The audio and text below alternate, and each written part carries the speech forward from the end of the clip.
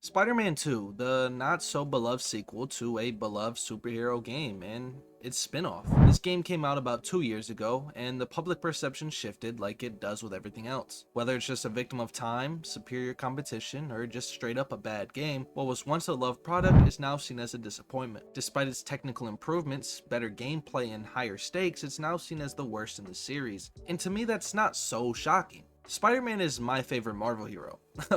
What a surprise, right? It's like I'm the only one who likes this underground character. But seriously, I grew up with this guy on my TV screen. Whether it was Toby playing on DVD, Andrew's movie tie-in games, or now paying for my own tickets to see Tom Holland, I grew up with this character. If a cartoon was on with him in it, it was on my screen. So when a sequel is announced to a game series I love, I was hyped. And with Kraven and Venom confirmed to be in it, I couldn't help but be enticed. So when it came out, I did what a normal fan does. I begged my friend to game share it so I could play too. And when I finally got it, I would rush out of class like I used to when I was in free schooling. With the game loaded up and the controller in my hand, I had a great time. The game was fun. But after my time, I looked online and was shocked to see a massive difference in experiences. Of course, at the time, it wasn't so negative, and I understood there was some insane competition at the time. Baldur's Gate is a once-in-a-lifetime art. Alan Wake was an insane narrative. Tears of the Kingdom sucks, but it has its fans. But still, I was a little confused. I'm not one to change my thoughts to match the public opinion, but I do try to understand others. So I played the game again, and a couple more times too.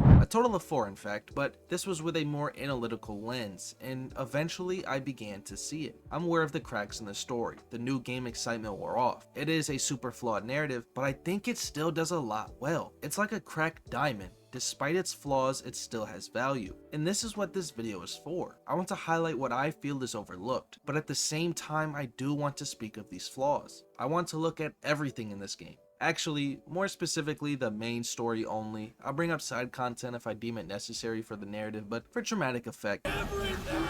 I understand how this might appear, and to clarify, I am not a narrative genius. I'm not any of those famous authors you learned of in English class. I'm just a guy who likes Spider-Man, and I know this might look like a video filled with bias, but I beg to differ. Humans do have an innate bias, but I feel that bias is oversaturated. You can have a love for a series, but absolutely hate an installment. Look at The Last of Us 2 or the Disney Star Wars trilogy. Those fans prove my point. You can absolutely glaze a series or just completely tear it down. Despite my fondness for the character, this is my true, unbiased, analytical view on this game. So welcome to how I see the story of Spider-Man 2. The intro to the game takes place 2 years prior before the current game, even before the first installment. It's a look at Harry and Norman before beginning this treatment, and this scene is definitely overlooked. It holds an important characterization that plays a large part in the rest of the story. It reaffirms Dr. Connor's presence as lead scientist in this experiment, which isn't new information, but it's good to restate this for the new game. But let's first look at Harry and Norman. Harry is dreading what's soon to come, living in a tank for a cure he doubts will even work. Norman is well aware of his son's doubts, so he tries to hold a calm face. But when Harry's back is turned, his face begins to melt, as he holds doubt as well, but it's all he has left, not just for a cure, but for his family. And as Harry looks to his father, Norman rebuilds this false facade of confidence, trying not to show weakness to his dying son. Harry asks his dad to promise to kill him if it doesn't work. He knows his dad won't let go, and when Norman instead promises it will work, Harry just wishes to say goodbye. He believes this is his end. So Norman reaffirms his dying son, all that's left of his family. I'm not going to lose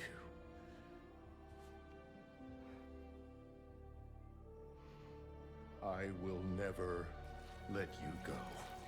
As he holds Harry and passes the symbiote to him. Now, this part of the scene I do not like. Norman being in possession of a symbiote causes problems later on in the story, but I will get to that later. I would have just had Norman literally hold his son for a hug. It would have been much more powerful showing a father's love for his son, but with the symbiote in the background, it would show the underlying threat as well as Norman's future losing his son to the alien, as they become one, becoming worse together, the opposite of the tagline. It would have been a great end to the scene. But the most overlooked part of this scene is the symbiote. It holds the most important characterization. The symbiote is the most misunderstood character in this game, and a big part of it is not fully grasping its detail here. Throughout the scene, the symbiote is in the background, not in full focus, but still holds a subtle heavy weight. As Harry looks to the symbiote in doubt, it spreads itself in the tank, taking up most of the screen. It's trying to look powerful in Harry's time of need, and when Harry looks away to his father, it literally shrinks in size and swims in the center focus of the camera. trying to be seen by Harry. The symbiote wants attention, it desires a host, and it gets that, fusing with Harry inside that tank. Not much is known about the symbiote in this game, but this here is one of the major characterizations we get. Now before we move on, I feel it is important to go over the most crucial scene in the game, as it is literally the theme of the story, the May flashback. This begins with Peter finding an old photo on May's stuff, labeled Balance. Now I think it's really dumb how the theme is just written on the photo and Peter blatantly asks what the theme of the story is. Balance? What does that mean? There are times where Insomniac handles scenes with great subtlety like the symbiote earlier, but then they do dumb things like this. The players aren't dumb, you don't need to hold their hand, subtlety is important, but nonetheless let's talk about the scene. Peter is working on his gear while listening to the Triple J podcast. After getting publicly badmouthed, his emotions boil over and punch open a wall. We are then introduced to the core theme of the story. Peter is struggling to balance his duties as Spider-Man to protect his identity as well as Peter's life and schoolwork. He is getting overwhelmed with it all, and Aunt May, being the GOAT, notices this and drops a bar, telling Peter of a story of her taking on way too much. And in order to fix this, you need to scale back. Balance is a process, not a destination. And she, along with Peter, drew over the hole in the wall, literally helping balance his emotions. Most understand that this is the theme, but fail to grasp how entwined this scene is in the narrative, how much of a hold May's story has on this game. This idea of balance is prevalent almost everywhere you look. The introduction of Peter and Miles drives this home as well. The current time in the story begins with a shot focused on a clock. It's symbolism to show not only has time passed since Harry underwent treatment, but also a problem for Peter and Miles, where we are introduced to the major conflicts. Miles, who is dealing with an internal imbalance, struggling to write a college essay. Now, although I do have a problem overall with this subplot, it's not because of the idea, but the execution. The idea is given a little more flack than it should have been. It's not just a college essay, it's a personal statement. Who is Miles Morales? Miles is struggling to separate himself from the identity of Spider-Man. This is even brought up in the recap of the previous games. I don't know, man. I can't talk about me without talking about Spider-Man. Because of the passage of time, students fail the class, preventing Miles from reflecting on who he is, while Peter is dealing with more of an external imbalance. Because of his duties as Spider-Man, Peter is put on hold and as a result is late to class. This is a common occurrence throughout these games. It's not new information, but now Peter's imbalanced life structure is put on full display. As he enters, his boss gives him a passive-aggressive attitude, checking her watch, noting he is late. Time continues to flow, but Peter is failing to keep up. And May's words ring true here. Taking too much on, you end up not being good at anything. Being late to class, misintroduces himself to his students, even having to be reminded to hide his Spider-Man suit. Because of Peter's failed life structure, he isn't a good teacher, and as it seems he finally has something going, Sandman begins to make his presence known, which eventually causes Peter and Miles to go check this out, where we see Sandman, who plays the role of a roadblock in Peter and Miles' life. They try to balance their lives, give attention to Peter and Miles, but because of crime like Sandman, their life is put on hold even as time continues to pass. What I believe is so brilliant about the use of Sandman here is his place in the story. Yes, he doesn't have much characterization in terms of the main narrative. Of course you can learn more of him in the side missions, but that's not what we are talking about. Peter and Miles' lives are put on hold because Spider-Man has duties to take care of. New York is riddled with crime. Crime is a constant, almost like a part of life, like a force of nature. Sandman's powers are basically a force of nature itself. Sandman is the physical image of this roadblock, the wall that Spider-Man needs to overcome, the obstacle that creates imbalance in Peter and Miles' life. Sandman's design drives this fact home,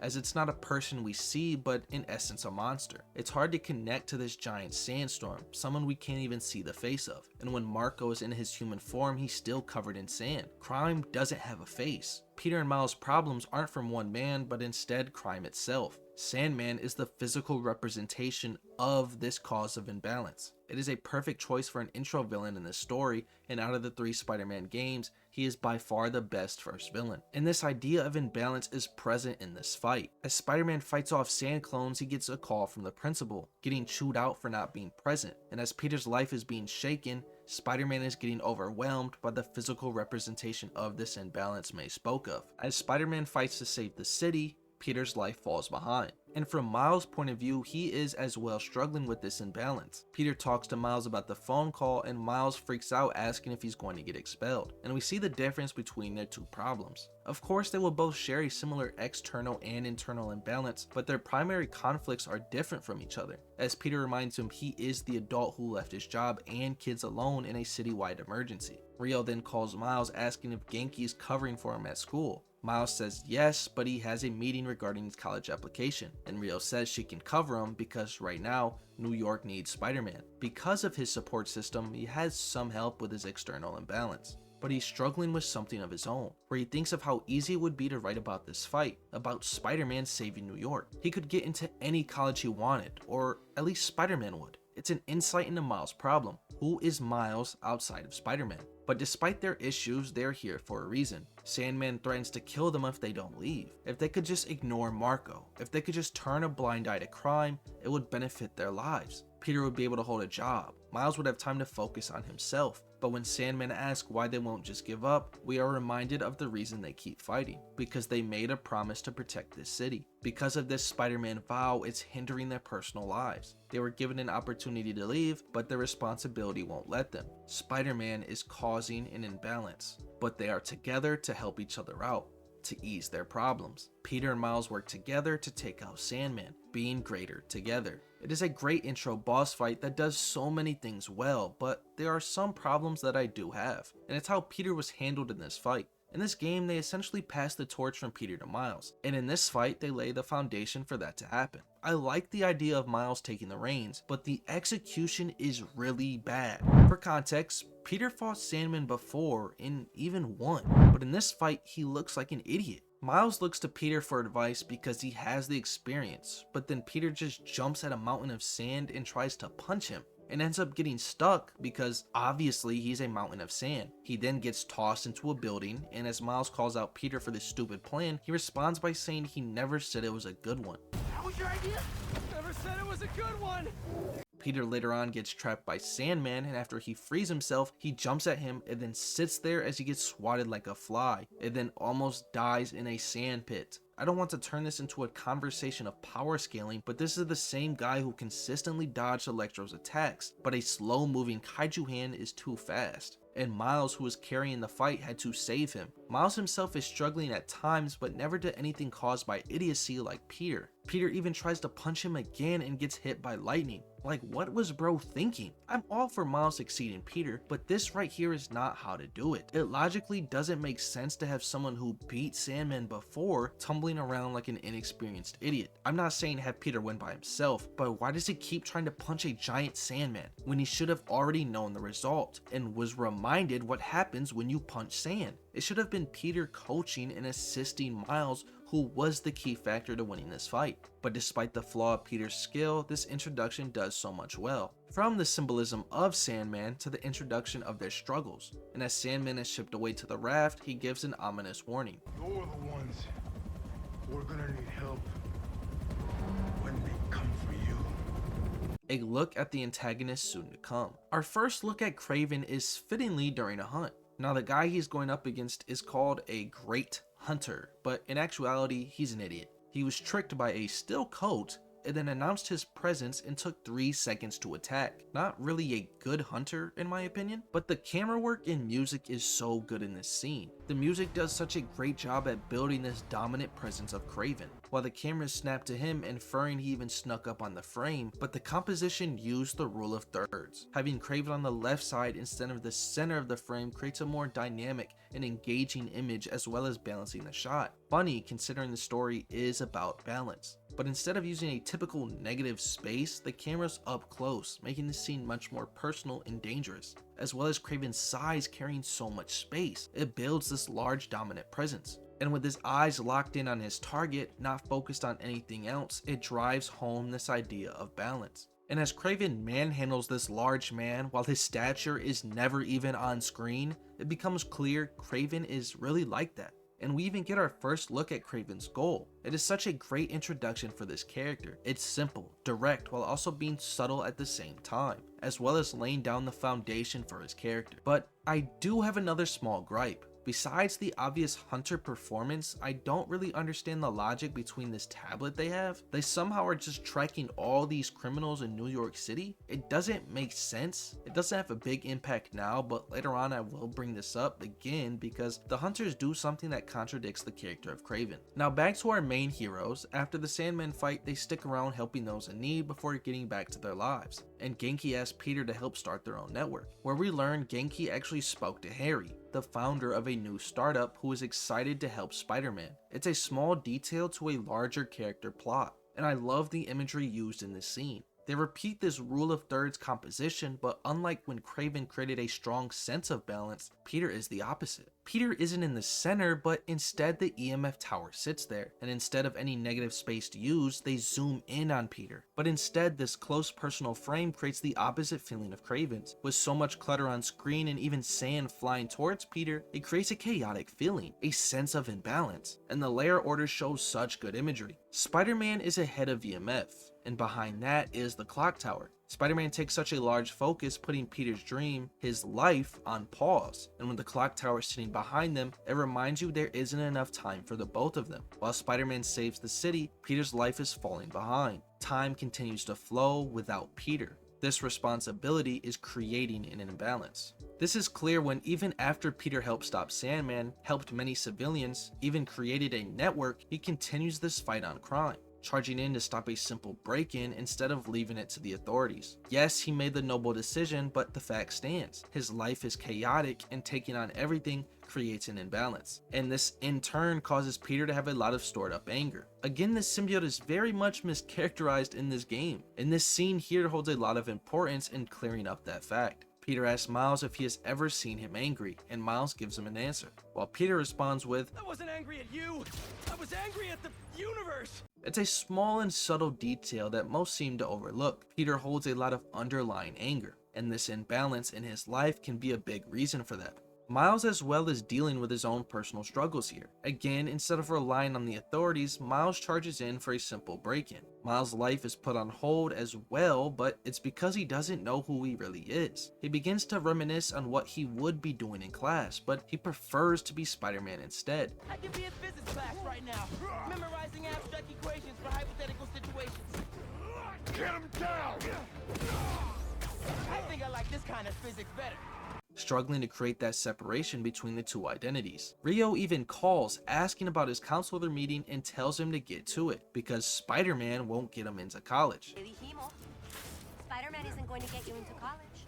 Now this is good dialogue that should be here, but I don't think Rio should have said it, as it's inconsistent with her character. She just told Miles the city needs him, and her whole thing is about helping the neighborhood. If anything, Genki should have spoken to him about it, as they even have talks about Miles' application later. Small gripe, but it is an inconsistency. Despite Peter and Miles abandoning their personal lives, even after everything they have done so far, they still go out their way to help everyone, even people who build a career on tearing them down. Now, if you are not aware, Peter is very insecure. He cares how he is seen in the public eye. In the May flashback, we see Peter rage over what Jonah and his viewers think of him. Miles himself is aware of this self-conscious image. As Miles found out Peter has Jonah's podcast on autoplay, he even refers to Peter as a masochist. What? Does Pete said it suits the autoplay Jameson's show? Guy's a masochist. He's a guy who only played Jonah's podcast in the first game, despite 90% of it being hate towards him. So upon the discovery that Jonah needs help, who does Miles call? That's right, he calls Peter. And instead of him rushing to school like a responsible teacher would have, he goes on a detour to speak to Jonah. And as Jonah turns this rescue attempt into a slander piece, Peter becomes frustrated. Some things never change. It's a small detail, but it builds this anger inside Peter even more. He sacrifices so much and still is criticized. And after everything Peter and Miles have done, their life is crumbling apart. Miles' counselor is leaving and the principal is furious with Peter. Of course, Peter would have already been there if he wasn't so insecure. As they return to their lives, they come face to face with the reality of Spider-Man's responsibility. Miles' friends are thriving, but he's a step behind. Because of this responsibility, he can't separate himself from the mask, and in turn feels a disconnection with his friend's success. While Peter once again watches his structure crumble in front of him, losing yet another job. The principal even calls out Peter for abandoning his students. Your job is to protect these students, not to abandon them. It's ironic considering she is speaking to Spider-Man, but it's still the truth. Although Spider-Man saved them, Peter left them behind. His life was put on hold because of this responsibility. It is a great scene and overall amazing sequence to build this foundation for the story. The only problem with this particular scene is they just do a little too much. The dialogue after Peter loses his job is too on the nose. We don't need Genki to tell us it's hard for Spider-Man holding a job. We just saw bro get fired and seen the very first game about Peter's inability to create a life structure. Show don't tell is a basic rule to writing, but it really does help. But I really don't like Genki piling on and telling Miles, I'm sure you're going to figure it out. But I'm sure that you're gonna figure it out. You are his support system. You guys are supposed to help each other out. This line just implies Miles is alone. I would have just taken this scene out and left Peter and Miles waving at each other as only they know what each other are going through. But all in all, still an amazing scene. Later after this, we see our first look into Peter's personal chaotic life in this game specifically. MJ calls and asks if this back door is unlocked, and he doesn't know. Hey, I'm headed to your place to drop something off. Is the back door unlocked? I don't know. Again, a small detail, but you can't even remember if you locked your doors. This is a common thing, but it's really only found with people with bad memories, or a really busy life, which Peter has. MJ asked Peter if he got back to school okay, and Peter lied. This scene could have had so much going for it. Peter's lie could have been based on this worry of MJ trying to help and take too much on, a struggle he himself is living, not wanting to have her overwork to pay his bills, a cause that played a role in his own aunt's death, a cycle of overburdens, but instead he folds with zero pressure. I got fired. What is the point of Peter lying here, if not even 30 seconds later he's just gonna tell her the truth that he got fired? And MJ's reaction is even worse. He literally lied to you about something as serious as losing his job. Instead of showing even the slightest twitch, she immediately comforts him. I don't know if Insomniac are trying too hard to make them look like a good couple, but lying about your work, specifically getting fired, is not a good thing to do, because now it leaves her to cover his back when she herself is struggling, worried about losing her own job. If she doesn't write a first page story in a week, she is a goner. And the truth MJ wants to write isn't selling, and for a corrupt news outlet like the Daily Bugle, there is no way she can survive while telling her own words. And Peter then tries to get her to quit her job, asking if she even needs the Bugle to do what she wants. Do you even need the Bugle to do what you want to do?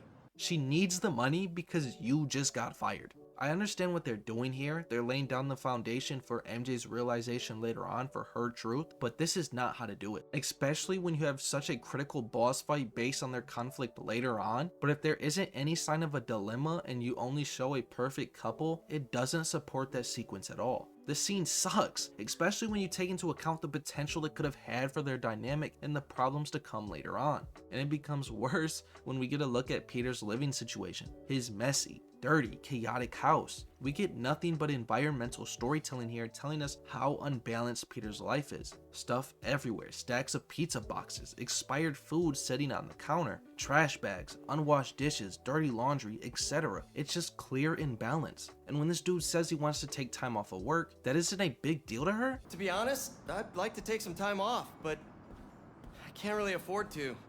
I understand this has an underlining meaning. He wants to take a break from Spider-Man too. Just like he can't afford to not work, he can't afford to not be Spider-Man, because the city that never sleeps always has crime going on. She asked him to sell the house, an understandable request because he is behind on the mortgage. I get Peter can't let go of Aunt May's house, and narratively that's totally fine, but when you just offer to pay his mortgage on top of your own rent with no sign of any anger, frustration, no negative feelings, but then decide to have a boss fight with this interaction at its core, it just doesn't work. There is no pre-existing conflict between these two. Like the principal showed more passive aggression towards Peter for being 10 seconds late than MJ does for having to pay his debts. I get she is his support system, here to balance his life out, but again, if the scream fight is going to exist, there has to be a grounds for it. And after she even offers to pay for it, he shoots her down. Not because he didn't want to overburden her, a deep subtle trauma he still has over May's death.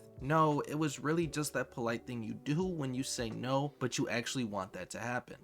We'll figure it out. I don't deserve you.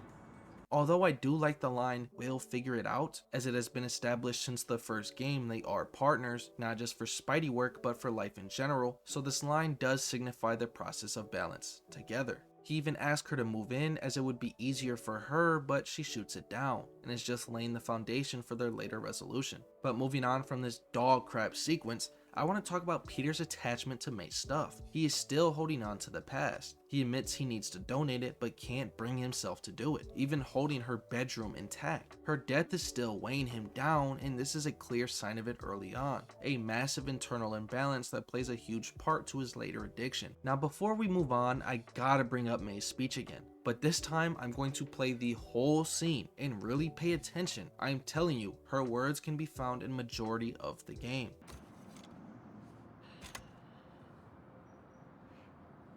When I was your age, I was head of the debate club, captain of the soccer team, and second violin in orchestra. Every year, I wanted a new feather in my cap. But when I tried to add honor roll student on top, I fell apart. Instead of being good at a few things, I wasn't good at anything. So, I scaled back. Balance is a process, not a destination.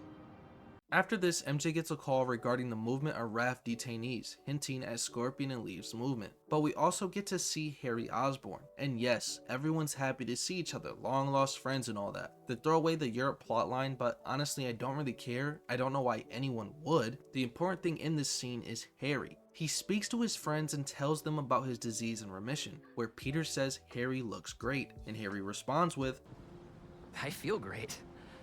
obviously this is a hint to the symbiote curing him, but look at how he's using a cane. Before MJ runs up on him, he leans on the car for balance. As she hugs him, he stumbles, struggling to stand. Harry claims to feel great, not because he is physically at his peak, but because not only is his disease believed to be cured, but because he's given another chance at a life he thought was gone. He only wished to say goodbye, but now he wants to be with his friends. Notice how the symbiote doesn't repair Harry's physical body, but it only served as a medication for the disease. It's all Harry wanted. The symbiote is working to serve Harry's wishes, not anything more. Harry only wanted to live, and now that that is possible, he couldn't help but be happy. It's clear when Harry's struggling to lift the bike. He even struggles to get moving, but then is just coasting along, claiming he doesn't even need the cane because he wants to ride with his friend, roll like they used to. I was thinking we might roll like we used to.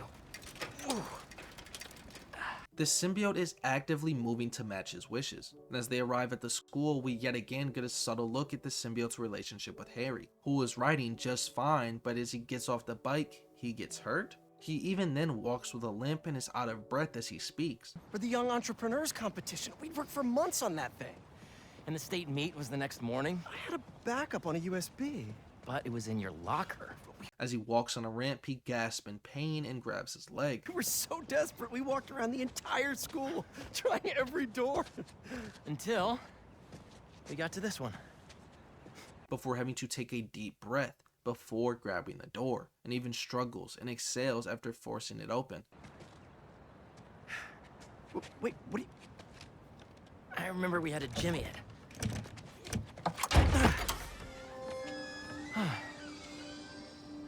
Shall we?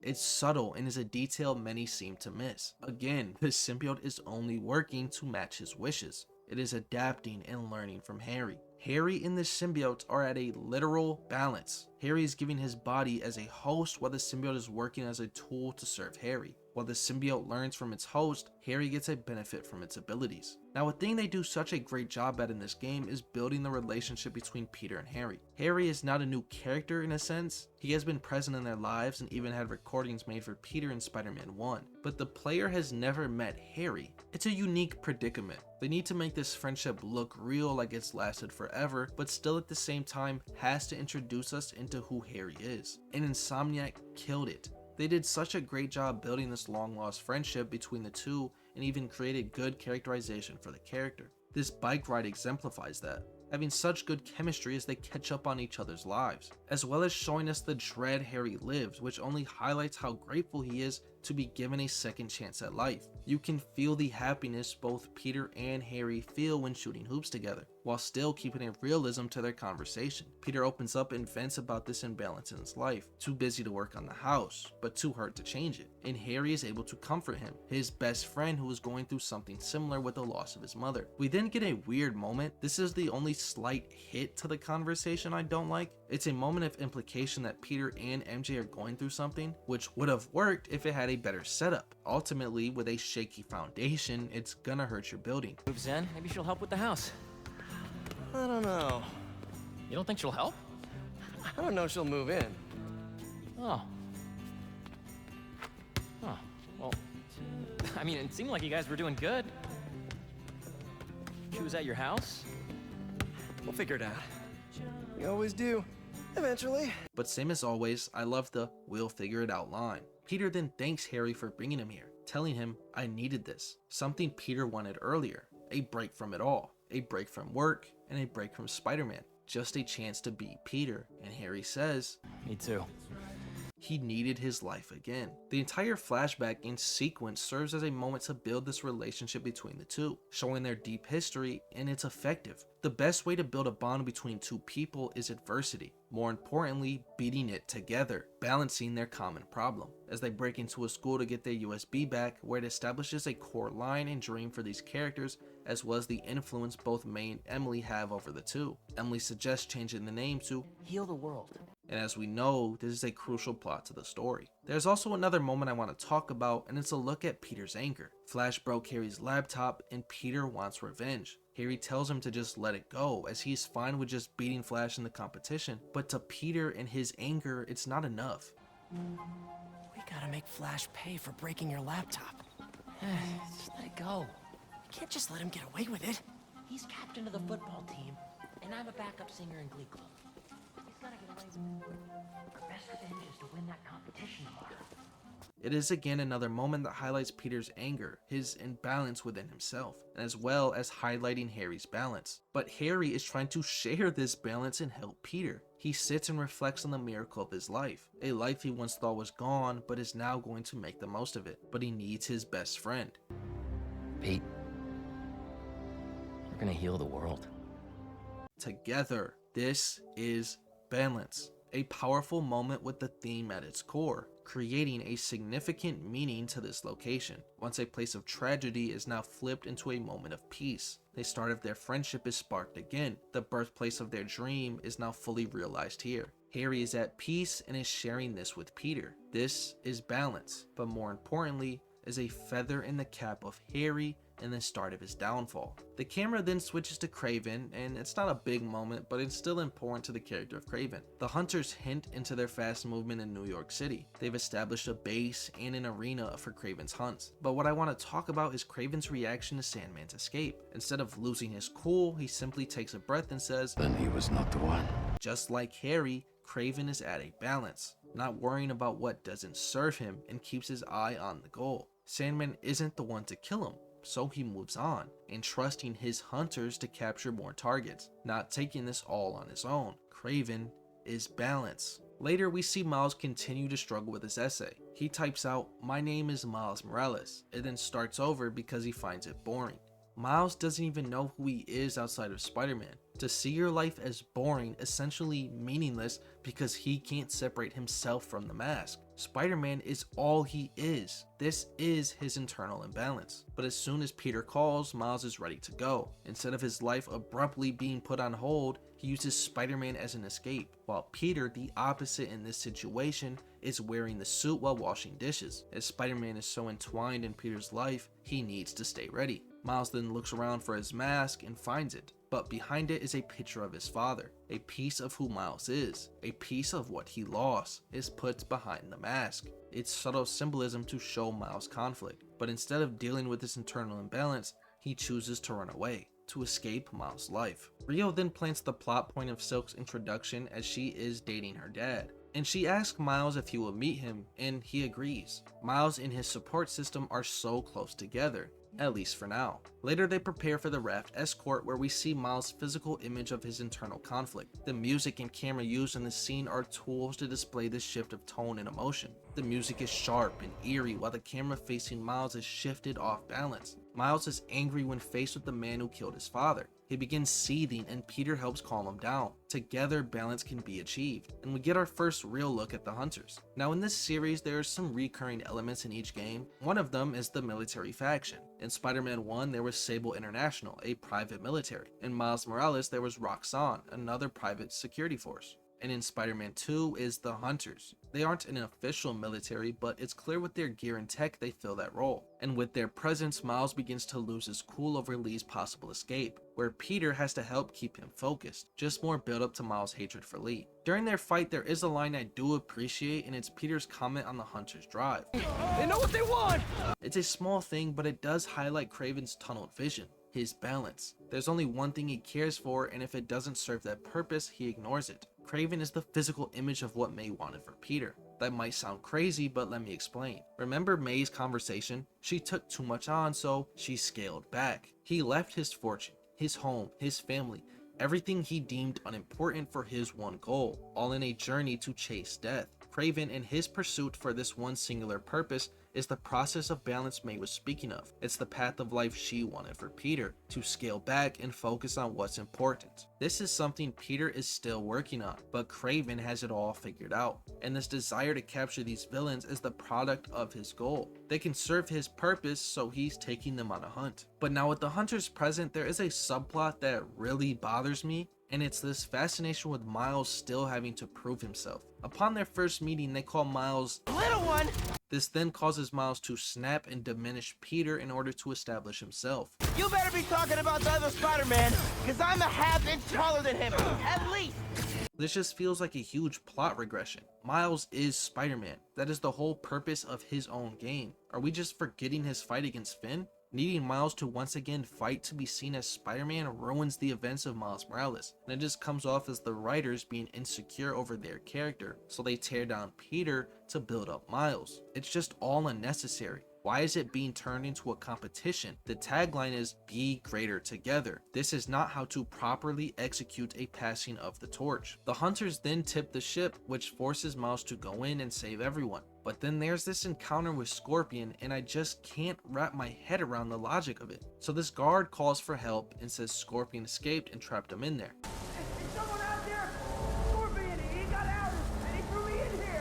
So there are three possible ways this could have happened, and none of them make sense to me. Either one, Scorpion got the guard to lie for him. This doesn't seem necessary, as either Spider-Man or the guards would have saved them regardless. Scorpion is aware of this himself. Spider-Man and the cops don't kill prisoners. Or two, he used a voice changer, but that's never been a gadget he has had before. And the last possible option is he poisoned the guard, but Scorpion is restrained. He literally can't hit him. And with how close Miles is to the door, how would he have not heard any altercation? This whole thing just makes no sense to me, but it gets even worse. This was all a poorly executed attempt to get Scorpion to poison Miles. But nonetheless, it happens. Miles begins to see his dead father as a piece of himself that is lost and refuses to deal with, and we then get a direct look into Miles' mind. For those that don't know, in psychology, water is typically used as a representation of the unconscious mind, and with these hallucinations, it's a clear medium to bring Miles' fears to reality. With his father's words being twisted and putting him down,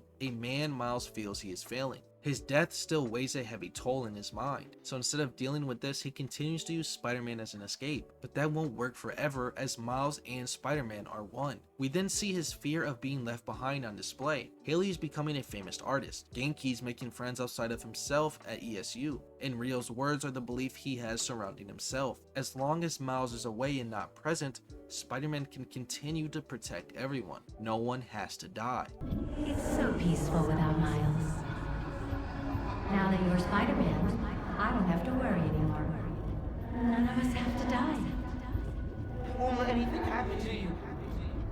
Like his father, he was too weak to save. But this overbearing responsibility hurts the man behind the mask. He is left behind by those close to him and continues to drown in his trauma as he visualizes his mother moving on to a new family without him. This is such an amazing scene. Miles comes face to face with his internal imbalance. But again, the logic comes crashing down as he just swims off Scorpion's poison, the same poison Peter was tweaking off and needed to make a cure and ended up looking like this after? How is Miles just all of a sudden good? It was a great scene. I loved the look into his psyche. The symbolism of Miles being left behind while continuing to fight as Spider-Man was amazing, but the setup and conclusion all just doesn't make sense in universe. We then get our first face-to-face interaction between Miles and Lee. When faced with the cause of his imbalance, he hesitates to save him, reveling in the idea of Lee drowning like he himself was. But he decides this isn't the way Lee should die, clear by the words he used, "Not like this."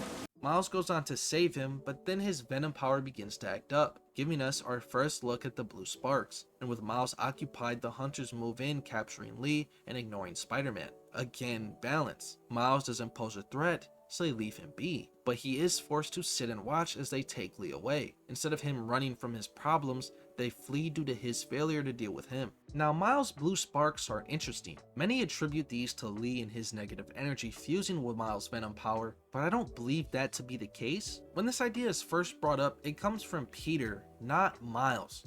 Peter doesn't have access to venom, he doesn't know how it feels, and when he brings this idea up, Miles doesn't know if he's right or not.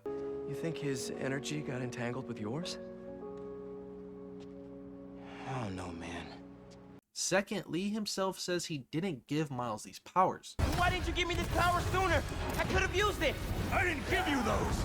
You didn't?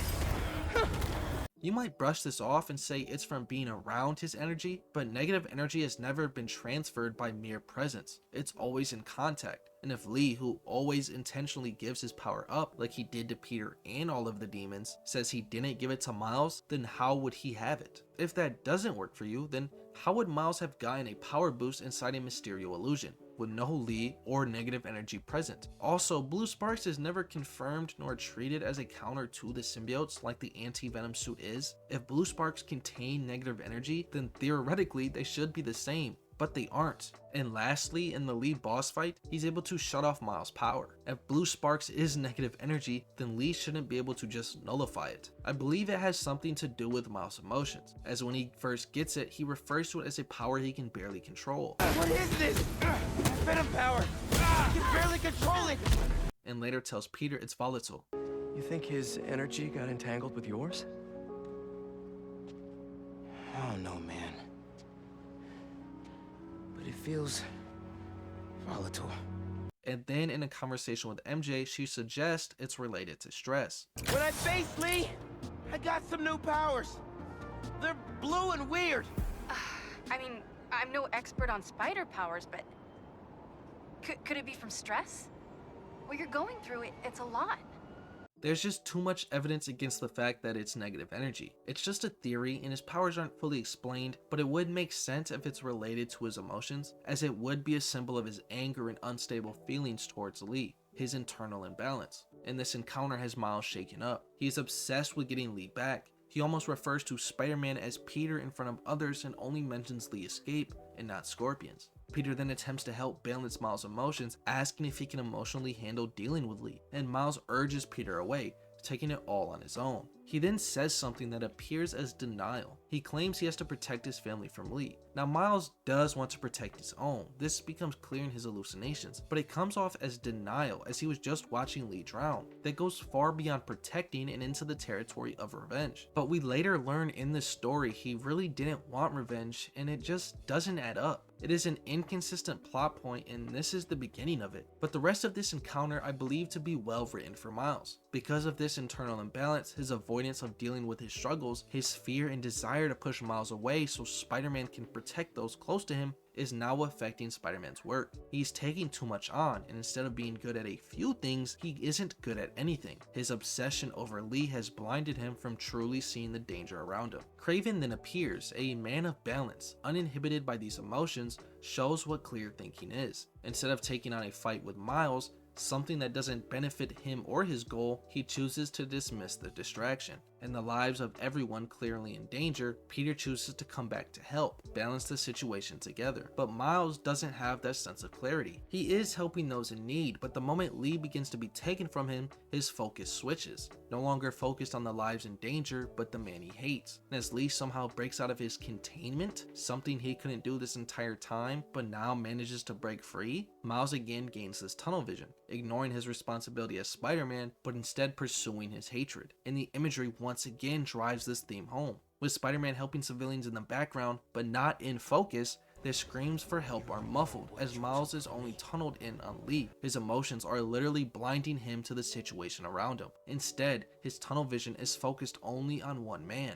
This symbolism and imagery used in this game can be so good at times, and this here is another moment of that, but the dialogue fails it. Again, Miles doesn't want revenge apparently. This story never actually punishes or shows Miles his realization that revenge is bad. But when Lee calls Miles out for letting him drown, Miles responds with, You don't know what you took from me. This line only has implications of revenge. There is nothing else to it. Lee almost died and your response is what he did to you as a reason for it. You gave him a cause for that reaction. It's a clear want for revenge. And as Miles says this, we get a look of regret from Lee. Someone who is remorseful of his actions as Mr. Negative, and when faced with someone he hurts, it's clear he feels sorrow. Lee's whole character arc is about changing. It is an attempt at redemption. Martin Lee was Mr. Positive, and inside of him, who is the villain, is Mr. Negative. And he doesn't want to die as the man that is now known as a supervillain. But there's a problem in this interaction. If Lee really wants to change and not be the man he is, but instead the man he once was, who was a guy who helped those in need, why is he sitting here as there are multiple civilians' lives in danger? You choose to start an argument with Spider-Man when there's literally people about to be chopped to bits. It doesn't make sense to me. He clearly regrets his actions, but does nothing to fix it. And we later learn he does want to fix them, but again, given the opportunity, he does nothing. I don't know if they're trying to set up Miles changing Lee, but that as well makes no sense, but we will get into that later. Lee, caught off guard by someone he hurt, is then grabbed by Kraven. Now before I get into the writing into this scene, I do want to point out a quick logical flaw. If Lee is able to break out of a container designed specifically for him and his powers, how is he not able to break out of this rope? Regardless, Miles and Kraven are put into a tug of war, and another great visual is used. Miles is obsessed not with beating Kraven in this struggle, but not letting Lee escape, emphasized by the focus and blur of the camera shot. Lee is in focus, but not Kraven. And as Miles pulls yet again, those in need are blurred out. The only thing he cares about at this moment is Lee. Even when Peter's asking for help, as the ship inches closer and closer, Miles continues the struggle where we see a literal representation of his imbalance. The bridge is this internal scale for Miles. With the people at the bottom, his responsibilities are pushed aside, as Lee, who is at the top of the scale, holds the highest care in this scene. It is literally an imbalance, with Lee placed at a higher value than the lives of these people. Peter's trying to help, trying to save these lives, but he needs Miles. He needs Miles to balance his emotions, to in turn bring stability to the bridge, to level out the scale and save these people. Miles notices this, but continues the struggle to hold Lee, literally ignoring the cries for help on the lower side of the scale. This is such an amazing scene with great imagery and symbolism, but it doesn't end there. Take a look at Kraven. Notice how he doesn't have a scale like Miles does. That's because Kraven is at a balance. Because like May said, he scaled back and got rid of everything that doesn't service him. There's nothing to tip his scale, so his full focus is on this one goal. And as him and Miles struggle, it's a physical representation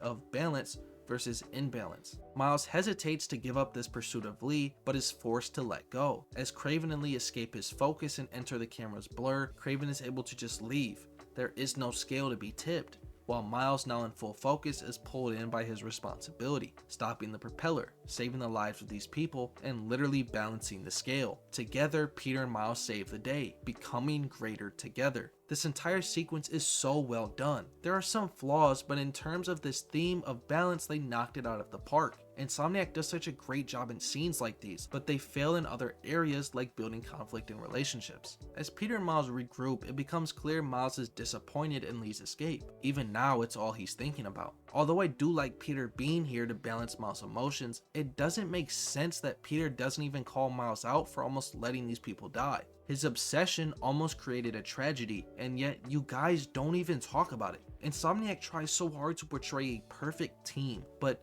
doesn't show what a real team is. Holding each other accountable is what a real team does. You can have an altercation and still be friends, but what hurts this scene even more is the fact that it's used as a moment of conflict between Peter and Miles later. But using this as a foundation doesn't work because there's literally zero tension in this scene. It's another flop that is used for conflict with the symbiote story, and it doesn't work. The bridge scene was so well done, but then they flop here in a moment that plays a larger part in the story. After the raft escape, the story focuses more on the personal life of Miles. He goes to visit his uncle, who makes a throwaway comment of Miles sharing a look of his father's. Your dad used to give me that exact same look. It's small, but highlights how his father is a part of who Miles is, regardless if he feels he's living up to him or not. But as Miles holds his family close in fear of losing them to Lee again, he opens up to his uncle about it, who drops a bar similar to May's idea of balance. We can't let him live up here. It's just another kind of prison. It's not that easy. Never said it was. But sometimes you gotta push the past away so you can make room for the future. I love the emphasis on "we can't let him live up here," showing Miles isn't alone in his feelings, connecting to him and balancing his thoughts while telling him to let it go. The more he holds on, the more he loses who Miles is. Make room for the future, something Miles is struggling to step forward in. And we get a look at this during the Brooklyn Visions Club Fair, where Genki needed to remind Miles that it's going on and that there is someone who can be a real asset to his future. As Miles is finally given time to pursue a more beneficial goal, Spider-Man again rears its head. But with the help of his support system, they'll cover for him. Haley goes and secures a scholarship application. Genki even gets an interview with Mr. Atlas. They are going out there to cover for the lack of attention he's able to give himself, literally offering a balance to tip this scale. But even with all this help, Miles continues to struggle as both Spider-Man and Miles begin to collide, literally balancing the two lives. But like May said, taking too much on begins to affect his performance, whispering during their interview so much it is even noticed by Mr. Atlas. Miles? Yeah. Hello. You're whispering. Nobody saw that. Is now a bad time? And the questions of the interview even catch Miles off guard, as he is asked, what does Miles do for fun? Fun isn't something he can afford to have, as he over and over puts his life on hold, remarking that he used to have some time, but now doesn't. So, tell me about yourself. What do you do for fun? Fun? Well, I used to do music production, but it's been hard to find time lately. And whenever time he does get, Spider-Man is so infused with who Miles is, he struggles to separate himself from the mask, even having his identity merge with his personal interest, making a song about Spider-Man. Genki here showed me some of your samples. Good stuff. Particularly your song called Swinging. What was your inspiration? Yeah. I was, just swinging one day and thinking. The tune just kinda came to me. This fact becomes even more clear when asked what's important to him in life, and instead of answering the question as Miles Morales, he answers as Spider-Man. And can you tell me about what's important to you in life? Being there for people when they need me. Being reliable, trustworthy, someone people can depend on. Be there for people when they need me, but chooses to not attend Haley's art show, being reliable and trustworthy, but lies to Finn about being Spider-Man, someone people can depend on, but leaves when Rio wants to introduce Miles to her new family. This entire interview highlights Miles' internal imbalance, his inability to separate himself from the mask. Spider-Man is all he is at this point, and the final question drives it home. Why would you make a great addition to the school? He basically answers with the Spider-Man oath. Why do you think you'd make a great addition to our school? I don't give up. And, I care about doing the right thing. I won't let you down. And Mr. Atlas can sense that these answers are bullshit, knowing this isn't who Miles is, so he ends the interview. Spider-Man later returns, saving the day. While Spider-Man is praised and thriving, Miles continues to be left behind. This is imbalance. Haley tries to comfort Miles, saying he has time to figure it out, but as Spider-Man, time isn't a necessity, but only with the help of others can Miles get through this, being greater together. Because of others' recommendation, Miles gets another shot at an interview. This sequence was a solid look into this blur between the two identities. Keeping in tune with the personal lives of the protagonists, the story switches to Peter and his visit at EMF, and is quick to remind you of the weight of not only May's and Emily's impact on Peter and Harry, but their loss as well. Their ideas and who they were as a whole shape these two characters and are the core foundation of EMF's goal: to help everyone, to heal the world. This is not just Peter's, but Harry's dream as well, and he wants Peter to be in it with him like they once talked about. This entire sequence is essentially Harry taking Peter on a job shadow to convince and bring him on board, which Peter wasn't so fully invested in to start with. Peter wanted a break from it all, and when proposed to join a startup, he was on edge. He did something like this before and it didn't work out, and when he actually sees it, he changes his tune. Like Norman says, It's a far cry from that chop shop that Otto had you in.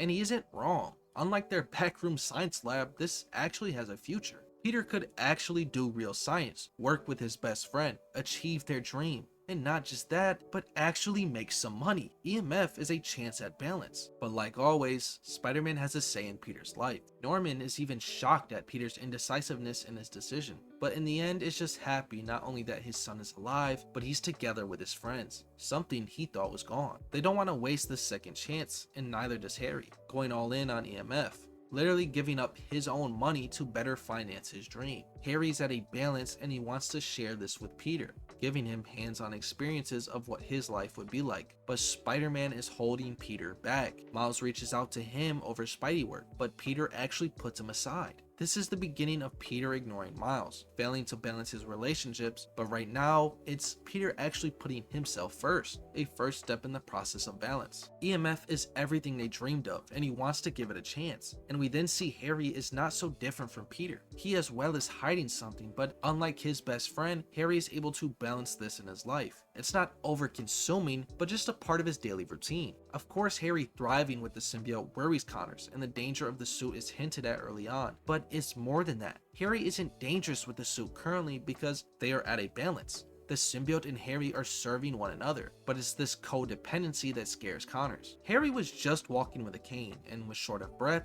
and limping after physical activity, but he's now completely fine walking on his own. Connors is scared of not just Harry bonding with this alien, but the alien learning and adapting to his life so fast. Impulsive thoughts? Nope. I've never been better. That's what worries me. Before we move on from this scene, there's something I want to mention, and it's the dynamic between Peter and Connors. When they are introduced to one another, Peter says they met before, and Connors freezed, holding a look of despair. He thought Peter was referring to meeting the lizard, a monstrous part of him that he regrets, and is relieved he is speaking of his research. Connors is ashamed of his past and is looking to get past it, while Peter is shocked this former villain is Harry's doctor. While Harry says, Dad believes in second chances.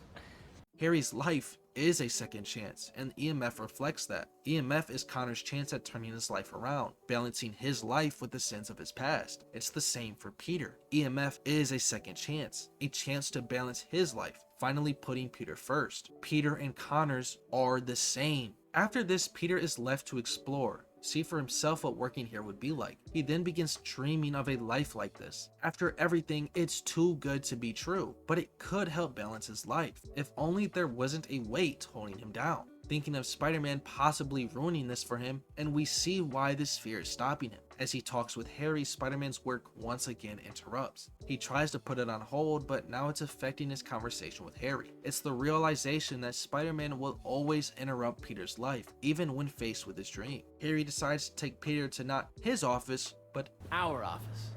Reaching out his hand to his friend as well as balancing the responsibility of EMF among each other. They are both co-founders after all, be greater together. But Peter's life is so chaotic he fears messing this up like he always does, because of the mask he wears. He even almost lost his badge. He's all over the place. And when seeing their office, he gets overwhelmed. It's a dream. The ideal situation, comparing it to his own house. The difference is clear. It's a life Peter doesn't have. Organized, balanced, and when seeing a photo of himself and May at Feast, it gets to him. EMF to Peter is what Feast was to May, a chance at helping others. This entire experience for Peter is the realization that he can make an impact outside of Spider-Man. The mask, his powers, this overbearing responsibility, it isn't all he can do. Peter Parker can help as well. but he continues to be reluctant as he checks his phone for Spider-Man duties. Harry then gives his final speech to his best friend. When Harry was in his treatment, he would think about what he would do with his second chance at life, where he heard the voice of his mother. And I kept hearing my mom's voice, telling me that our planet is in trouble, and it's my responsibility to save it. Mimicking Peter's own Spider-Man oath, and with one final reach to his friend to help balance his life, he shows him the projection board, driving in the fact again that Peter can do more than just be Spider-Man. Peter Parker as well can help change the world. Harry reaches out to his friend. Come on. Let's make my mom and May proud, huh? Being greater together. And Peter finally takes that step toward a process of balance. As he hugs his friend, he truly now has a chance at life. His phone rings again, but this time it's different. Peter's given it all up, but he needs time. Time to step down as Spider-Man and put the feathers in his cap away, where Harry once again drives home this theme. Take whatever time you need. It's all about balance, right? This theme can be found everywhere in the game, and this entire sequence drives this idea home. It's what May wanted for Peter, and as Harry turns around in a shot similar to the opening, we see this hopefulness. No longer looking to be put down, but now a desire to live, to work with his friend and achieve their dream. Harry is balance, but as Peter works to put his feathers down, Harry adds another to his cap. Now, before we move on from this sequence, I should add something. During the EMF walkthrough, we are then introduced to the particle accelerator, which, to everyone's knowledge, is a crucial plot point in this story and is the Chekhov's gun in this narrative. For those that don't know, Chekhov's gun is the idea that every element in a story should serve a purpose. If something is introduced in the story, it should be used or have a consequence later on. For example, if a gun is shown early in the story, by the final act, that same gun should be fired or interacted with in some way. The particle accelerator is Chekhov's gun for Spider-Man 2. It is what is used to destroy the meteorite in the final battle. After finally putting Spider-Man on hold for the first time in his life, he's now working to put it down for good, even telling Miles about EMF. But for now, he has one last job to do, and it's the Hunters. Miles tells Peter about his information on the Hunters, but Peter stops him from coming,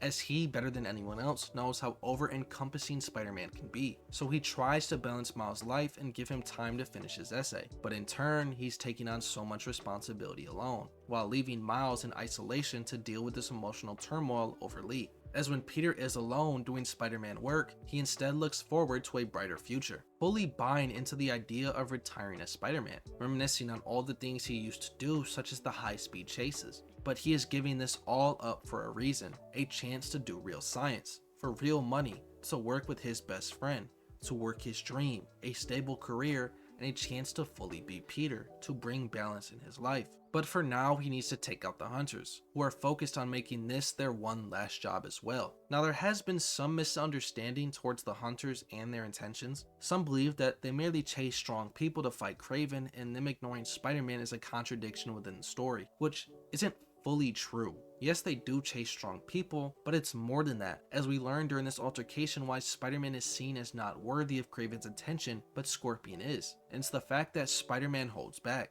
You know, I've got nothing against Gargan. I'm just saying I've kicked his butt a few times. And yet you always held back. By not killing him? Yeah, killing really isn't my thing. Kraven is not interested in a fight to test his skills. He is looking for death, a death he deems worthy to him. One last final hunt. And Spider-Man doesn't fit this criteria as he doesn't kill. This is common knowledge, I feel like, but I have seen some misinterpret the Hunter's intentions. After this, Peter later comes across a base of theirs where he learns of the beginning of this hunt. And now I feel it is the right moment to explain why this group of enemies highlights the character of Kraven. Kraven is a man of balance. He got rid of everything that didn't serve him or his goal, purely focusing everything on this one mission. Something Peter is struggling with as he is juggling so much in his life. But a man of true balance doesn't take everything on his own. Instead, he reaches out to others looking for help. That is what the Hunters are. They are a group of mercenaries that Kraven finds and personally recruits himself. He doesn't take this mission all on his own, instead looking for others to help assist him, something Peter used to struggle with due to this overbearing responsibility. He took everything all on his own and in the end almost died because of it. Down to Kraven's core, he is the opposite of Peter. The ideal balance that May was speaking of, the parallel of balance and instability. Kraven even goes out his way using everything to his power to assist these hunters, using his fortune and family connection to supply these hunters with enough weapons to start a war. These guys are better equipped than most armies. This Kraven guy must be rich, or well-connected, or both. They might seem like your run-of-the-mill bad guys, but they really do serve a higher narrative purpose and boost the character of Kraven, emphasizing this idea of balance from their own words. He knows nothing but the hunt. We get an even better look at this as we see how Kraven studies his prey. Peter comes from a research lab which holds equipment to create a sort of counter to these villains' abilities. Kraven is studying the source of Lee's power as well as a way to counteract Scorpion's poison, where this parallel between Peter and Kraven is highlighted once more. While Peter worries for Feast, hoping that everything Lee once touched isn't corrupted, Kraven looks inward, focusing on the demon inside of Lee. Kraven's studying Lee's blood. Maybe he's trying to figure out where his powers came from, or how to get them for himself.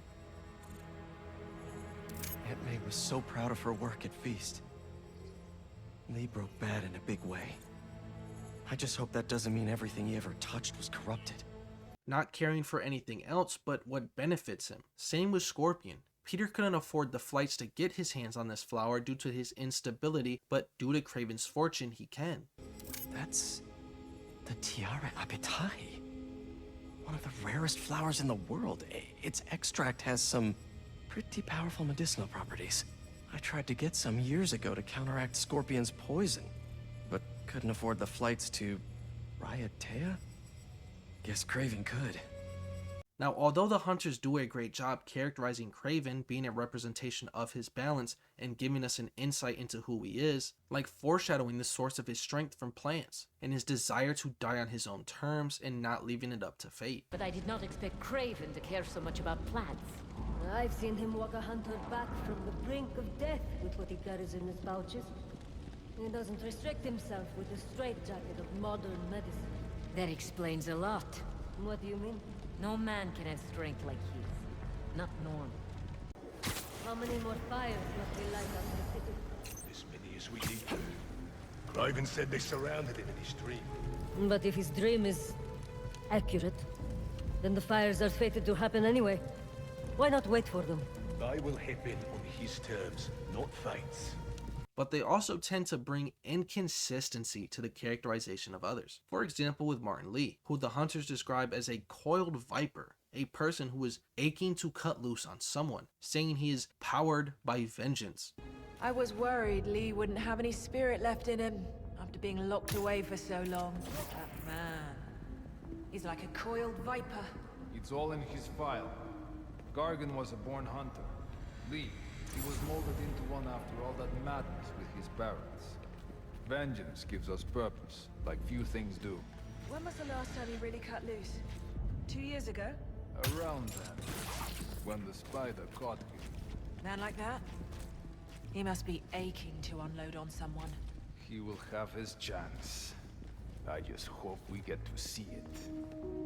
This contradicts Lee's entire character arc. He isn't fueled by his anger or want for revenge on Norman anymore. He regrets his actions and wants to find a way of redemption. Even in Spider-Man 1, we learn Lee was scared of leaving everything behind for this vengeance. Feast is a part of who Lee is and he wants to get that back. Characterizing him as a loose cannon who's been tied down for so long doesn't work. If they were to use this for Scorpion, sure it would work, but Lee's a lot different. I don't know if this was a setup for Miles reforming Lee, but this is not how you do it. The hunters have a lot of good and a lot of bad to them. They build up Kraven's character while also ruining others. For example, a moment of great characterization is the story of Kraven's desire for death. A ruthless lion killed many people. Kraven ended up tracking him down within hours. But during their fight, Kraven only ended up surviving from luck. And that sensation of being on the brink of death was the closest he has ever been. So he wears the mane as a reminder of what he's chasing and tracks down others that remind him of that lion. How about this?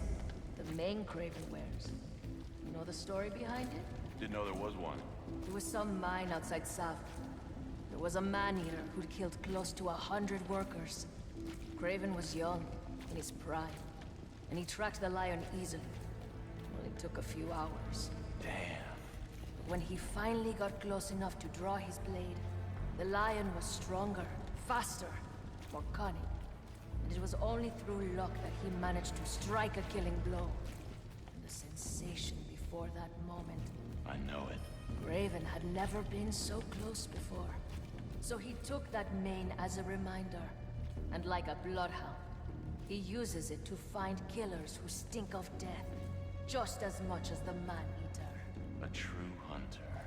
It's an amazing insight into who he is while also keeping Kraven's focus on track. He isn't looking for pity, only a final hunt. So having this story told as some folklore instead of from himself works to drive this idea of balance home. Kraven only knows the hunt, so that's all he portrays. The hunters even reveal his purpose early on in the game. Kraven hunts what man fears most. He is chasing death. This entire sequence does a great job building up the character of Kraven. Even though there are some flaws overall, it is a good sequence of scenes. And it ends with something that does nothing but hype him up even more. But is controversial for some reason, even though it really shouldn't be. It's Kraven hunting Scorpion. In an amazing fight scene, we see Kraven's strength as a hunter, as he baits out Scorpion, as well as his preparation for his prey's abilities, creating an antidote to the poison, but is then shown the strength that these concoctions give Kraven, literally holding a super soldier with just one hand. He rips out his stinger and drops a cold bar. They said you were a killer. Imagine my disappointment.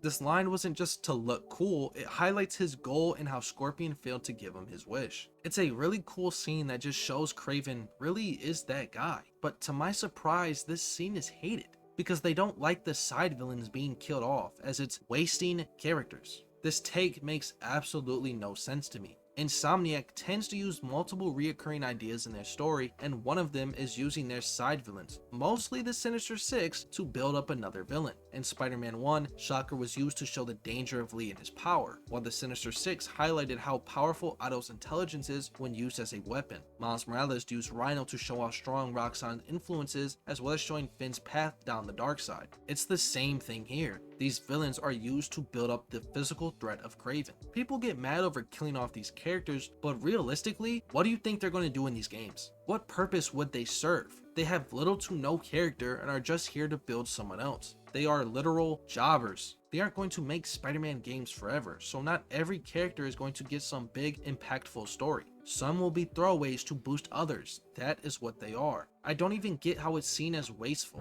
Spider-Man has one of the most vast rogue galleries ever. There are literal decades of comics to pull a villain from. Why are we tripping over some nobodies? Insomniac can easily just replace Scorpion or the other jobbers Kraven killed with any villain introduced in the past 10 years. And what's even crazier is Insomniac already has other villains in the universe they can replace them with. To complain and tear down this game because Insomniac's Electro was killed, who had zero character? Like, what are we talking about? If we were to critique the game for not showing Kraven's hunt with them, I would agree. This isn't One Piece, show me the fight. But to be angry these nobodies won't appear in Spider-Man 3 is insane. You are reaching for anything to tear this game down. After this mission that gives us great insight into one of the major antagonists, we then switch perspectives and play the absolute worst mission in the game. It first begins with another insight into Miles, where he literally writes, "Who I am doesn't matter. What matters is protecting the ones I love." It's a clear sign of his imbalance. Miles is losing himself behind the mask. He then checks the news for any updates on Lee. Miles is just a passenger in his own life.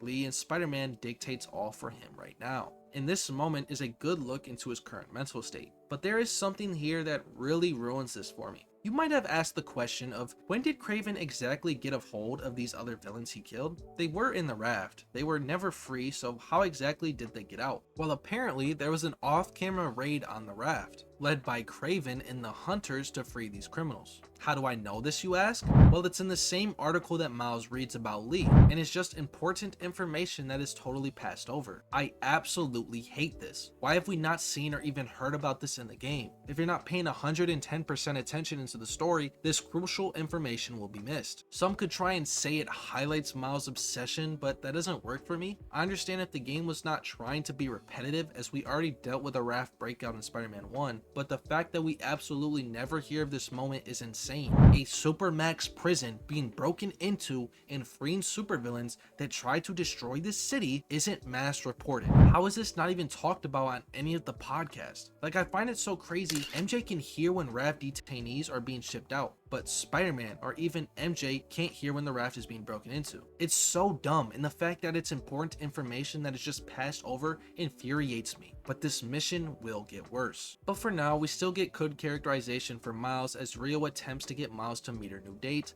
and introduce him into her new family. But Spider-Man work is in the way, and with this turmoil over Lee, Miles isn't putting himself or even his relationship with his family first as he ends up leaving Rio behind, ultimately creating this fear himself. But it's all for Spider-Man, all for protecting everyone. But Rio worries for her son, not the identity he wears. As she checks his computer, she sees this imbalance with her own eyes. Miles' obsession with the man that hurt their family. Peter then calls Miles, informing him of the news and asks if he can take over and help Black Cat while he needs to clear his head. MJ then calls, giving Miles the information needed for this mission, apologizes about pulling him away from his essay and says, "It's cool. I always have time to Spider-Man." No, he doesn't. This line highlights how Miles puts Spider-Man over everything else, over himself and his own family. It's clear and balanced. And he even opens up to MJ about this obsession where she comforts him, showing balance among teammates. I love this conversation as it shows them being there for each other, together, letting Miles know he isn't alone in these feelings. MJ and Peter as well are struggling, but together they can get through this. This is balance. But now we begin the absolute dread that this mission is. I spoke about how the hunters build up the character of Kraven, but also tend to mischaracterize others. Well, Kraven himself isn't immune to this. During this entire mission, it does nothing but contradict the character of Kraven. Felicia is a thief, a non-lethal thief. She is not a supervillain or anyone that reeks of death. Black Cat would absolutely never be the one to kill Kraven. There's no evidence to suggest this. So you might ask, why are the hunters after her? Well, this is a fair question considering Peter himself asked the same thing. I get bringing Scorpion and Lee on a hunt, but Black Cat's a thief. But it's never answered. Instead, they offer more questions and more contradictions. The hunters, when speaking of Kraven's prey, typically admire their abilities and the danger they could possibly bring to him. They are aware of his goal and wish for death. But with Felicia, it's different. Instead, they claim Kraven is going to skin her alive. Kraven's going to skin her alive. Why would he focus on hunting someone who obviously won't achieve his goal? Even the hunters don't believe she can, so why does he waste his time? It ruins this idea of balance as he's splitting his pursuit for presumably no reason. Even hunters go on to criticize the mission itself, saying Felicia is costing them precious time. The cat is costing us precious time. Then why are they here? I don't understand how she's even a target, but for some reason she holds such a large importance, as some hunters claim capturing her gives them footing in Kraven's empire. Be patient. We capture her and we gain footing inside Kraven's empire. Then the story tries to build some weird subplot of distrust in the hunters. Do you trust them? I wouldn't be here if I didn't. You should leave if you don't. What is the point of all this? Who in their right mind thought this would work? We then are reintroduced to Black Cat, where we begin the absolute dumbest chase scene in existence. Basically, this wand gives her the ability to teleport anywhere she can think of, and is trying to go to Paris for her girlfriend, but can't because the hunters are after her and she can't figure out how to use it. My problem with all this is it's pointless. The hunter shouldn't even be here, and neither should Felicia. She serves absolutely no benefit to the plot. If she was gone, the story would go on just fine. Honestly, it would benefit the plot if she wasn't here, as the story would flow so much better and not have all this nonsense and contradictions. I mean, any villain could have substituted just fine here. Kraven has a tablet that literally tracks all the villains in the city. Why is Felicia the target of a hunt, but not someone like Taskmaster? Kraven can easily just put a hit on himself with all this money. It would have been a very cool interaction seeing a paid mercenary taking on a hunter that has a love for the game, but instead we do a chase scene that makes no sense. She apparently struggles to teleport with the wand, but proceeds to fluently do it short distances. Directly after her appearance, she is able to teleport all across the city, even into moving objects. She can even use multiple portals at the same time to summon debris to slow down Miles. She literally teleports a damn train to her position. And what gets me the most is she sent Miles to Antarctica. How are you not able to teleport to Paris? To the Eiffel Tower, one of the most popular human landmarks in history, but can teleport to the butt crack of nowhere. It doesn't make any sense to me. And the story just goes all over the place after this. Miles then tries to recruit her, even though his goal is to get her to leave. Then he just makes up things Peter said out of nowhere. Then she introduces some desperate act of love subplot for Miles. Why won't you help me stop this guy? You're Spider-Man. You've saved the city before. You'll do it again. Spider-Man was right about you. You only care about yourself. Look, kid. Not that it's your business. My girlfriend's in Paris. And I got her into trouble with some bad people. Have you ever done something for love? What are we doing right now? Is this supposed to be some dynamic relating to Miles' desire to protect his family? That is a generous interpretation of the scene, as Miles is more fascinated with punishing Lee than protecting others. And again, this Miles proving him subplot is brought up. Damn, lucky attitude, kid. Spider-Man, not kid, thank you. All right, Spider-Man, let's see what you've got. Why can't this just stop? Over and over, they ruin the plot of Miles Morales. This entire sequence just frustrates me. Besides the point, Felicia is literally creating portals for Miles and uses them mid-combo. The banter is just so bad. Hey, Spider-Man, think you're here for the sea lion exhibit? Oh, I want to see that. Did you know sea lions can swim up to 25 miles per hour? Focus, Hunter, lots of them. We have lost the plot of the story, and what makes it worse is how it ends. Felicia, someone who claims can't fully use the wand for some reason, then asks Miles to help her go to Paris. Why would you ask Miles, someone who just found out magic is real? He stole the wand, and magic is very real. I wouldn't ask my high school dropout friends to help with college level classes, but then they casually do it with no issue. I can't even fully use my words to explain the emotions I feel about this mission. Narratively, it is a piece of garbage being set on fire. I don't know how else to describe it. It's just fluff to keep Miles occupied doing something. Yes, it does give some look into Miles' obsession over Lee, but everything else is so bad that it overshadows what little benefit it brings. And because of how bad it is naturally, even the smallest issues are amplified. Introducing Wong and Doctor Strange into Insomniac's world, which just leads to the question, where were they during this symbiote takeover? I can usually look past this as it's just an issue of creating a large world for your story, like how the MCU heroes are just absent despite most stories taking place in the same New York City, but this mission is so bad that I just want to emphasize how garbage it is. But thankfully, we are now in one of, if not the best mission in the game. While Miles still leading the narrative, we are no longer focused on some garbage, but now introducing Mysterio to this world. Now, I won't be speaking about the Mysterio side missions, the Mysterium itself, or Quentin Beck as a character, but more of the dilemma within Miles and how the Mysterium brings it out as a whole. This sequence gives us a look at Miles' desires, as before he begins the illusion, he is asked to give data on his hopes and dreams so this experience can be catered to him.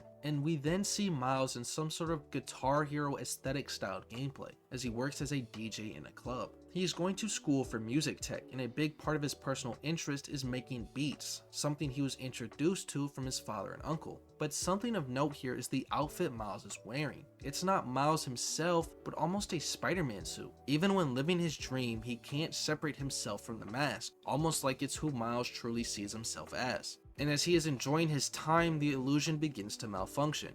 No longer working as a DJ, but now face to face with Lee, the man who took his father's life. And as he engages these demons, his suit never changes and even begins to use Spidey gear and powers. It's true that this is a Spider-Man suit, and never once during the illusion does Miles split himself from this persona. And it's obvious to many this sequence highlights Miles' internal imbalance, his obsession over Lee. Instead of moving on, making room for the future, he focuses on the past, Martin Lee specifically. Symbolically, it's a great scene, but Insomniac continues to be so direct about their intentions. Instead of leaving any sort of subtlety, they have Miles directly state what is going on. Beck told me to think about my future when he was creating my illusion. Is this what I was thinking about?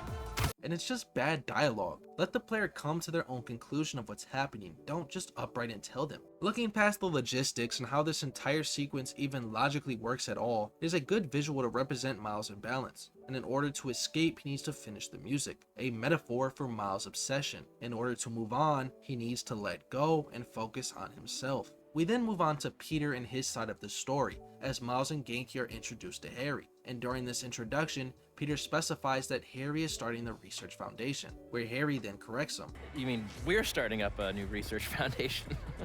It's their dream together, which represents balance. And given the perfect opportunity to speak about Miles and Peter's future as Spider-Man, Peter pushes it aside, pushes Miles aside, failing to balance his relationships. We even get a better look at this as Miles chooses to leave due to the Mysterium incident, missing out on Haley's exhibit, and ditching Genki in their time together. This obsession with Lee is creating Miles' fear and this separation between himself and others. This imbalance is causing Miles to be left behind. And MJ, who is already aware of Miles' feelings, tells Peter, "Hey, we should really check in on Miles. Make sure he's okay." Together, they can help him. But instead, Peter responds, "Yeah, I will." A clear look at this overbearing responsibility, even when suggested together they help, Peter takes it all on his own and pushes off this conversation with Miles, brushing him off and focusing on Harry. This is a clear imbalance. But now the focus is shifted onto the reunited friends, and the tone of the story is more upbeat and fun. Again, Insomniac does a great job at establishing these friendships between the characters. We are told Harry, MJ, and Peter are all friends, but never actually see them interact with each other. The purpose of this sequence is establishing this friendship, and they continue to do a great job at making this bond feel real. But another thing they do is hint towards the truth of Harry's cure. Harry is hiding this symbiote from his friends like Peter's hiding the mask from him, and we get a direct look at each other's lies. As Peter claims to be terrified of heights, Harry fakes being nauseous on a ride. Don't let him shame you, MJ. He's just scared. You know I'm sensitive about my fear of heights. How did I let you talk me into this? Ah, stop and smell the popcorn. How can you think about food right now? You know me, I have many talents. Sure. And we know he is faking as he merely makes an audible noise, but no subtitles pop up. Peter's swinging from insane heights daily, and Harry's suit wouldn't let him feel a symptom of sickness like that. Both of them lie to each other using stereotypical responses to keep their truths hidden despite being best friends. They keep this going multiple times through this mission. Harry was shown to have an impressive eyesight due to the symbiote that even shocks Peter. Didn't you have a bag like that? Over there, the guy in the blue shirt. Oh, no, that's, a knockoff. How can you tell from here? Ah, print's too big. The wrong shade of red on the piping. You can see that? Well, it's candy apple. You can see it from the top of the big wheel. Yeah, that is pretty bright. See? I know things. Somehow gets completely blown out in a simple hand-eye coordination game, while Peter shows a realistic controlled strength, beating Knock 'Em Down, a rigged game you're not supposed to win in, but he makes it look believable. Harry, who's over the top with excitement, lacks this control. His energy levels are through the roof, which of course hints to the symbiote, but he fails to keep this under control. As they go to play Muscle Up, Harry comments on how he never got to hit the bell before, and the suit, which is adapting to Harry's needs and desires, gives him the strength he needs. Fearless leader, what's next? Our last showcase of the night. The Muscle Up. Oh, you know it, baby. Never did hit that bell, but the dream always kept me coming back. I think this'll be the year. While Peter again hits the bell in a way that seems real, Harry, overtaken with excitement, even trash-talking Peter, struggles with this and breaks the bell. It's an interesting dynamic, both best friends but holding secrets from one another. One with experience and control, where the other with energy and recklessness. Harry is just a product of inexperience. He isn't aware of the suit's full capabilities, while he is left there shocked. Others don't know how to respond. This here to me is bad dialogue. It makes sense Harry doesn't know what to say, but for the others to not freak out is kinda wild. He just performed an inhuman feat, and the worker is upset about the bell. Peter and MJ, who witness constant supervillain powers, don't recognize this as a potential problem? It's just weird to me. But their dynamic is explored far beyond just powers, giving us a direct comparison between a life of balance and instability. MJ comments on how her and Peter never let themselves get a night off like this, how stuff just always gets in the way. So nice to just wander around, people watch. I honestly don't remember the last time we let ourselves relax for a night. Seems like it's been forever. Stuff just always gets in the way. While Harry directly comments towards Spider-Man's packed schedule, he then tells them they need to sometimes stop and admire their life. Smell the roses. Man, Pete, you must have had one packed tutoring schedule. Yeah, so... You two have always had your noses to the grindstone. Sometimes you gotta stop and smell the roses. Harry, better than either of them, understands the importance of balance. He almost lost his life, so given this second chance, he will make the most of it. MJ criticized this as Harry did just start EMF after being cured, and we get a direct parallel between Peter and Harry. Says the guy who started a foundation 2 seconds after finishing life-saving medical treatment. I know how lucky I am to have gotten a second chance. I have a responsibility to make the most of it. Just like Spider-Man's oath, Harry is dedicating himself to heal the world, but unlike his best friend, Harry can actually give time to himself. And because of his solid life structure, he doesn't suffer from the emotions his friends do. And because of this, we are actually given an unbiased look into Peter and MJ's life. While playing whack-a-mole, Peter and MJ use this as a time to vent. Peter, just built up with frustration, says a comment that Harry deems as dark, and instead of just moving on, Peter snaps at his friend, causing him to ask if everything has to involve sass. Alright, now come out wherever you are. Dude. Yeah, dark. Gotcha! What? They're not pigs. They don't exactly threaten to blow their houses down. Have you ever considered, like, I don't know, not dropping sass? While MJ is over there tweaking out because of her frustration with work and Jonah specifically. Harry, who someone is happy with his life, can notice these odd behaviors, but to Peter and MJ, this is totally normal to them. He can't relate to the struggle of these two, but that doesn't stop him from trying to help, reaching out a hand and trying to balance their life. As MJ says, they don't get out enough. He directly says, maybe with me back, we can do it more often. Now that you mention it, we don't get out enough. Well, hey, now that I'm back, it can be like old times. This whole mission, while it does help serve their friendship, showing the player this real bond they share, it also highlights a difference between the three. Harry, who almost died but is now given a second chance at life, constantly comments on how happy he is, even planning for his next birthday, something he never thought he would get again. I want to have my birthday here this year. I didn't think I'd get any more of those. And constantly shows his gratitude with being back with his friends. But on the other side, we are shown underlying problems, anger behind their smiles. The group go on to plan for their next Halloween group costumes. Harry proposes the idea of being Spider-Man, and MJ agrees to it, where Peter openly comments on this idea. Oh, okay, kind of random, but hear me out. Halloween this year. Group costume. Group costume. Oh, yes! Oh, okay. I might be getting ahead of myself, but I'm seeing a lot of Spider-Man stuff around recently. Is there something there? Morph suits are pretty affordable. Yes, see, that's why I hired you, Pete. Innovative thinking. So it's settled then. This year's theme, the gang becomes heroes. Perfect.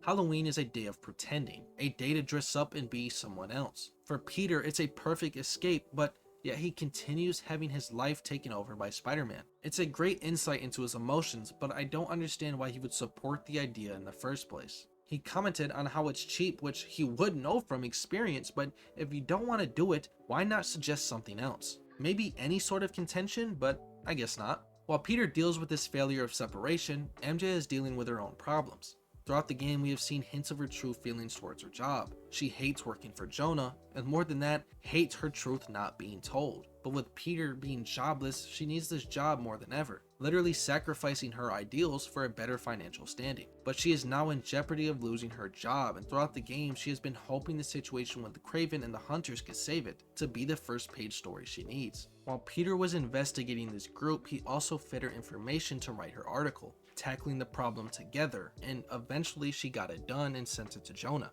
In this moment of escape, a break from life and all its problems, this anger is consuming her. She shows a slight hint of jealousy as Harry gets to do what he loves and truly help others, while she works for a biased organization like the Bugle and her truth doesn't sell. Glad he's doing what he loves. Killing it at the claw machine? I meant the foundation. It's great that he gets to make a living helping people. I'll bet your book helped more people than you realize. Harry's even shocked to see this moment of desperation from MJ, stunned at the fact that she works for Jonah, but if she's going to pay the bills, she has no choice. I have to, but I've been so busy trying to impress Jonah. Our boss. Wait, like, Jonah Jameson? Slimy shock jock Jonah is telling you what to do? Only if I want to stay employed. You really did need a night out. And that whack-a-mole game was the only thing she had to vent, beating both Harry and Peter because she saw Jonah's face. I love the interactions between these characters. It just drives home the idea and the theme of the story. But there is something I'm not so over the top about, and it's the relationship between Peter and MJ. Insomniac has written these two into a weird problem. Their goal is to showcase an issue, an imbalance between them, but on the other hand, they show a bond and trust balance between one another. For example, when Peter and MJ test their love, they talk about their disagreement with moving in together, and as the meter rises showing their true bond, it ultimately falls dead in the water. They do have love for one another, but these problems will cause them to break up again. Harry, a man of balance, even notices these issues and checks up on his best friend, clearly building up an underlying problem, and Peter even responds in denial, then changes the topic entirely. Can I ask you something? Being gone, I've missed a lot. You just lost your job, MJ's got work woes. Are you both okay? Yeah, we're okay. Everything's great. I mean, especially with EMF. We're gonna change the world. Yeah. Seeing these scenes, it's quite clear what Insomniac is going for, but the issue is there's no actual support or foundation to establish some problem between the two. We have seen multiple times alone in this mission moments that completely goes against these intentions. MJ and Peter comment on how nice it is to finally be out together and even promise to make time for moments like this. How's it feel? Weirdly high. Or do you mean being this handsome, this charming? Being Peter. Being Peter is nice. I think we could both use more nights like this. Yeah. We always say we will, but let's pinky promise this time. Just not right now. Too high. All right. Postponed pinky promise. And their time on the Ferris wheel does nothing but show their thriving relationship. MJ notices that Peter's happy, where he says, "It's funny. Harry's getting a second chance, but I feel like I'm getting one too."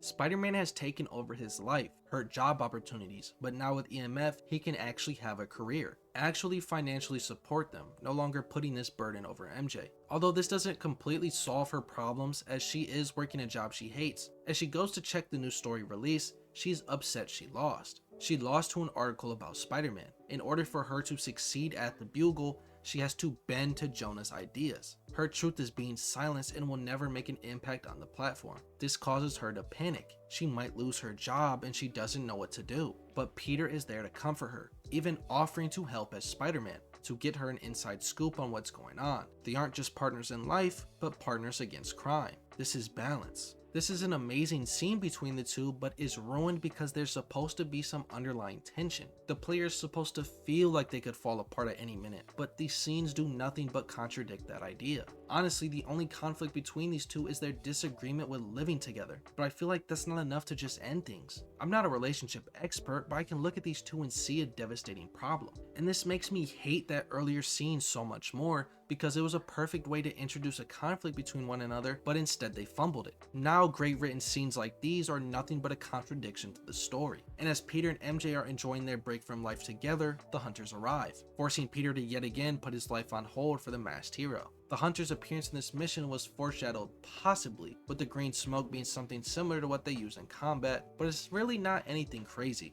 But my issue is the inconsistent targets of Kraven's hunts. Kraven chooses to hunt Felicia, a non-lethal thief, but ignores Mysterio, someone who poses a far greater threat than Black Cat. Peter even wondered if they were hunting the illusionist. Goon Squad, huh?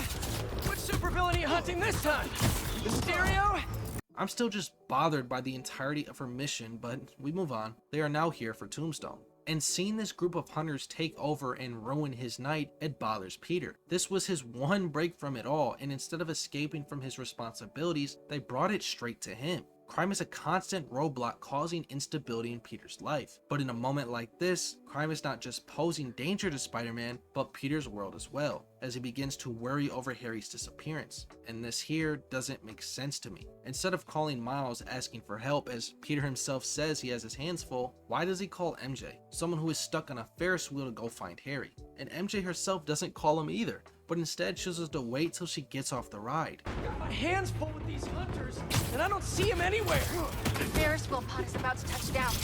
I'll make sure he's safe. Even when Peter and Tombstone are being overwhelmed by the large reinforcements, MJ still doesn't call Miles. Like, bro, Peter needs help. Logically, it makes absolutely no sense and is a poor attempt at pushing away their second main character out of the story. And because of Miles' absence, Peter is overwhelmed with it all, failing to save Lonnie because of the danger the hunters bring to the civilians around them. He then tries to save everyone, but the hunters continue their attacks, not giving Spider-Man a chance to help those in need. And the civilians' lives are at mortal danger as the two roller coasters almost collide and are left hanging over a fiery pit. Peter is taking so much on alone in this situation, and would have failed to save all these people, maybe even have died if MJ didn't save him from the hunter. This scene is similar to one in the first game, as Peter can't save Miles and May from that burning building, and only with help from MJ do they save the day. But right now, Peter doesn't have the luxury of help as the tower falls onto him. He's being crushed by the physical representation of this responsibility, trying to do everything alone, but he can't even save himself. The girl who has interacted with Harry multiple times throughout Coney Island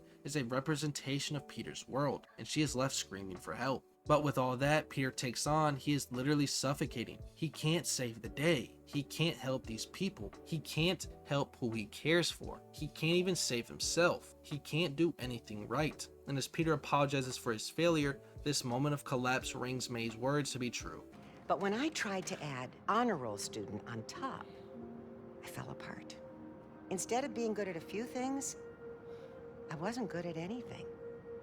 Peter has taken so much on alone, he can't even be a good Spider-Man. But then a man of balance arrives. Harry Osborn once again reaches out a hand to help, to offer a balance in this struggle like he did with Peter. And because of this extended hand, Spider-Man can save the day. This is balance. This is an amazing scene and probably one of, if not the best in the entire game. This story is about balance, and when you take too much on, try to do everything alone, you fail. Help is necessary. Together, you can be greater. And as Harry reaches out to help Spider-Man, it becomes a perfect physical image of the theme in this story. But this encounter then reveals the secret both friends were hiding from one another. And before we move on, I want to bring up again the symbiote working to match Harry's desire. It's obvious Harry can't physically lift this. His body is under so much strain just holding this collapsing tower, and even after it's lifted, he gasps for breath. He isn't accustomed to this physicality, but aware of Harry's desire to help Spider-Man, it works overtime to merely hold the structure. Peter and Harry open up to each other about their secrets, and we get an interesting symbolism in the background of their conversation. As both friends speak to each other, they stand under a Norman Osborn billboard sprayed over with the incident of Devil's Breath, symbolizing how Norman is always connected to these catastrophic events. Mr. Negative is a man surrounded with tragedy that Norman caused. Otto is consumed with a revenge because of the betrayal from Norman. Spider-Man is created because of Osborn's experiments, and now his own son will soon become a monster because of a treatment he cleared. This symbolism represents how Norman started one catastrophic event and yet again is connected to this one. But for now, Harry isn't a walking nightmare, but Peter's friend, where he opens up about his treatment and his lack of knowledge of its capabilities. And I need to clear this up because in the next scene, the symbiote is mischaracterized over and over. The tendrils then reach out to Peter. Some have mistaken this scene as Peter being some desired host by the symbiote, and that all comes from some garbage line later on in the game, but we will get to that later. For now, I need to make it clear that this moment is a product of Harry's wish. Harry isn't aware of why this happens, but it's because of a deep desire. It's his unconscious desire to help Peter. Think about it. Why now all of a sudden does the symbiote try to cling to Peter? But not once ever before this does it reach out to him. You could argue because it realized Peter has powers, but that doesn't make sense as it never tries to take over Miles pre-symbiote apocalypse. It's because Harry wants to help Peter, and the same way the symbiote helped him, he inherently believed it could help his friend. He wasn't trying to pass it off, but instead like what Norman did for him, give him a piece of the suit. I had no idea it could... Wait. You know what this means, right? We both have superpowers.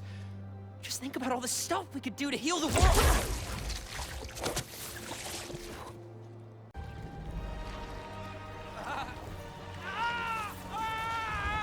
Wait. You know what this means, right? We both have superpowers. Just think about all the stuff we could do to heal the world! This whole time, Harry was just trying to help. He gave Peter a job when he didn't have one. He reached out to help Spider-Man during the Sandman incident, and jumped to help Spider-Man directly even though he didn't know he could. He calls this suit a treatment. It saved him, so why wouldn't it save the friend he almost watched die? This might confuse you, but Connors calls the symbiote...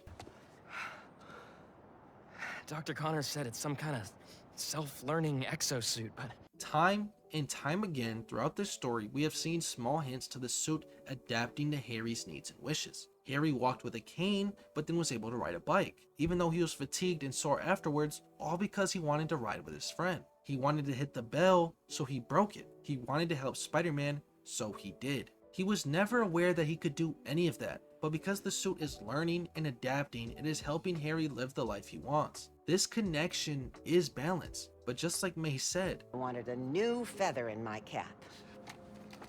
But when I tried to add honor roll student on top, I fell apart.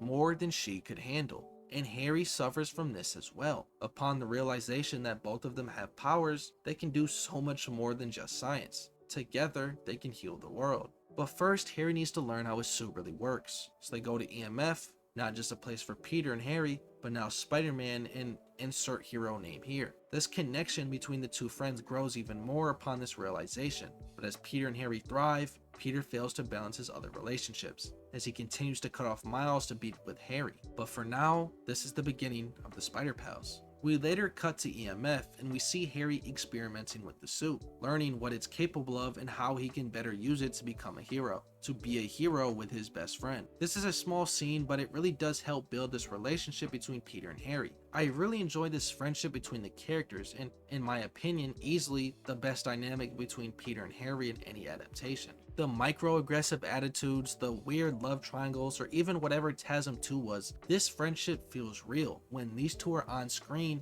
you can tell they have been friends for years. And when they stay up all night to help Harry learn to control his suit, it reminds you of those summer's nights staying up with friends doing whatever your heart desired. As the sun rises, we see the results of these experiments. A destroyed office, but an even stronger friendship. And when Norman returns, it's like a parent coming home after leaving his kids home alone. This is a real friendship, but now we are into the next act of the game. Connors is missing. Before we move on, there's an issue we gotta speak about. Norman just doesn't address the fact that Harry publicly used his suit. This might not seem like a big deal, but when he is on the news helping Spider-Man, then the very next day their office is destroyed, it should raise some questions. You could argue that maybe to Norman, all it is Harry showing Peter the suit, but I feel like this should expose Spider-Man's identity. Considering the fact that Spider-Man and MJ are on the news being buddy-buddy, I mean, Harry figured out that MJ knew and that Miles was Spider-Man.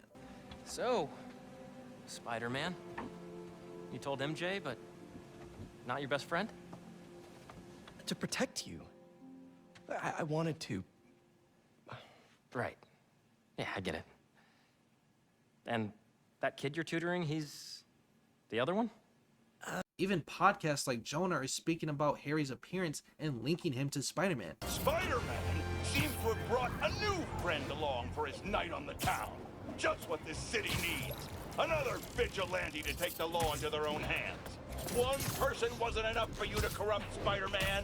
You need two acolytes to do your bidding. How is Peter not exposed to Norman? Norman isn't an idiot. This might not seem like a big deal, but the identity of Spider-Man becomes an issue to Norman later on. But we move on for now. Peter speaks to MJ about how it was nice to be with Harry, to not have Spider-Man interrupt, but be involved. This friendship is at a pure balance. No secrets from one another. Being involved at all sides. Work, hero, and best friends. The over-involved Black Cat then calls both Peter and Miles, giving them a tip on Tombstone's location.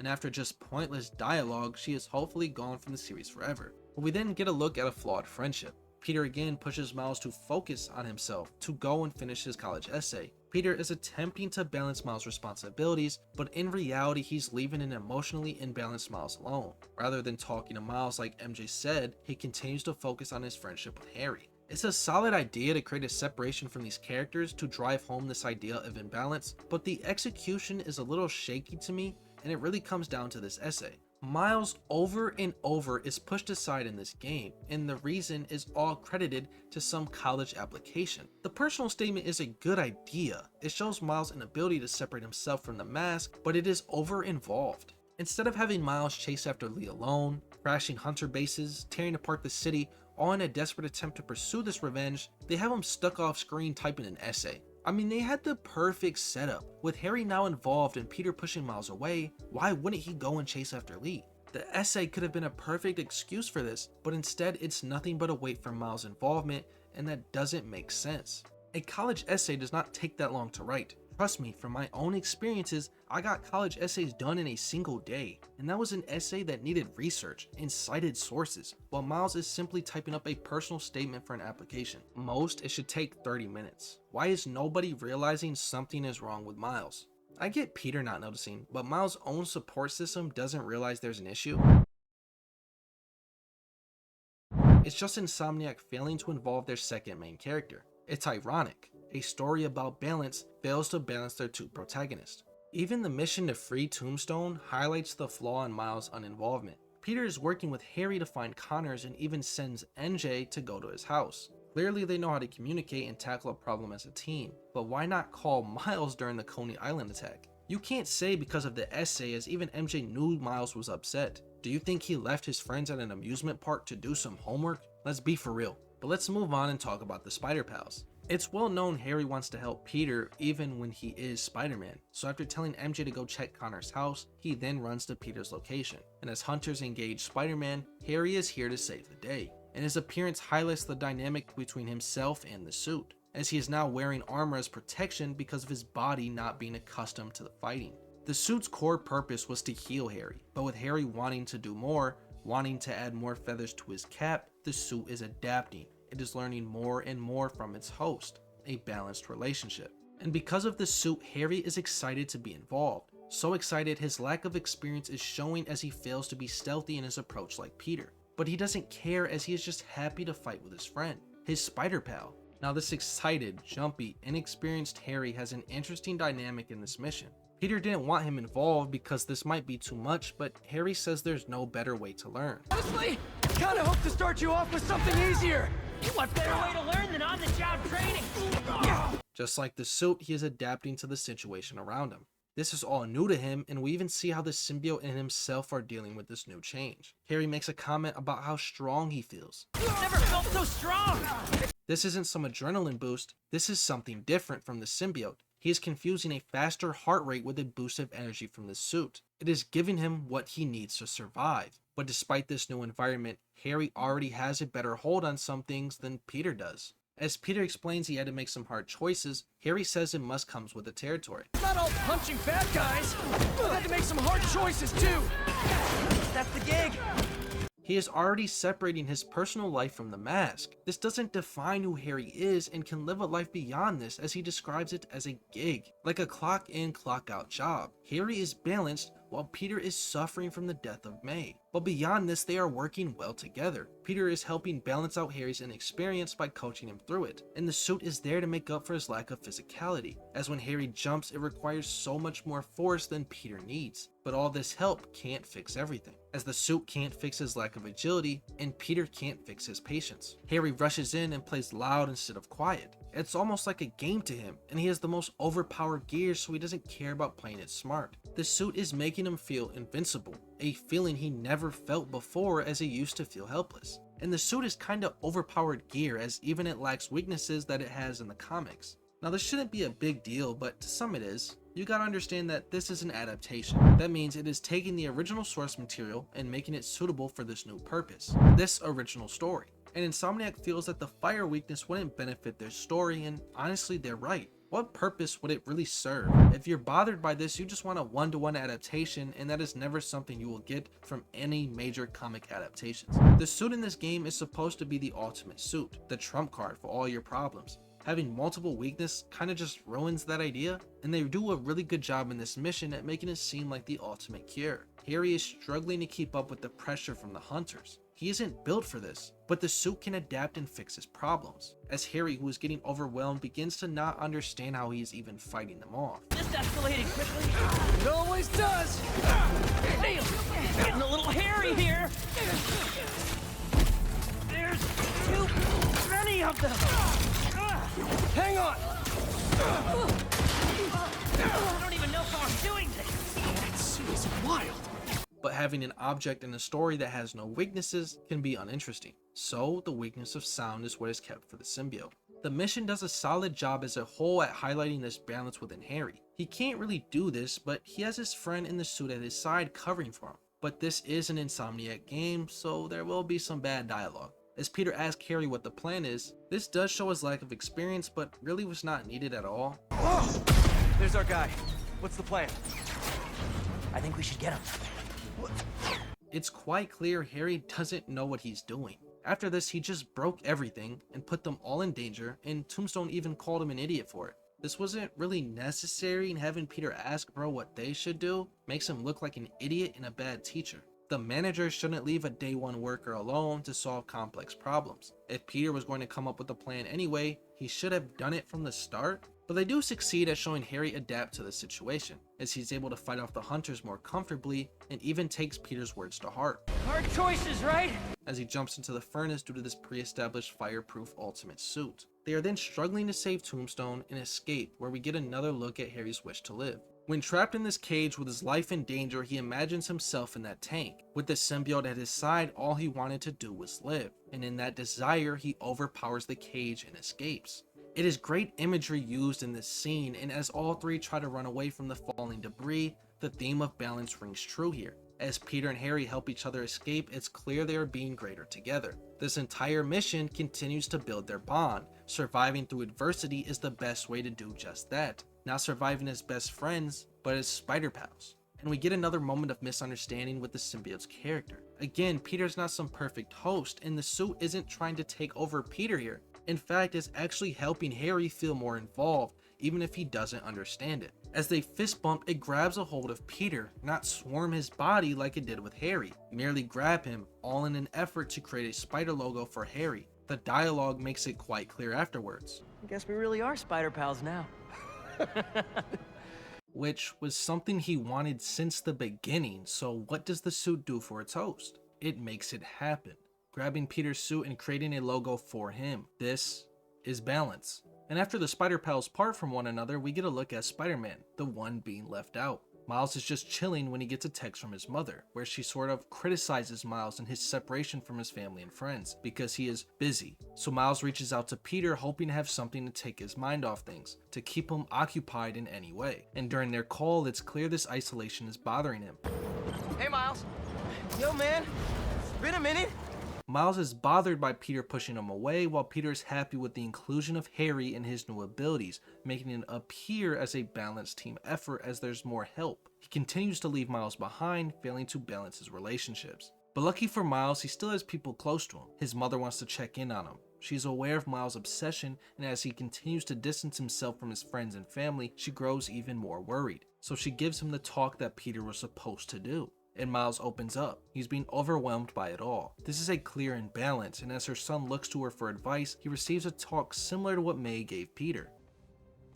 I've got to let go of things that don't serve me and focus on where I want to go, not where I've been.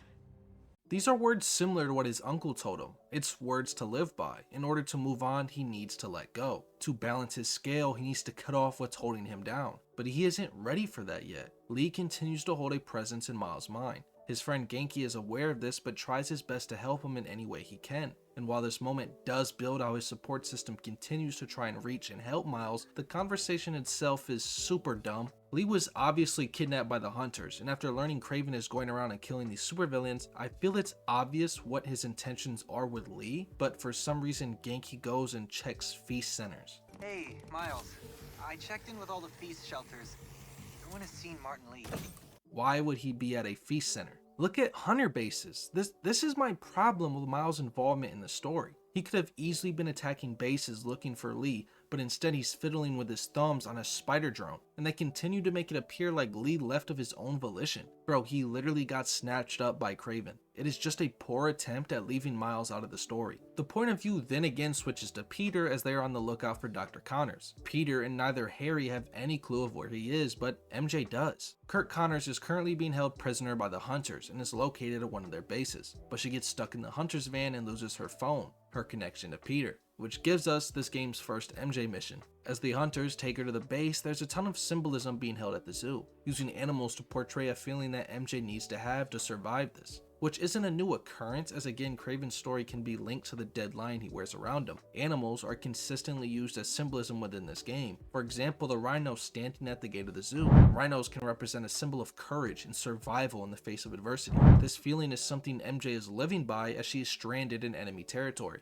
But this subtle symbolism is quickly overshadowed by the complete nonsense in this mission. More specifically, the plot armor of Mary Jane and how utterly broken she is. These hunters are a trained militia. Hunting is their specialty. A group of professional hunters handpicked by Kraven. But yet somehow when it comes to MJ, they lose all of their sense. Not only do they just so happen to not look in the van when shutting the door, but yet also fail to notice the phone on the floor when they're supposed to be hunters, people that can pick up clues very easily. But it gets worse. Not only does he not see MJ when she is at eye level to the window, she somehow kicked the door so hard it sent a grown man at a peak human physique backflipping and knocking him out in one hit, then runs down another hunter and tases him. These are supposed to be trained hunters, but misses with MJ running right at him. It is so dumb. Spider-Man is able to stalk the hunters, and I do find it a bit iffy that they don't at least adapt to his approach to stealth, as they are trained in that style of combat. But Spider-Man can get a pass as he has been doing this for years. Now MJ does have a history with sneaking past people, such as private armies and thugs, but those are not trained hunters who thrive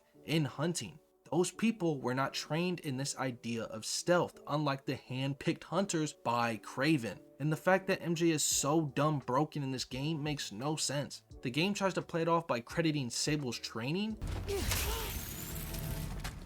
Training with Sable paid off sooner than I'd hoped. But that doesn't work. Sable is not a threat because she is physically strong or fast. She's a threat because of her insane skill and tech at her disposal. Peter even says she's the greatest hand-to-hand fighter he has ever seen. And he fought Taskmaster, a villain whose powers is copying other fighting styles. Add the resources of her own private army and you can see why she is dangerous and why she got the upper hand on Peter so many times. But MJ lacks all of that. She doesn't have the tech Sable has. All she has is a standard field taser, and for some reason to overcome her lack of resources, she's a damn super soldier. How did she kick the hunter so hard he flipped over? MJ was not in a position where she could draw any power. Literally no proper technique displayed here that is giving MJ any sort of momentum to pull this off. Yet she'd one-tapped a trained hunter, then ran down another one. And she didn't even dodge the arrow. The dude just missed her. Sable is not a superhuman, so why is MJ being portrayed as one? There are many good things in this mission, especially during MJ's side of it. They continue the rhino symbolism as they can also represent power and strength, which is highlighted by the two of them. As they stand guard at the gate of the base, it represents the hunter's power, strength, and numbers, while prior to MJ getting out of the van, only one was shown. The hunters continue to build up Kraven, putting him on a pedestal beyond humanity, as so many failed to kill Kraven to the point it seems impossible. He was buried alive beneath rubble, grabbed by the jaws of a lion, yet he continues to live. One hunter even says she wants to see Kraven live forever. Gotta split him up. So many have tried to kill him, human and beast. I don't believe it's possible. You're right. Buried alive beneath rubble. Grabbed in the jaws of a lion. I know he hopes to die. But imagine seeing someone live forever. The hunters can do so well at times as a force. They study their prey like true hunters, learning as much as possible about the lizard, trying to find a weakness and find a way to reactivate the dormant genes inside Connors so Kraven can get his hunt, hyping up the lizard as they see the beast as a possible solution to Kraven's wish. But this is all overshadowed by the insane physical ability of an investigative journalist. MJ tanks getting shot in the shoulder by a military crossbow. She then casually rips it out of her arm and proceeds to beat the hunter in a 1v1. And we just move on from this, with absolutely no consequence of getting shot in the shoulder. In this mission, it is really hard to appreciate what is done well here because we are taken out of the moment when seeing MJ perform inhuman feats like this. Like, there's no real damage to getting shot, no sort of pain, no dragging the arm, not even a decline in aim. We just move on like it never happened.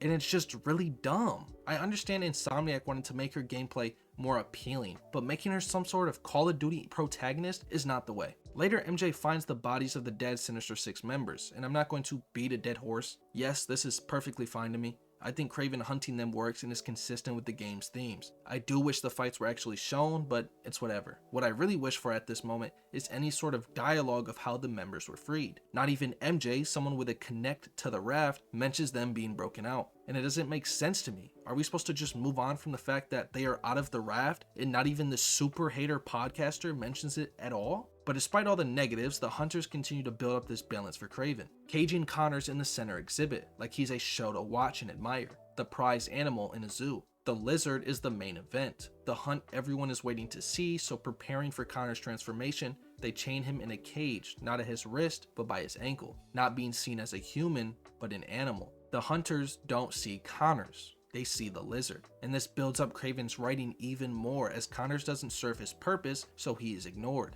It's not the man he wants, but the beast within. This is balance. The lizard is seen as a worthy prey. Kraven hunted Scorpion, Vulture, Electro, and Shocker, all these villains, yet the lizard feels different. Kraven's hunts are things others dream about, but yet this hunt transcends all the others, a hunt of a lifetime. He is seen as worthy, which in turn highlights this beast's strength, building up a future threat. But the gameplay continues to weigh the story down. How is MJ able to just casually run past the hunters with no issue at all? She's able to just stand and run in front of them and is never detected. She's just clowning on these people and there's nothing they can do about it. It is so weird how this mission works. There's good and then there's some bad. Like the environmental storytelling here. The zoo the hunter's base is located in was shut down when a lion attacked its handler. This is the zoo that closed after a lion attacked its handler. Awful. Being a parallel to this current situation, a caged beast was released, just like the lizard, Kraven is trying to let him out. Connors is trying to achieve balance within his life, but for the lizard, Connors is nothing but a cage, and Kraven is looking to free it from its bars. It's such a subtle parallel that suits Kraven and Connor's dynamic, but then MJ comes along and wins another 1v1 despite being taken off guard. Despite being shot in the shoulder by an arrow, she isn't slowing down. And then the hunter she takes out just so happens to speak Simkarian. Yes, the hunters come across from all different parts of the world. They speak all different types of languages, but it's just so convenient that they speak the one other language that MJ has been obsessed with since the Silver Lining DLC. There's up to 7,000 different languages in the world, but they happen to speak this one specific tongue that MJ knows. That is literally a 0.0001% chance. This is something small that I could overlook as it's really just a nitpick, but when everything else continues to pile up, it's hard to overlook even something as small as this, especially when this entire encounter was pointless as it was on a whiteboard right next to her. And even when Kraven is arriving, the tensions are supposed to be at an all-time high, but MJ continues to be broken, literally dogging the dogs. She then blows up multiple generators with a massive explosion, and yet no one detects her. They don't even see her running around. But after this, we then continue to get even more Kraven development, as he speaks about his hunt with Shocker, and we can feel his disappointment. He is hurt by Shocker's failure. Kraven believed he could have been an amazing hunter, even being the one that killed him, but that's not who Shocker is, and when faced with a predator, he did not try to fight to win, only fought to survive. Despite his failure though, Kraven holds a high amount of respect for Shocker. He comments on their battle being ferocious and feral. Kraven is a true hunter looking to die in a hunt, but with Shocker's death, his luck is run out, and is left alone again with no real challenge around. Dusk, 22 Celsius. Put to rest with a blade to the sternum. This one was nearly something when faced with the predator, though. He did not try to prove himself superior. He fought only to survive. It was vicious, feral, sincere, but not enough. Even in death, his eyes stare into mine like he might try to kill me. But my luck has run out, and I am left again with no one. This monologue highlights this balance within Kraven and how he sees only the strength others possess, and not interested in who Herman was, but the power of Shocker. And with him gone, he feels alone, as there's no equal to take his last breath. But he has another chance. As MJ tries to save Connors, Kraven arrives. His appearance is announced with a lion's roar to show this power he has as well as this higher standing within the Hunters. But I want to talk about the dialogue as it is so well written and fitting to the character of Kraven. He addresses Connors as a beast. You know this beast. MJ tries to reason with him, telling him Connor's name and that he is a good man. MJ is trying to appeal to the humanity, the empathy within Kraven, but he doesn't care. That doesn't suit him. This man doesn't serve his purpose, as he responds with, There are no good men. Only good prey.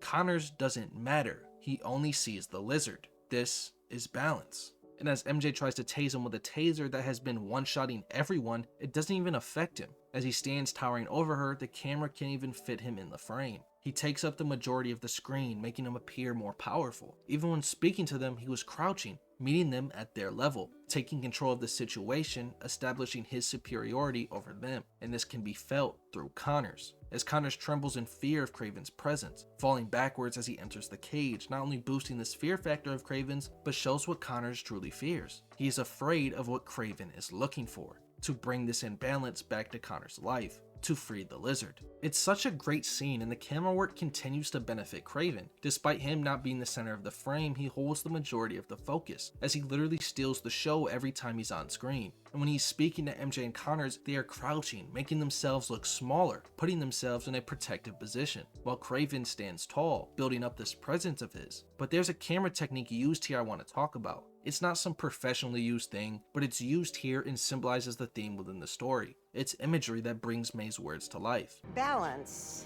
is a process, not a destination.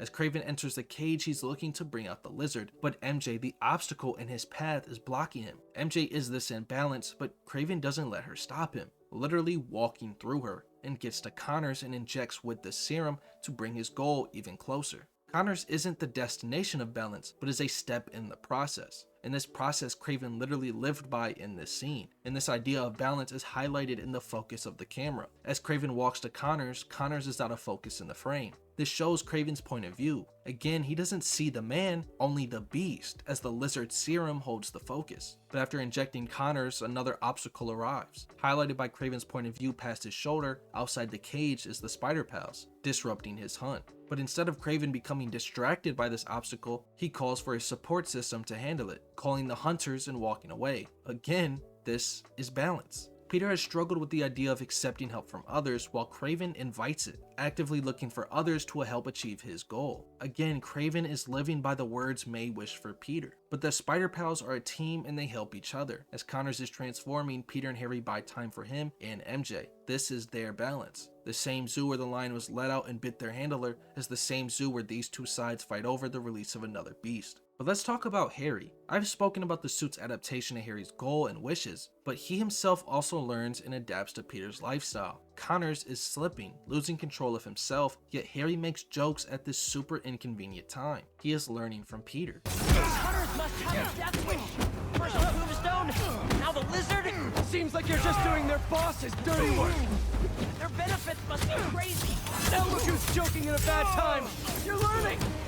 Even when faced with adversity like the Hunters, he continues to crack jokes. But once again, for any that still haven't picked it up, we are reminded why Kraven isn't interested in the Spider Pals. They are a waste of time. They do not kill. So Kraven will not pursue them as a hunt, and as Harry criticizes this idea as the Hunters are fighting them, this actually proves the point. The Hunters are Kraven's support, so when faced with distractions like these, he can rely on them for help. Again, this is balance. While Kraven's ideals portray this theme, Connor's living the exact opposite. As he is fighting for control, he pleads with Spider-Man. Please! Let's do this again! His thinking and speech becomes more singular, more primal.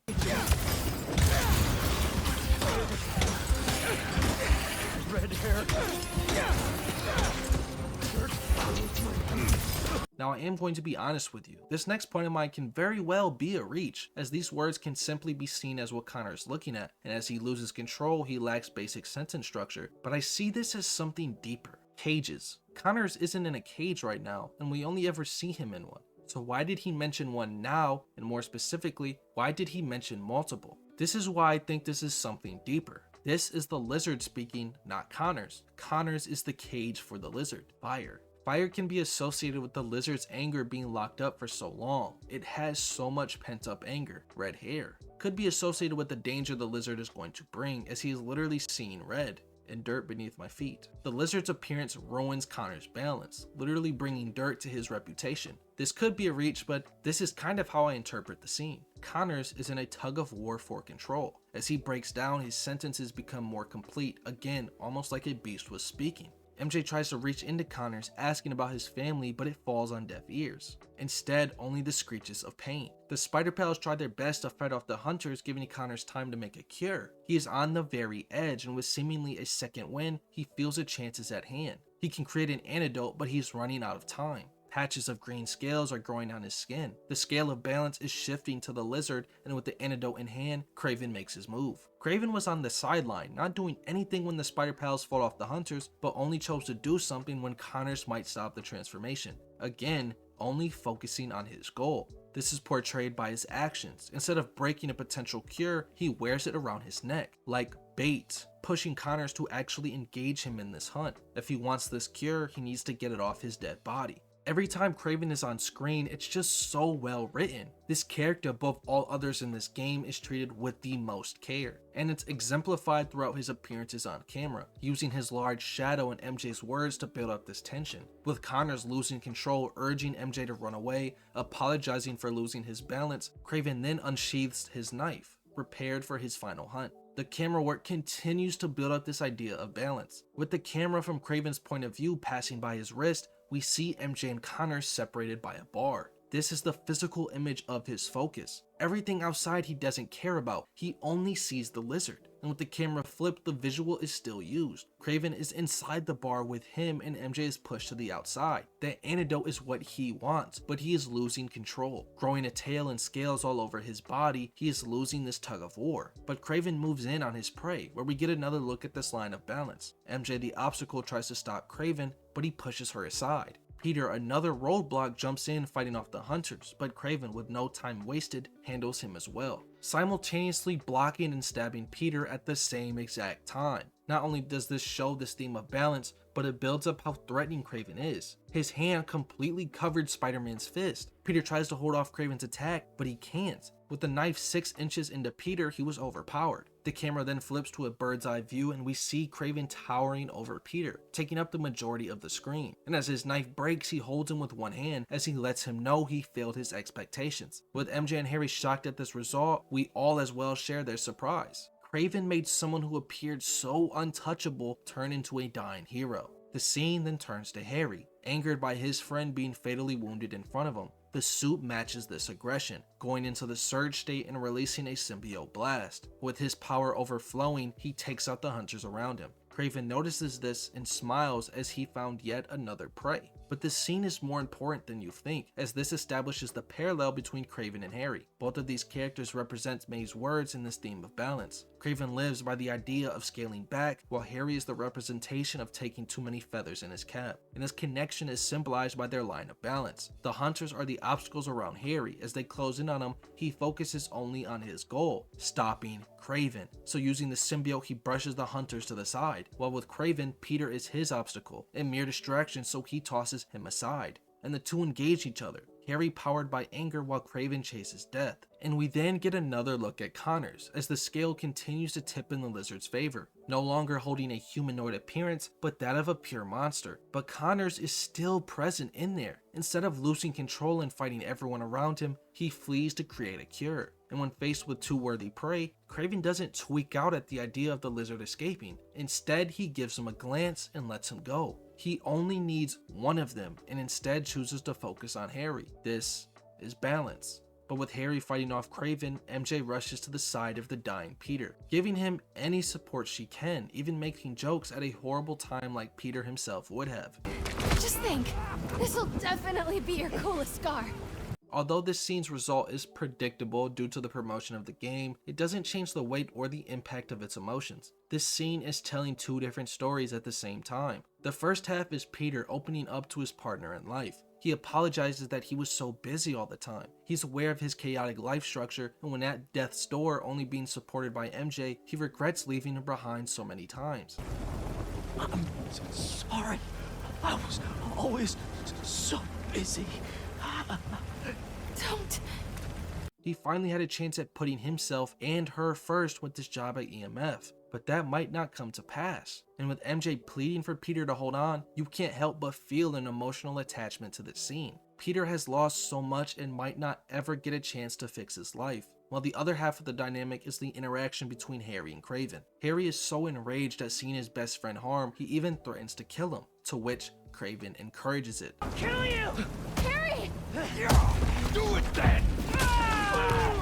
Both sides are fueled by emotions, while one is sorrow, the other is anger. As Peter falls over, no longer being able to stand, MJ continues to plead with him while Harry is relentlessly beating Craven. And after putting the villain in a vulnerable position, instead of pursuing the fight, he lets it go. Because MJ called him and his friend is dying. Craven isn't what he cares about. What he cares for is his best friend, letting go of what doesn't serve him and focusing on what matters. This person who they care so deeply for is dying at their feet. They plead and beg him to hold on. Harry even tries to make a joke at a bad time, reaching out to his friend, but it falls on deaf ears. Harry missed so much of his life, this life with his friends, and after finally coming back, he ends up losing his closest buddy. This is the first taste of anger and sorrow this symbiote has ever received. Up until this point, Harry was happy with his life. To be given a chance at something he was robbed of, he was living life to the fullest. But now that his best friend is gone, those emotions are changing. Instead of happiness, the symbiote is learning something else. But unlike those times where Harry felt helpless, now it's different. Harry, who has been helping Peter all game, does it again, giving Peter the symbiote. Many fail to understand what is happening here. It's not that the symbiote is just grabbing Peter, it's that Harry wants to help his friend. Every time the suit reached out to him, it's because of Harry's desire to help him. Whether he knows it or not subconsciously, he has been trying to pass it to Peter. Not because he doesn't want the suit, but because to him this symbiote is a cure. This medicine saved his life, so maybe it could help his best friend. And as he watches Peter die, the suit does what Harry commands. It saves him. But as the suit is passed over, it marks the downfall of Harry Osborn, the living example of May's words. When I was your age, I was head of the debate club, captain of the soccer team, and second violin in orchestra. Every year, I wanted a new feather in my cap. But when I tried to add honor roll student on top, I fell apart. Instead of being good at a few things, I wasn't good at anything. Harry, after being cured, returned to his life and started rebuilding his relationships he once lost. He created EMF to chase his dream and went out his way to invite his best friend, so together they could heal the world, like they once talked about. And after finding out his suit's capabilities, he wanted to help even more, joining Peter and becoming a Spider-Pal. Harry has taken so much on, but continues to add more and more feathers to his cap. But there has to be a give, and with Peter dying at his feet, Harry begins to fall, giving up his cure to save his best friend. Harry has taken too much on, and now begins his loss of balance. We even see instant regression in Harry's health as he is now limping without the suit. Although he was just fighting off Craven, Harry is now a victim that needs to be protected. So that's what Peter does. But within seconds of getting the suit, his anger surges out of him, and this new feeling excites him. With a voice strained of aggression, he says, "This is good." To have this anger within him manifest and become a sort of release, it pleases him. It's an insight into Peter's later downfall, but for now, him and the suit are at a balance. Peter is healed by the suit and is given power to access and be a release for him, while the suit is given a new host to learn from, and his appearance already hints at this adaptation. With Harry, the suit gave him armor, but with Peter, it gave him more freedom and mobility. Because Peter's body is accustomed to combat, it doesn't need to adjust to his fragileness. And given a host with more experience, it has so much more to learn from. And this fight with the Hunters gives us a look at their new relationship. But the Hunters see this as well. As Peter manhandles these people, they see a new vicious and relentless power. They see a new prey that Craven would enjoy. You're just what Craven has been searching for. Peter, who once was never noticed because he always held back, but with this new shift in attitude, the Hunters see something great, and Peter responds with words that confirm their new thoughts. With a twisted growl, he claims, "And I feel sorry for him." Peter doesn't understand what Kraven wants. All he knows is that Peter wants to hurt him, just like he's hurting these hunters. As their fight ends, we see them beat down and groveling in pain at Peter's feet. This black suit pushed Peter to go farther than ever before, as he needed a release. But Peter is so caught up in these new abilities, he doesn't even recognize his own actions. But Kraven does. As the spider swings away into the night, he admires this new prey. What are you? This symbiote is a beast he has never seen before, and is now something he wants. Kraven, a man of balance, is given two choices: the spider or the lizard. But again, he doesn't take too much on alone, leaving the reptile to his hunters and chasing the spider alone, focusing on this ruthless power he felt, being reminded of that lion that almost took his life. We then see Peter and the crew back at EMF, recuperating after what just transpired, and we see Peter and MJ worry over their friend. And for good reason, as without that suit, Harry has a clear lack of energy. He might be thrilled his friend is alive, but now he's dying. And this is the reveal of the suit's true purpose. It was Harry's cure, and without his medicine, his disease is back in play. But there's something I want to focus on in this scene, and it's Peter. Although Peter is stressed over helping his friend, even rushing to get water for him, this is ultimately a front. He does want to help Harry, but not at the expense of the suit. Peter is consistently jealous of the power others have, such as Miles' bioelectricity or even Harry's abilities. Bioelectricity? Wow. Gotta be honest, little jealous.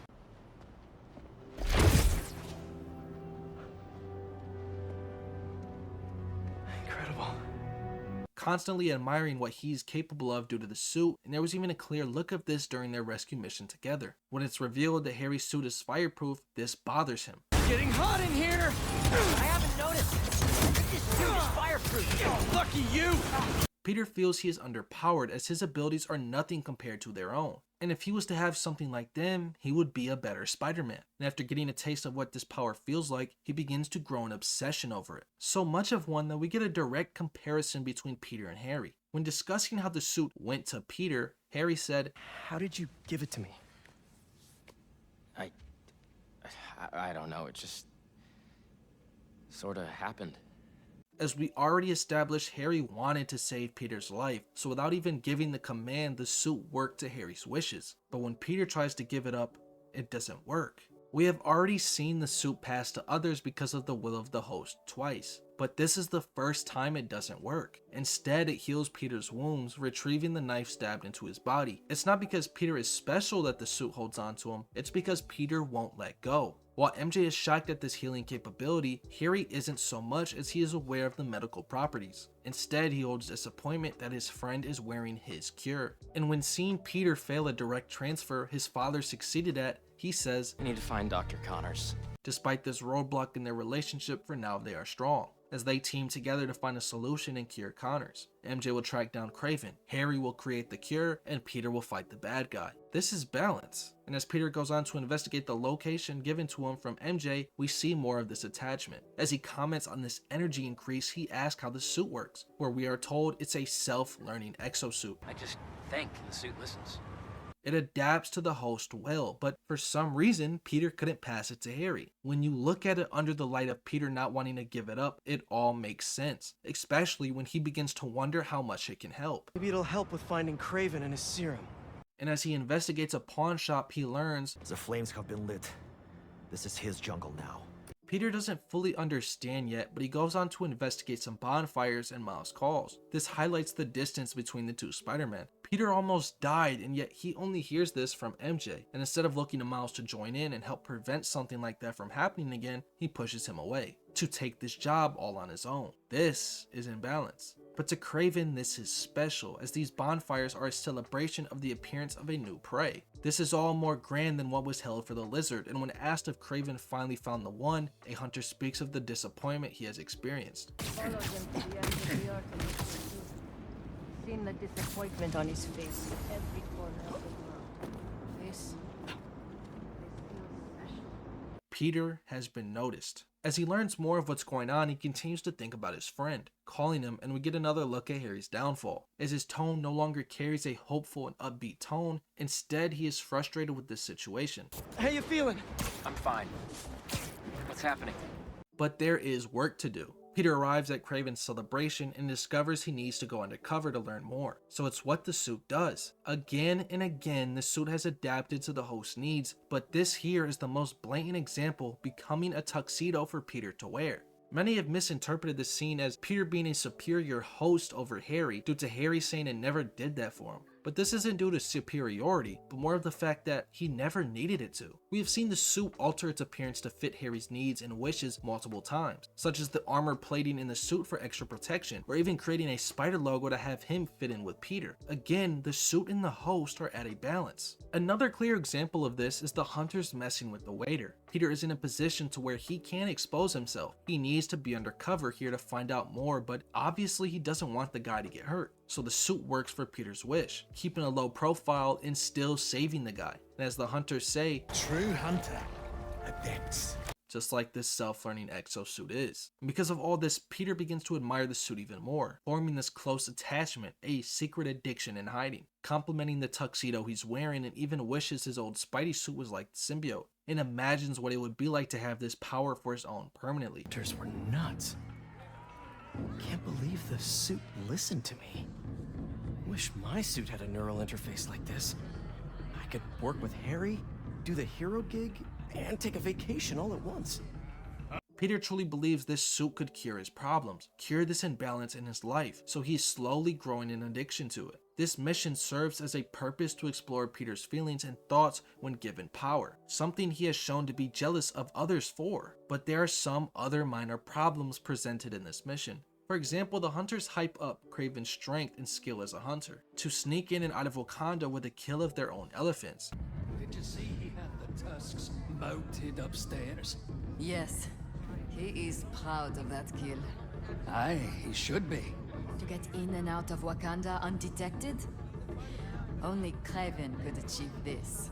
Which draws the question, why isn't Kraven hunting Black Panther, as he is canon to the Insomniac universe? And the weird secrecy over Kraven's bodyguard doesn't really make sense, and is more of some comedic twist? What I mean by this is Peter was instructed to deliver it to Kraven's bodyguard. Instead of this waiter ordering it to be taken to his tiger, we hide the animal's true identity. It's minor, but not really realistic in my opinion, as anyone that has any experience in a social setting will tell you that almost 100% of the time, someone is going to say, bring that to the tiger. I understand the hunters laughing at this confusion, but the worker fearing for his life refers to the tiger as him. It just all feels unrealistic and a weird twist to have, but it does kind of help boost the service of the symbiote. As Dima is revealed to be a tiger, the suit acknowledges this danger and covers Peter out of protection. But besides that, the upper floor gives an insight into Kraven's past. We see a wall of weapons, some trophies, even symbolic paintings from his first hunt. What I really enjoy about all of this is how it doesn't define Kraven. Yes, this is from his past, but it's not shown through Kraven himself. We don't see him interact with his family or flashbacks to his childhood, because it doesn't service him or his mission. He left his family, his land, his fortune, all to chase one goal.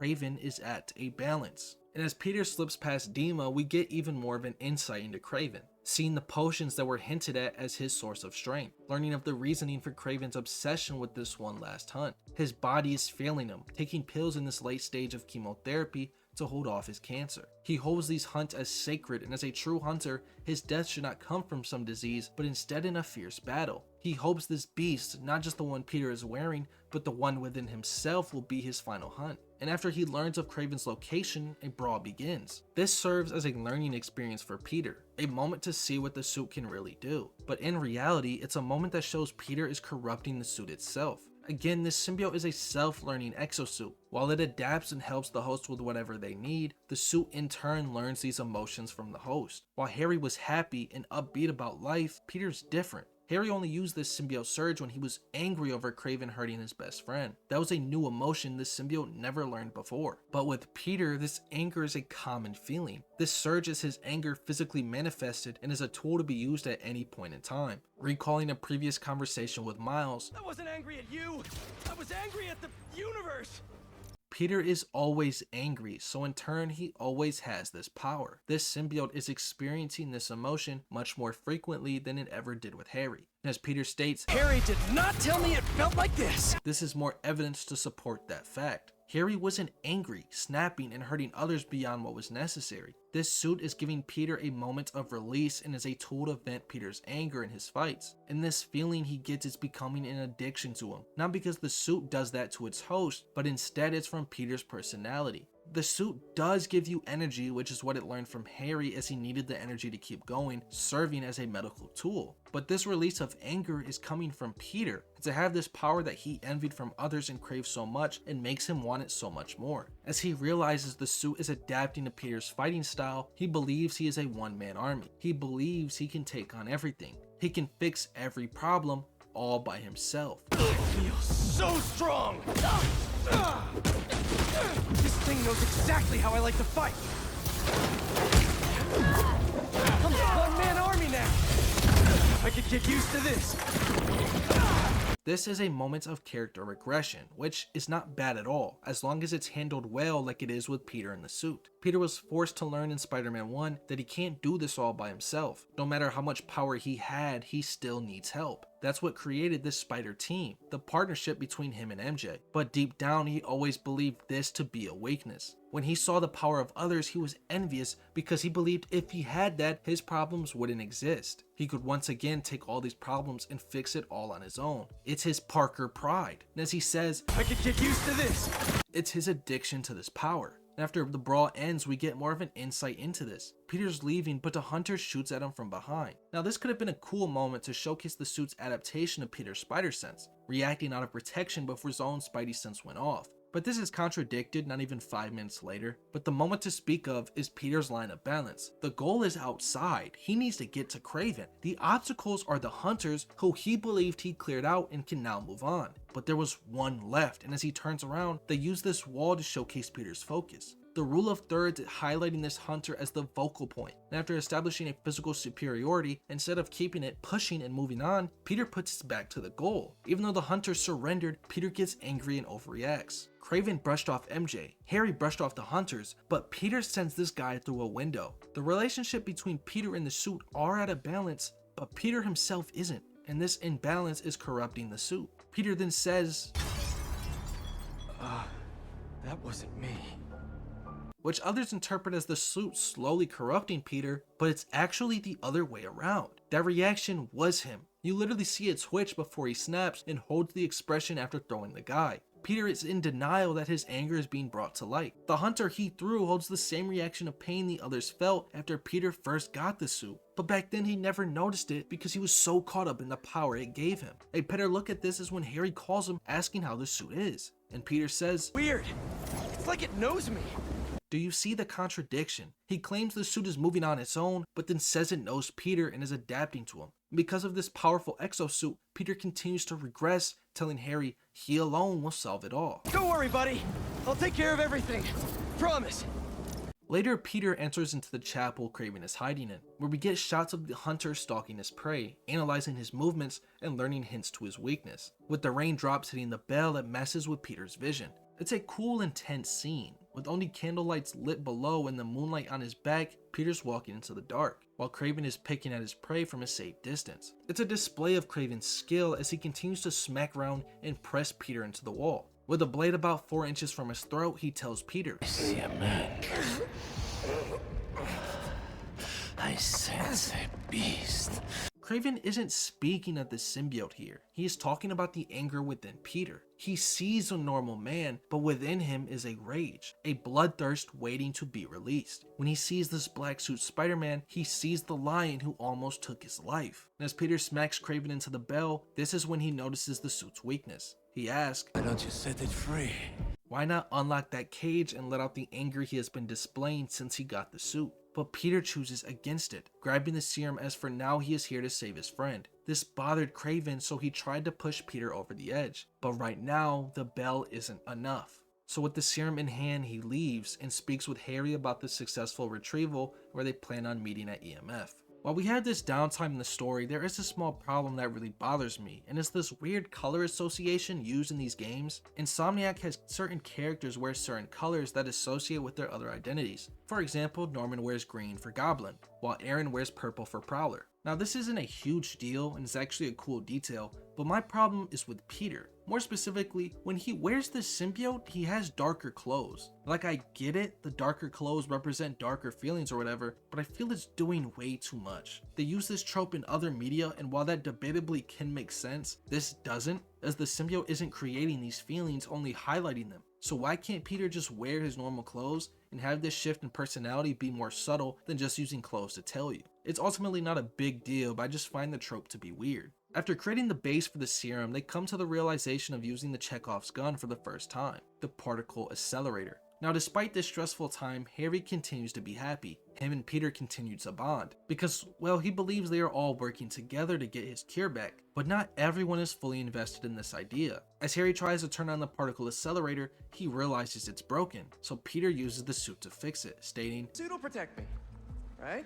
It's a reference to when Harry used the suit to enter a furnace and free Tombstone. It's a small look into this mentality from Peter, as he believes the suit can fix every issue, even something like this. While they both might be working to cure Harry, not everyone is keen on the idea of Harry getting the suit back. After fixing one problem, another begins to start. A group of fires sets off in the building, so both work together to not only put the fires out, but to finish stabilizing the serum. After they overcome this small adversity, they celebrate continuing to bond as friends, and even plan another overnight to finish the serum. But the hunters arrive. Harry is forced to rush the process while Peter holds them off. This mission has had a lot of downtime with not much of any meaningful dialogue. We get some insights into Peter's mentality and the two bonding, but the arrival of the hunters serves as pushing the pace forward. But the arrival of the hunters causes some logical problems within the narrative. Peter asks where Kraven is, and the hunters remind him he has other prey.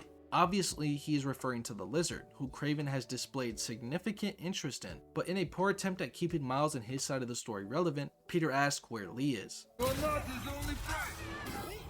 Tell me where he is!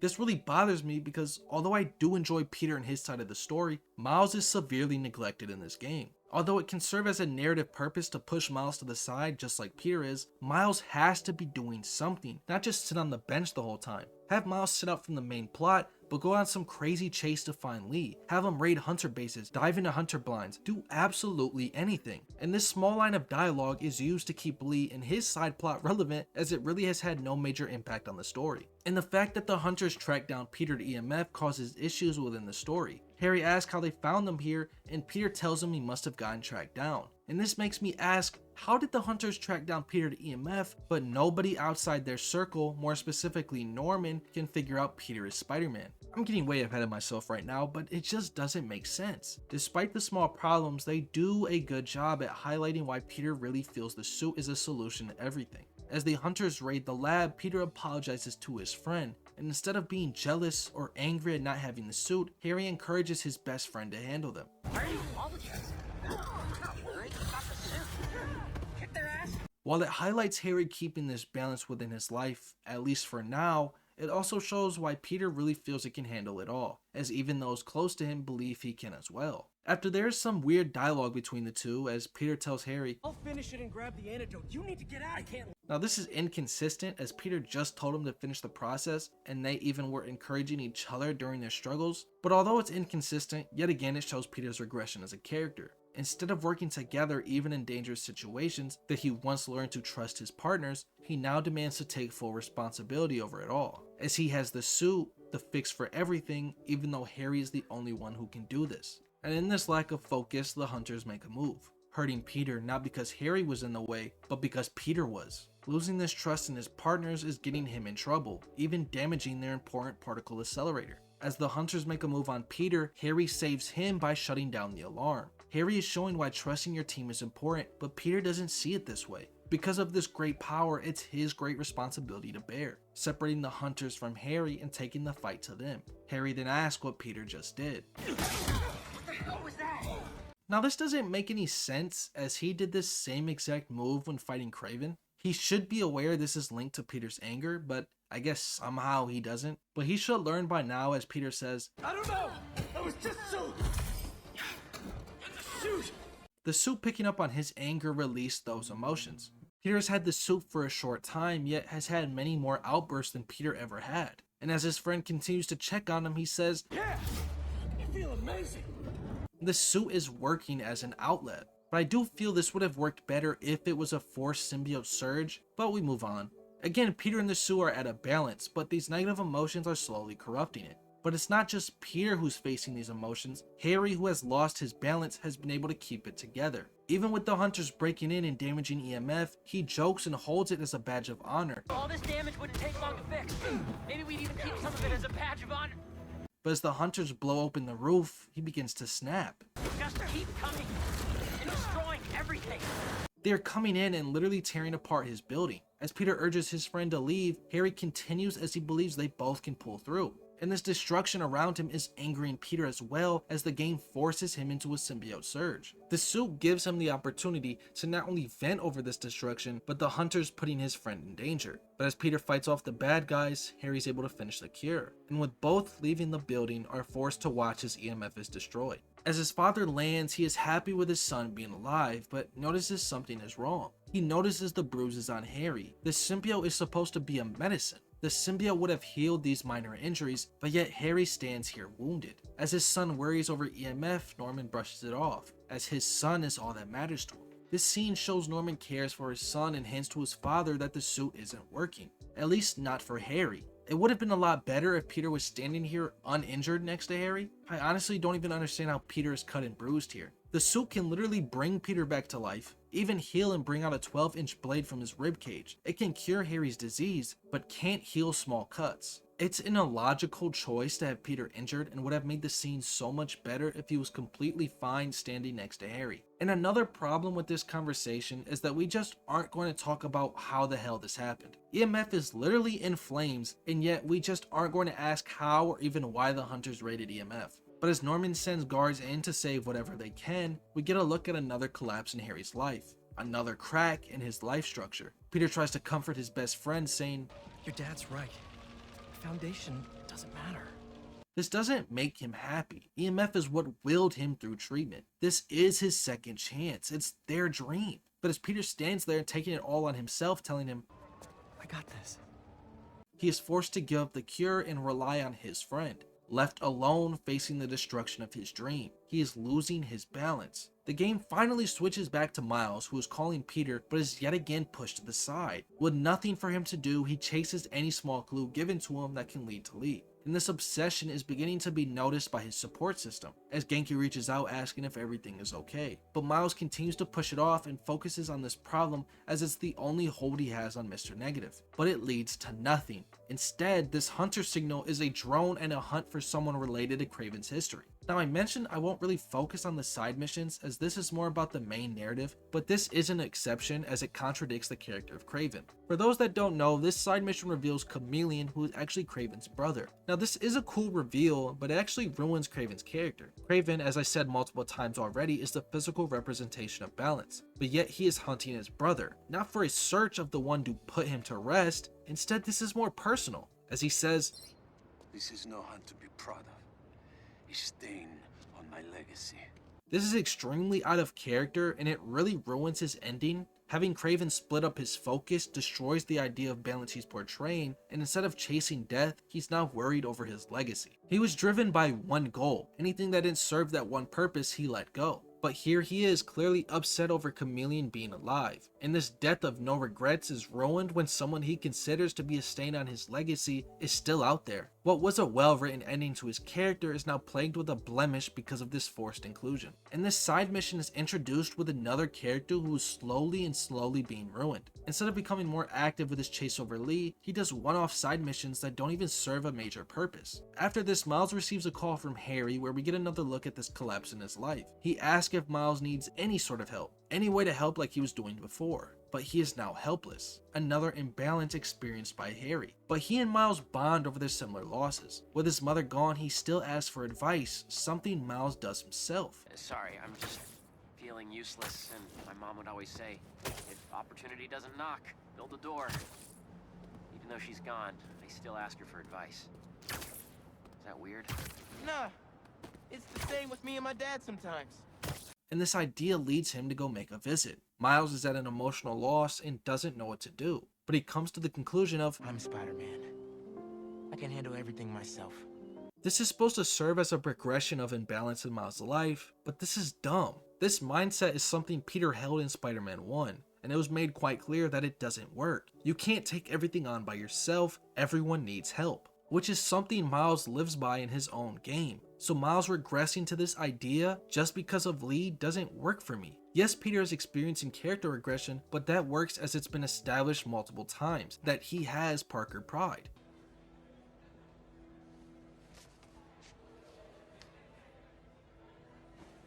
I can't take this. You can and you will. I'll pay you back. Soon. Just ask for help next time. Oh, you are so much like Ben. You have to learn to swallow that Parker pride and accept that you're human, like the rest of us. He wishes he could take it all on his own and cure every problem, but was forced to learn he doesn't have the power to. This suit is that power he was wishing for. Miles, on the other hand, doesn't have that basis for regression. His support system, his community, is a core piece of not only who Miles is, but who he is as Spider-Man. This is driven home multiple times already in this game. Miles was just having Genki help find Lee. His dilemma isn't a collapse of structure in his life, it's his failure to separate himself from the suit. It's supposed to be a parallel to Peter in the symbiote, but in the end becomes just a copy and pasted plot. After this, MJ calls Miles, asking him to be ready to back up Peter. Funny how you call Miles now, but at Coney Island, when Miles could have definitely helped, he was left from the plot for absolutely no reason. But Miles is surprised and asks if this is coming from Peter, but it isn't. Disappointed by this realization, he chooses to ignore Peter and go see Haley, which is even more dumb as it's a complete contradiction to what he said 2 minutes ago. If people need help, I'm helping. You can argue that Peter doesn't need help, but his girlfriend is literally asking you to provide backup, as she literally watched her boyfriend almost die a couple of days ago. If anything, you would be helping her by providing backup for Peter. And even then, instead of going to chase more leads for Lee, he then chooses to sit off camera with Haley. It's a complete contradiction to the conversation with his father. And it's so frustrating to me how Miles' character is falling flat with such a little importance he holds in the plot. Now we get a look at Peter as he heads to Connor's house to try and cure him. As Peter explores the house, we begin to see a parallel between himself and the doctor. Connor's house is affected by the loss of his family. It feels empty. The bathroom only has one sink being used, and his son's room is completely untouched. While the rest of the house is cluttered, messy, and chaotic, his living room, which was a place for family, is now taken over with research. It's this imbalance in his life that is a direct parallel to Peter. Just like how his house is taken over with unpacked boxes and a mess everywhere, he still never touches May's room. Connor's house is a result of not having enough time, just like Peter. This is an imbalance. But even with this struggle for his life, his love for his family shines bright. The entrance to his lab is hidden with a family portrait as a key. The code is a harmony from his son's toys. While everything in the house is destroyed, their stuff goes untouched. After opening the gate, Peter discovers Connor's lab in his basement. And there's small pieces of dialogue that are supposed to serve a purpose, such as Peter stating he never learned how Connors lost his arm, which is building the foundation for a later reveal. There's also some inconsistent dialogue as Peter says this lab was a haven for Connor's family during his lizard episodes. This lab probably kept him and his family safe whenever he had an episode. But earlier, Peter says his family left after the first lizard incident. Heard his wife left with their son after the first lizard fiasco.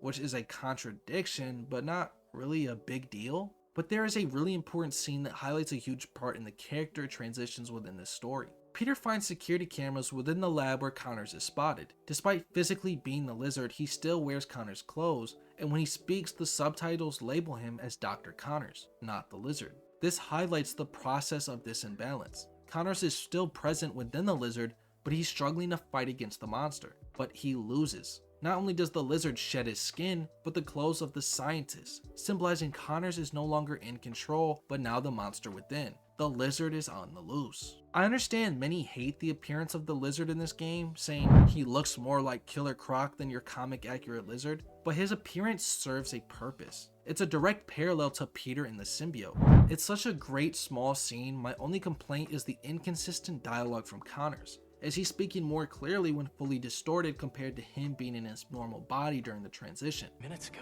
What did he put in me? He was trying. But I can move past that. Peter, while witnessing this chaos, the collapse of Connor's life, he begins to snap. Craven's pursuit of his goal is destroying this life Connor is trying to build. It's hitting home as Peter is experiencing the same exact thing, but Kraven doesn't recognize the struggle of the people he's hunting. He only sees his prey, and the hunters build upon this, not calling the doctor by his name, but instead a beast, which is something Peter is becoming as well. Both the symbiote and lizard are prey that Kraven wants, but Peter and Connors have to suffer the consequences of his pursuit. After fighting off the hunters, he learns of the lizard's position, but he won't make it in time, so he finally makes the call, where we then see Miles hanging with Haley, catching up on the time lost, learning of her art exhibit he missed out on. He is attempting to balance his life with Spider-Man, but even now when he is enjoying this time, he continues to focus on Lee, where he tells Haley, "The city needs me.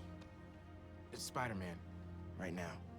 He is addressing Miles as the mask. He is struggling to separate himself from the suit, where Haley comments on this imbalance, covering up Spider-Man with Miles' clothes. His support system continues to try and reach out. Everyone in his circle except Peter has reached out and tried their best to help balance this inner conflict. Haley is literally separating Miles from Spider-Man, but duty calls. Miles turns his back not only on Haley, but his own life. And as Spider-Man swings away, Genki again checks up on him, checks up on Miles, where Miles vents about how Haley and everyone else thinks he's crazy chasing after Lee. Also, Haley thinks I'm crazy for trying to find Lee.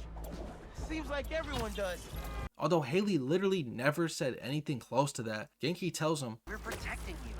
And Miles' response highlights a major issue I have with his character arc in this game. Revenge? Not after revenge. Dad always believed in second chances.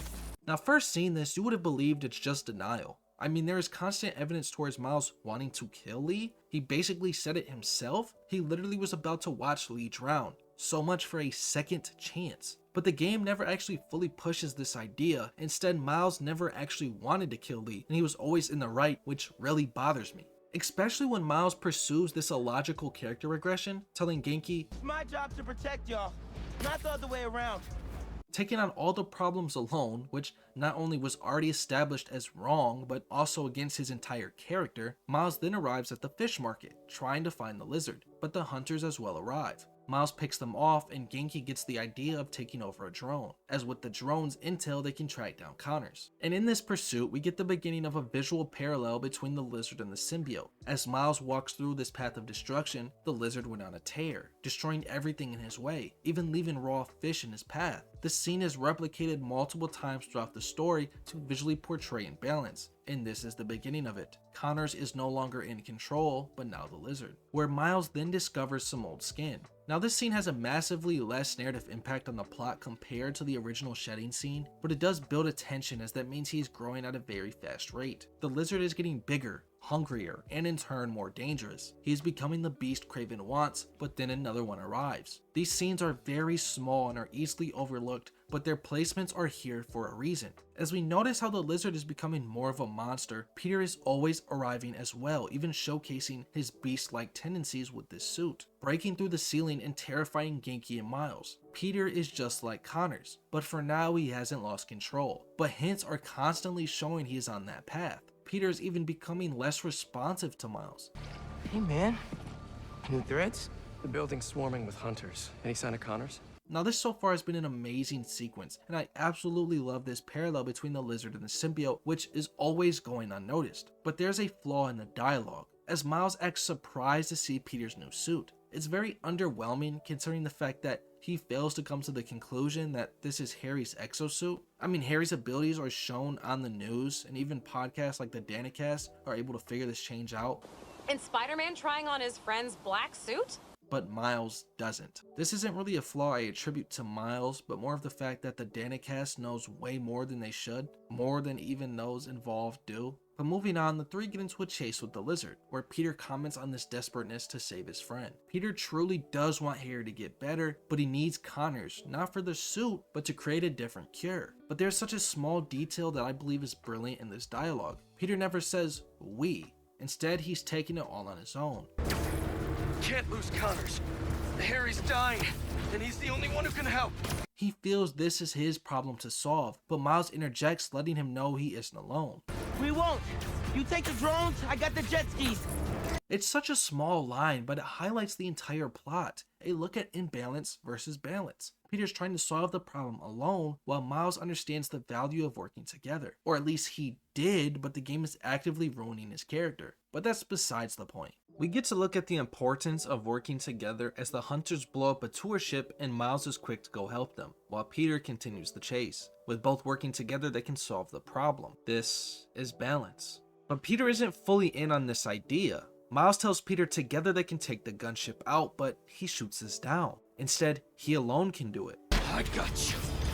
But in this overbearing act, he fails because he didn't consult with his team that had valuable intel that could have prevented this. Again, highlighting a lesson he learned in the first game. You can't do this alone. And just like back then, his team again has to save him. People interpret this scene as Peter being weaker than before, or Miles constantly having to bail Peter out when that isn't the purpose of it. Peter has the power he has been craving, so he begins to regress into this Parker pride. So he needs to be reminded of the importance of teamwork. This isn't some Miles is superior than Peter moment. Even Miles needs to be saved by Genki from the lizard in this same exact scene. It's a moment of balance versus imbalance. The next moment perfectly explained this. Peter is frustrated with the destruction going on. Even though this is a result of his botched attempt, he's being hypocritical as when he was alone, his chase scene tore through the city. But Miles and Genki instead come up with a solution to solve the problem together, not alone. The alley-oop play that Miles and Peter once ran, but now Peter needs to be pushed to do it unlike before.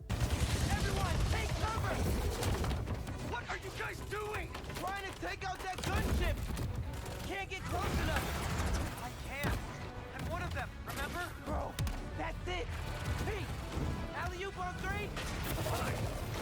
But only when they work as a team does the problem get solved. But Peter, who has had an imbalance, doesn't see it like this. After seeing the lizard escape, he becomes frustrated at not being careful with the citizens he saves. And when speaking to Miles, instead of taking an overbearing responsibility, he blames the team for the failure. He got away from us. But Miles again is there to help, letting Peter know of the tracker he has. And as he tries to move in as a team, Peter stops him. He's mine. Peter sees this failure as a result of him being held back by the others. And when Miles asks if he is sure, we get another look at the parallel between Peter and Connors. You sure? He's got big teeth. So do I. At this point, both are beasts, just one has control unlike the other. And when Peter leaves, it's due to this overbearing responsibility, his Parker pride. This is imbalance. And this attitude switch is noticed by Miles and Genki. Why? Because to them, Peter was always working with the team, because it's a lesson Peter was forced to learn. They were never aware of this self-reliance from himself. This is shown with Genki asking if Peter is normally like this, and Miles says, No. He's never like that. This isn't true, it's just that Miles never seen him like that. But this line for some reason creates this idea that the suit is fabricating these feelings, when in reality, it has always been there in Peter. And as Peter begins to track down the lizard, he gets a call from MJ, and she notices this attitude from him. And like it was hinted at, but now have verbal confirmation, it's because he believes the others are why they failed. MJ tries to defend Miles, but Peter isn't having it. Sometimes it's just easier to do things myself. But MJ responds with, Hey, that's not fair, Pete. We're a team. Because it was established in the first game, but with Peter now having a power he feels is enough, he is regressing to who he once was. It is brilliant writing, showcasing the game's theme of balance versus imbalance. This is how to properly execute character regression. But for many, they fail to actually see what's happening. This was an amazing scene in this game. Later, Peter enters the sewers to track down the lizard, and he calls Harry. And it's clear their relationship is no longer the same. Harry is losing everything in his life, while Peter continues to neglect those close to him. Now even Harry, his best friend, he is doing this all for. And after hearing Peter claim the suit will come to him soon, Harry can tell that Peter is in denial. Harry, you're alive. I haven't heard from you in a while. I'm close to finding Dr. Connors. As soon as I stick him with the antidote, this suit's coming right back to you. Okay. Let me know when you find him. But it's his only chance. His health has deteriorated to the point of relying on the cane again. And as he limps over, we see what's left of EMF, Emily's tree and May's blossoms. With everything gone, this serves as a symbol of guidance for him. But even this will soon be gone. While Peter continues towards Connors, we see another parallel between the two, as he climbs through this destruction caused by this monster, this imbalance between man and beast. While Peter then comes across an Oscorp lab. Norman had Connors set up here for a certain purpose. As Peter explores, he finds old antidotes, research samples, but then comes across our first look at the symbiote's origin, where we learn, due to Connors' mapping of celestial coordinates and studying alien communication, that this suit is from outer space, and there are others just like itself. And past this, we get another parallel between the two, as Peter finds Connor's living situation within this lab, a bed, cheap ramen, and old pizza. This is a situation all too familiar, as Peter himself once worked in something like this. His time with Otto and his lab, a poorly maintained work environment. Peter then finds some details surrounding the suit, a canister that hints to its containment by Oscorp, labeled Venom 252. This is a reference to the first appearance of the black suit in the Amazing Spider-Man number 252. But I don't like the code name of Venom. I get it's just a reference, but it helps support this weird idea that the name of the suit is Venom when that isn't true. I'll explain that more later, but this symbiote is just referred to as and is the black suit. But to the right of this container is a research paper titled Mutualism. For those that don't know, mutualism is the relationship between two different species where both benefit in a way. For example, bees and flowers. Bees get the nectar while flowers are pollinated. There are clownfish and sea anemones. Clownfish get protection while the sea anemones get cleaned. It's a symbiotic relationship, just like the black suit and its host. The host gets a cure they need while the suit gets a learning experience. Or the host gets power they desire while the suit learns even more emotions. Mutualism is a balanced relationship, just like the theme of the story. But for others, their emotions begin to twist the narrative. This as well as another parallel between Peter and Connors, as Peter says himself that Connors believed the answer to his problems lied in other organisms. Mutualism? Connors always thought the answers to his problems lied in other organisms. Lizard DNA will get his arm back. This black suit can fix his life. Peter then finds out that Connors has been breaking apart some mineral using the particle accelerator from EMF. He activates the machine and he comes face to face with this meteor, but then the suit reaches of its own will. This suit has a love for its home, and this rock is the only attachment it has to where it came from. This suit's attraction was actually hinted at very early into the game. There's a weird conversation between Peter and Harry where Harry comments about a star and his thoughts begin to race. Look, you can kind of even see the stars up there. Pretty sure that's a plane. It is nice. Now that you mention it, we don't get out enough. Well, hey, now that I'm back, it can be like old times. Just the three of us painting the town... something, you know the saying. Red. Red. Sorry, my head's all over the place. I know I'm right about those stars. The symbiote all game has been acting for the benefit of its host, and when given to an imbalanced host like Peter, it is creating a rocky situation. Not saying the suit acting on its own is Peter's fault, but it's symbolic that this balanced mutualism is now changing when Peter is the host. It's a hint to Peter losing control. The lights then go out, and as Peter is trying to fix it, we get another parallel. This will all make sense later, but for now we see the lizard stalking Peter, a beast hunting man. But before the fight begins, Peter continues to trust in his own strength alone. I got this. As the fight goes on, Peter begins with trying to reason with Connors, asking for his help and even tries to remind him of who he is. You made some mistakes, but it doesn't have to end like this!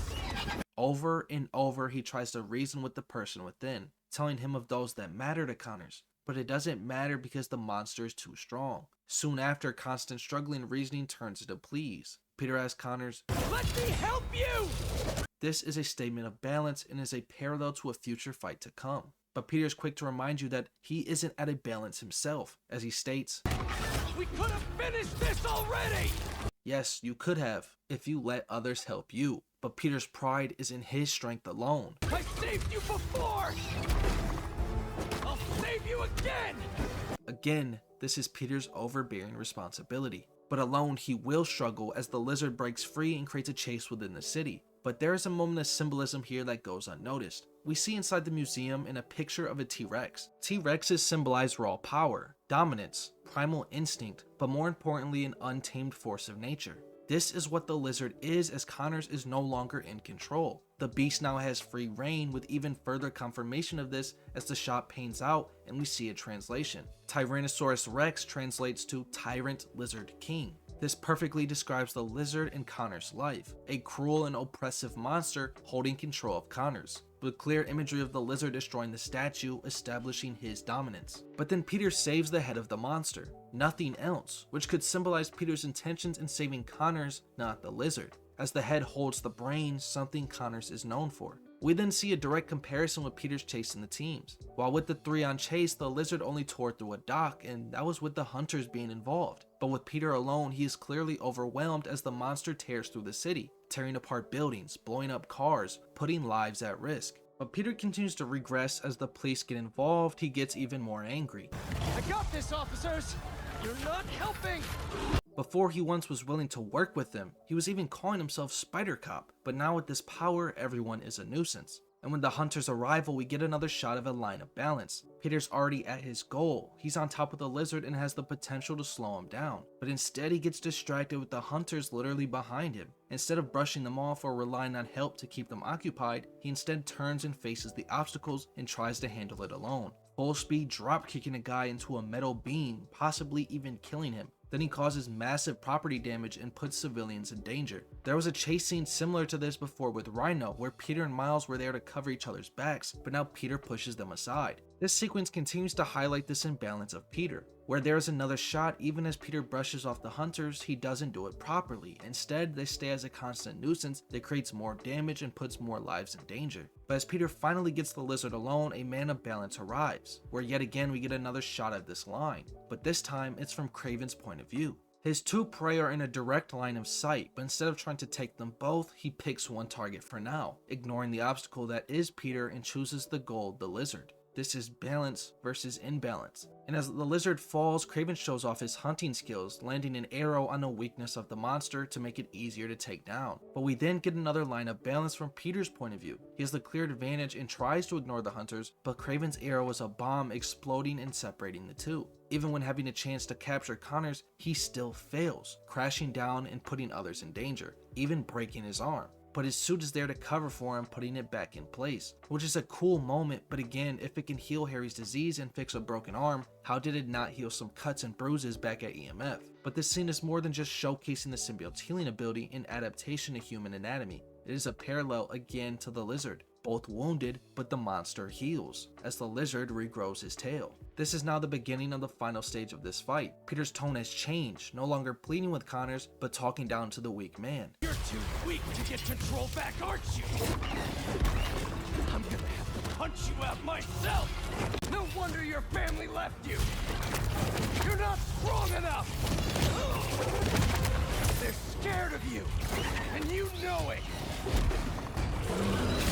I'm not even doing this for me! Harry needs you! These words can even be reflected onto himself later on. But Peter begins to remember who this is all for. Desperate to save his friend, he believes the doctor's the only one who can help him. Peter wants to save his friend, but doesn't want to give back Harry's cure. Instead, this is a power he craves, and he uses it to restrain the lizard and cure him. Although I don't see why he couldn't have screamed here. This fight was chaotic, messy, and destructive, just like Peter's life structure.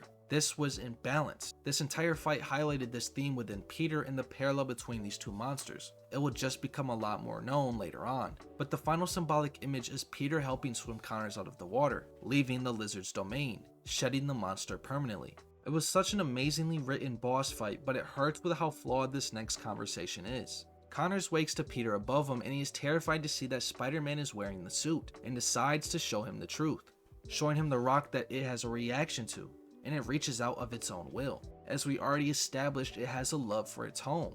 But this then shows us and Peter a flashback of the symbiote's arrival. It crash landed on Earth and Oscorp was looking for it, and we see the symbiote's key characteristic of its desire for a host, forcefully trying to bond with Connors, and this is how he lost his arm. Now this is a simple scene, but many complain over this and its comic inaccuracy of Connors' origin story. But my question is, why does it matter? I feel people have given this game crap over the littlest things that just have no actual meaning. The story is not perfect, not at all, but this critique is just meaningless. The story is not about Connors. He isn't the center of the narrative. In fact, his whole involvement is to serve as a parallel to Peter and the symbiote. So why not have Connors' loss of his arm be connected to that as well? Comic accuracy does not automatically mean superior narratives. Must I remind you of Spider-Man's One More Day? But this is where the conversation begins to nosedive. Somehow, Connors wrestles away the Rock with one arm from a desperate symbiote. Okay, not that bad compared to what's soon to come. After interacting with the Rock, the suit changes visually, becoming more strained, angry, a violent, monstrous look, having the appearance of Peter's anger manifested as the symbiote surge. The suit has been learning emotions from Peter. When having a piece of its home taken from him, it becomes angry, now marking the shift of this mutualistic relationship. Peter and the suit are now at an imbalance. This is great visual storytelling here, but this moment is ruined by what's said next. Connors tells him about the alien he's wearing. He asks how Peter got the suit, and Peter tells him. And what Connors says is a complete disaster to this narrative. Not exactly. I was hurt, and it chose you. What? Like, actually, what are you talking about right now? It chose him? When the symbiote has been shown countless times already to have been willfully passed down to others. The symbiote desires a host. It has been shown so many times already, and it's why I brought it up multiple times. It has bonded with multiple different people. In order to bond and create a mutualistic, symbiotic relationship, this symbiote has to accept the host. It has to literally choose them. That's how it works. The symbiote originally chose Connors. Does that mean Connors is the chosen one? No, it doesn't. It just desires a host, and Peter is not some perfect chosen one. This line could have worked if it came from Peter. It would make sense as it matches his arrogance and desire to keep the suit. It even had a basis for this, as Peter then tells Connors, "You said it chose me, Doc. It makes me a better Spider-Man."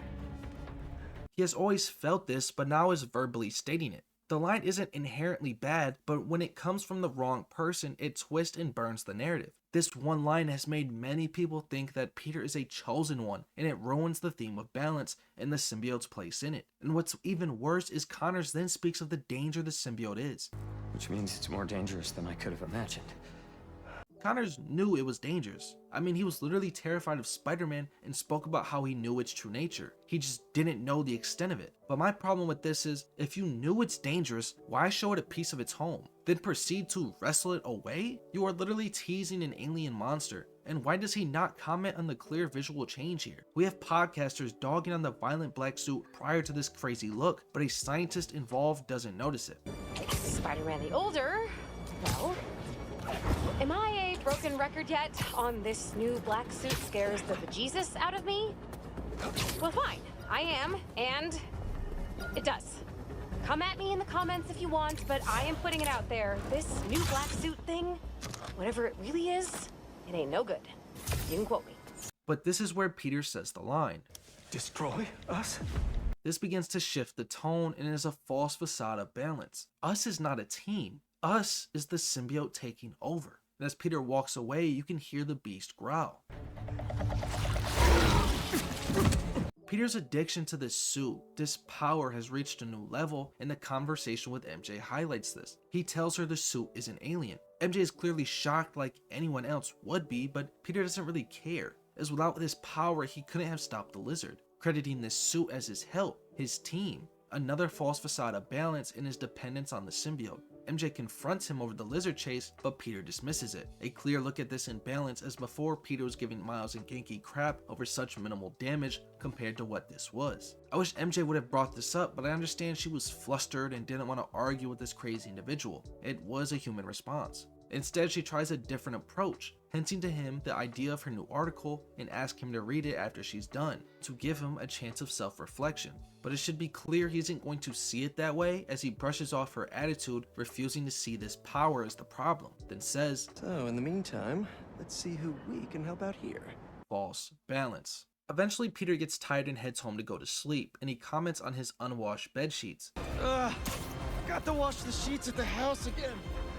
Even with this suit, his life is still imbalanced. An even better look at this is when he arrives. MJ prepared for this and left her laptop on his bed, but he pushes it aside, ignoring her and choosing to go to sleep. It shows his struggle to not only balance simple life duties like cleanliness, but also his relationships. This suit, the thing Peter felt would cure everything, is now causing a rift in his life, putting Spider-Man over everything else, like he always has, even with his best friend, as MJ asks, what about Harry? Wait, you're still in the suit. I thought Connors was gonna help you get it off. What about Harry? Sorry, can we do this tomorrow? But he goes to sleep and the suit covers him up. But the hunters arrive making their move and MJ turns to see Peter gone. The suit sensed their presence and took over to protect Peter. The beast is now uncaged. MJ then grabs her taser and makes her way out of the house, but my problem here is, how is she sneaking past the hunters? I just don't understand how she gets away with the stuff she does. She tries to call Peter, but he doesn't answer because he isn't in control, like a certain someone was earlier that day. Now this mission starts rough, like really rough, and a big reason for that is because of MJ. She is just broken. I don't really know how else to describe it. She's basically Superman and can do it all. She sneaks past the hunters, is for some reason an engineer and can fuse a web shooter to her taser in seconds, which is so dumb to me. Like, I understand every character in the Spider Circle is smart, but MJ isn't scientifically smart. She's more deductive and an intelligent investigator. I mean, her job is literally an investigative journalist, but somehow can't deduce the suit is bad while the Danicast can before literally anyone else. Y'all saw the same footage of Spider-Man I did, yeah? The way that new black suit moves, how vicious it is. Call me a worrywart if you want, but something ain't right. But that's something to talk about later. A trained hunter then misses his shot on MJ that isn't even looking, then tells her to freeze like she isn't the one who raided your guys' base. What are you even thinking? Kraven handpicked you. I don't understand why you don't shoot at her. Like, you guys were quick to before. You literally have orders to kill anyone who gets in the way of the hunt. You're telling me not even a shot in the leg here is possible? It doesn't make sense considering your guys' beef with her. Like, when it's reported that MJ is around, the hunters begin to tweak out. You could argue they focused on Spider-Man, but like, if she's in front of you, you're just going to ignore her? Like, come on, let's be serious. I'm not arguing for MJ to die, that's really stupid, but handle her character better. Making her some elite stealth assassin that rivals Prime Altair doesn't make any sense. Like, Kraven literally disrespects the hunters for letting her stalk them like this, but they make no changes at all. Being aware of the problem does nothing if you don't attempt to fix it. Some hunters are furious with her and others warn to not underestimate her, but you do nothing. It's a mistake to underestimate her. Boy, freeze!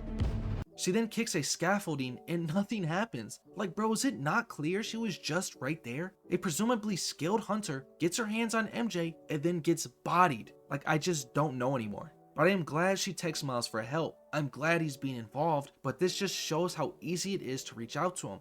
Why didn't you ask him for help at Coney Island? Like, this still bothers me. But what I think is great here is this feral rampage from the symbiote to protect itself and Peter from the hunters. This tear is similar to what the lizard did. And MJ comes face to face with this monster, dragging a body across the floor. It's violent, angry, disturbed. These are all emotions it learned from Peter, and when in control, it's all it portrays. And with this great power, it doesn't deem MJ as a threat. Some believe it leaves her alone due to her connection to Peter, but I don't believe that to be the case, as it attacked Miles on sight, someone who possesses power that Peter was jealous of. But after this, Miles arrives. After being sidelined with such little story impact, Miles is now involved in the main narrative. Again, you could argue him being pushed to the side highlights the imbalance in his relationship with Peter, but Miles could have been doing something. He is the second main character, with his own character plot. Again, have him raid hunter bases, do anything that actually shows him living in revenge like Finn did. MJ then informs Miles of the suit's true nature, and she finally comes to the conclusion of Peter's turn due to the symbiote, something that Danicast has been saying all game, and the investigative journalist within the group is now picking up on it.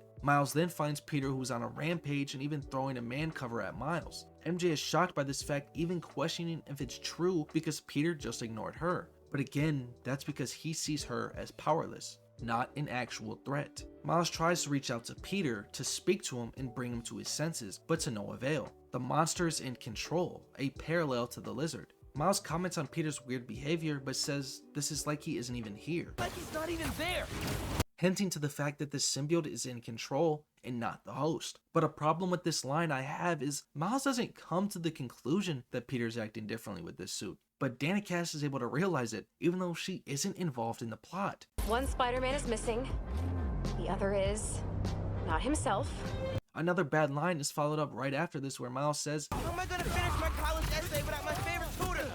oh yeah, remember that? The essay Miles still hasn't finished? Almost forgot about that because, well, Miles has been inactive in the story for the majority of the time. This line is really dumb. It's a sad attempt to remind you of Miles' actual character narrative. But what's even worse is Miles was left alone for so long and yet never even asked for Peter's help, not once. So why now is this being brought up when it doesn't even really matter anymore? This conversation could have been a very strong parallel to Peter and Connor's, but due to Insomniac's failure to balance their two MCs, it falls flat. MJ then arrives and comes up with one of the dumbest plans in this story, competing with Peter in his display against Sandman, asking Miles to seal her in the tunnel with Peter. I can just talk to him alone. I know I can snap him out of this. Why would you think this is possible when Miles just told you that talking to him doesn't work? He even insists it's not the best idea, but she presses on.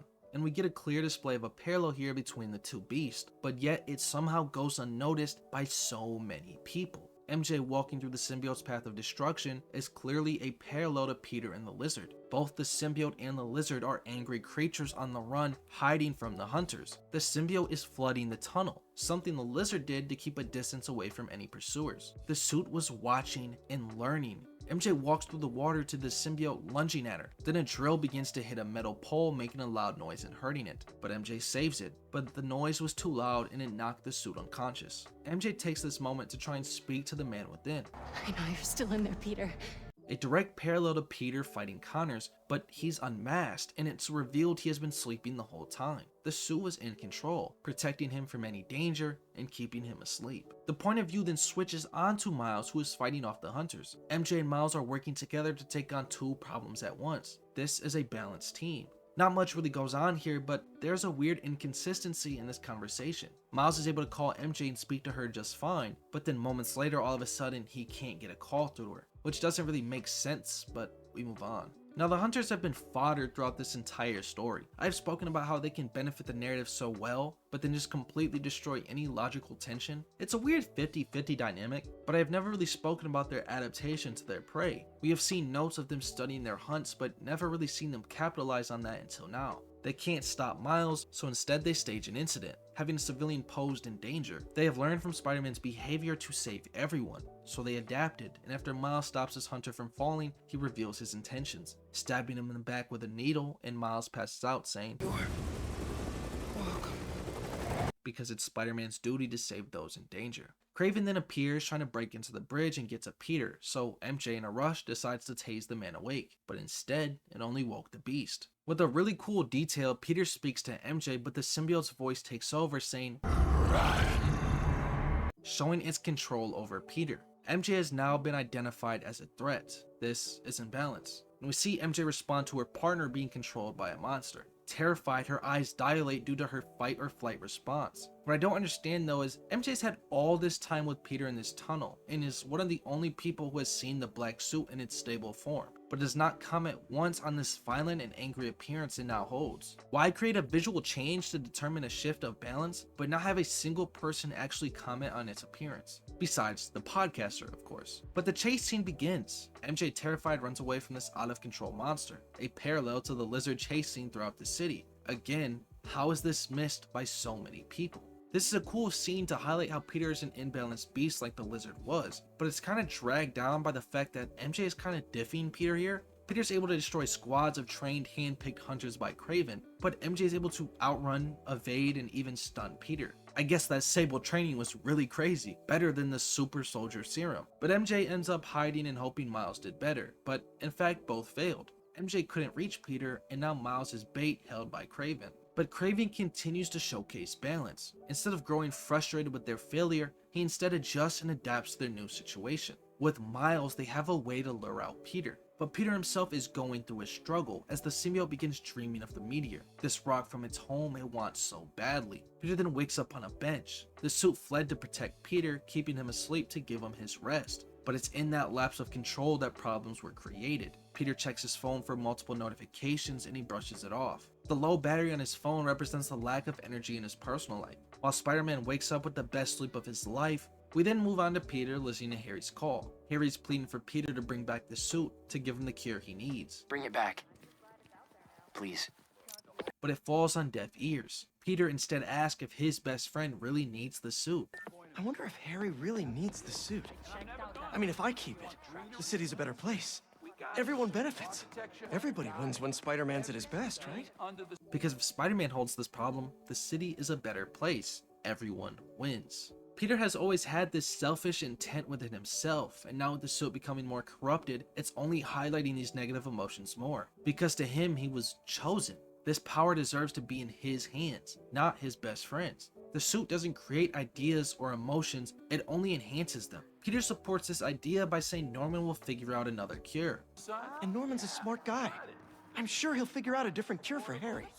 This is pure denial, as he is already aware everything else failed. This is all they have. Harry's mother died of this disease and nothing else could be done, except work on experimental medicine for a chance of a cure. That's what Devil's Breath was, and was the intention of using this symbiote, but Peter turned it into something else. Now this is a great moment to showcase Peter's regression as a character, but there's a slight problem with this. Harry is dying because he doesn't have the suit, but Oscorp has another one. There's another symbiote in their hands. I don't know if it's the same one that Norman kept after giving one to Harry, so why didn't Norman, who is fully aware at this point that his son doesn't have his cure, but instead Spider-Man is wearing it, not give him another symbiote? MJ then decides to post her article. Peter's confused on why he didn't get to read it first, but he had a chance to do some real self-reflection. Instead, he sees his girlfriend bashing him to the world. Now, I understand her intentions behind this plan, but honestly, this was not a good idea. I will get into that in a little bit. We then see into Harry's room. His skin is pale, a clear lack of energy, and is taking pills just to survive.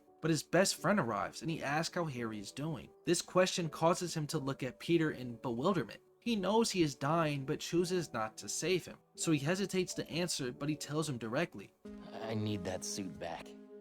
This bothers Peter. Harry wants the cure to all of Peter's problems, and he doesn't want to lose that power. But MJ then walks in, terrified of Peter's presence. She stops in her approach, holds a tense position, hesitates to speak, and even her eyes dart around the room. She is scared of last night, of that monster Peter became. She asks what he remembers, and he doesn't remember anything. Only the sleep that the symbiote fought so hard to protect. But MJ argues against this alien. Pete,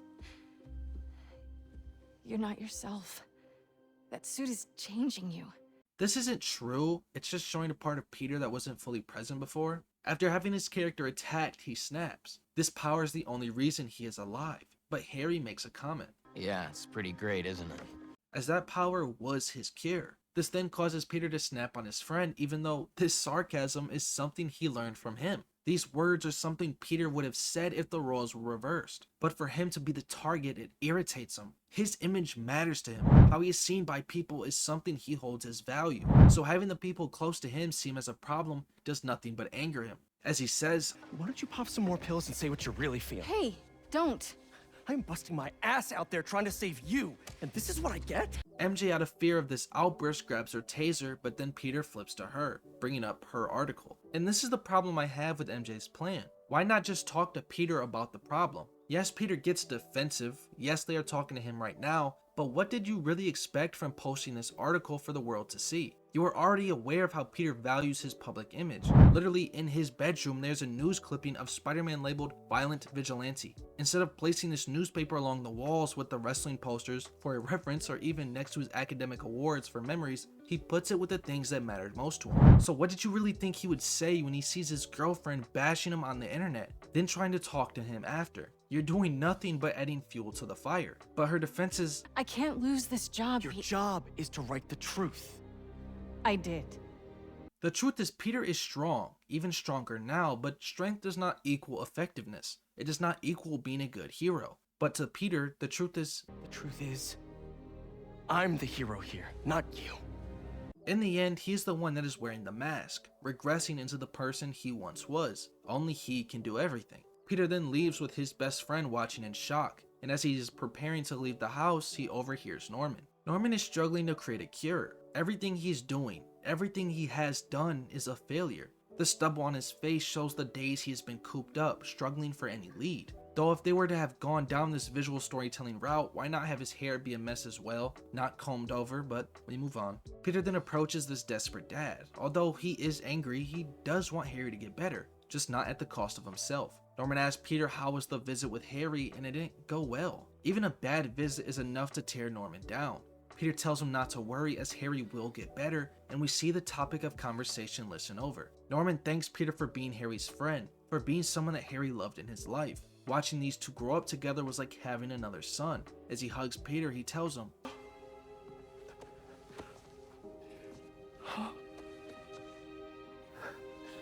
Watching you two grow up together, you're like a son to me.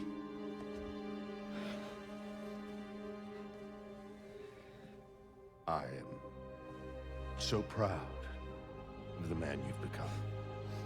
Now when I first saw this scene, I really enjoyed it, but then I came to see that many interpret this scene as the common Harry is jealous of Peter trope, and though I can see where y'all are coming from, especially with what Venom goes on to say later, I don't think that's actually what's going on here. I interpreted this scene as Harry being angry over the hypocrisy, selfishness, and betrayal from Peter. Harry has tried so hard to help his friend at every part of his life. A job, a friend, even Spider-Man, Harry was there. But here Peter is now telling his dad that Harry will get better while wearing his cure. Harry saved Peter's life, but his best friend won't do the same. And as his dad tells Peter he's proud of him, I assumed he was just angry at everything Peter has done. Harry then storms into his room, and upon seeing Peter swing off with his cure, he snaps, throwing his cane at the window right where Peter was. Harry is losing everything, and as he falls over, it fully symbolizes his loss of balance, not just physically, but the life he once had. Harry then stares through the crack in the glass, a common symbolism showcasing a crack in his psyche, a shift in his personality. And as the scene ends, May's words ring again. When I was your age, I was head of the debate club, captain of the soccer team, and second violin in orchestra. Every year, I wanted a new feather in my cap. But when I tried to add honor roll student on top, I fell apart. Instead of being good at a few things, I wasn't good at anything. The focus shifts to Peter, who says he will do all this work alone. Rio calls and she demands to see her son, but Miles is missing. This frustrates Peter as he sees everyone as helpless. Why can't anyone take care of themselves? It's always up to me. We then see Rio panicking, calling anyone that could help, calling the community that once protected her son, but then Peter arrives. Now, I just don't understand how no one is commenting on this violent appearance Peter holds. Like Rio out of anybody holds the greatest look at this symbiotic surge, and yet it's not a big deal. Rio speaks to Peter about how he ignored her calls and guilt trips him over disregarding Miles, someone he left in the dust, leaving him emotionally imbalanced. This would hit harder if Miles was actually hunting Lee instead of doing a bunch of nonsense, but we move on. Peter tells her he will find him, but Rio ignores him and calls others. To this he snaps. I said I'd find him! He views this as Rio questioning his ability as Spider-Man, so he reaffirms to her that I alone will find him, taking on the sole responsibility. More regression, more imbalanced. Peter and the suit were once at a balance, but after Peter's negative emotions corrupted it and the suit being introduced to the meteor, he is now losing control. And now the main emotion portrayed is anger, which is causing a disturbance in his relationships. And as Peter attempts to walk away, Rio stops him and gives a really good line, showcasing Miles' imbalance. All Miles talks about is how to be a better Spider-Man.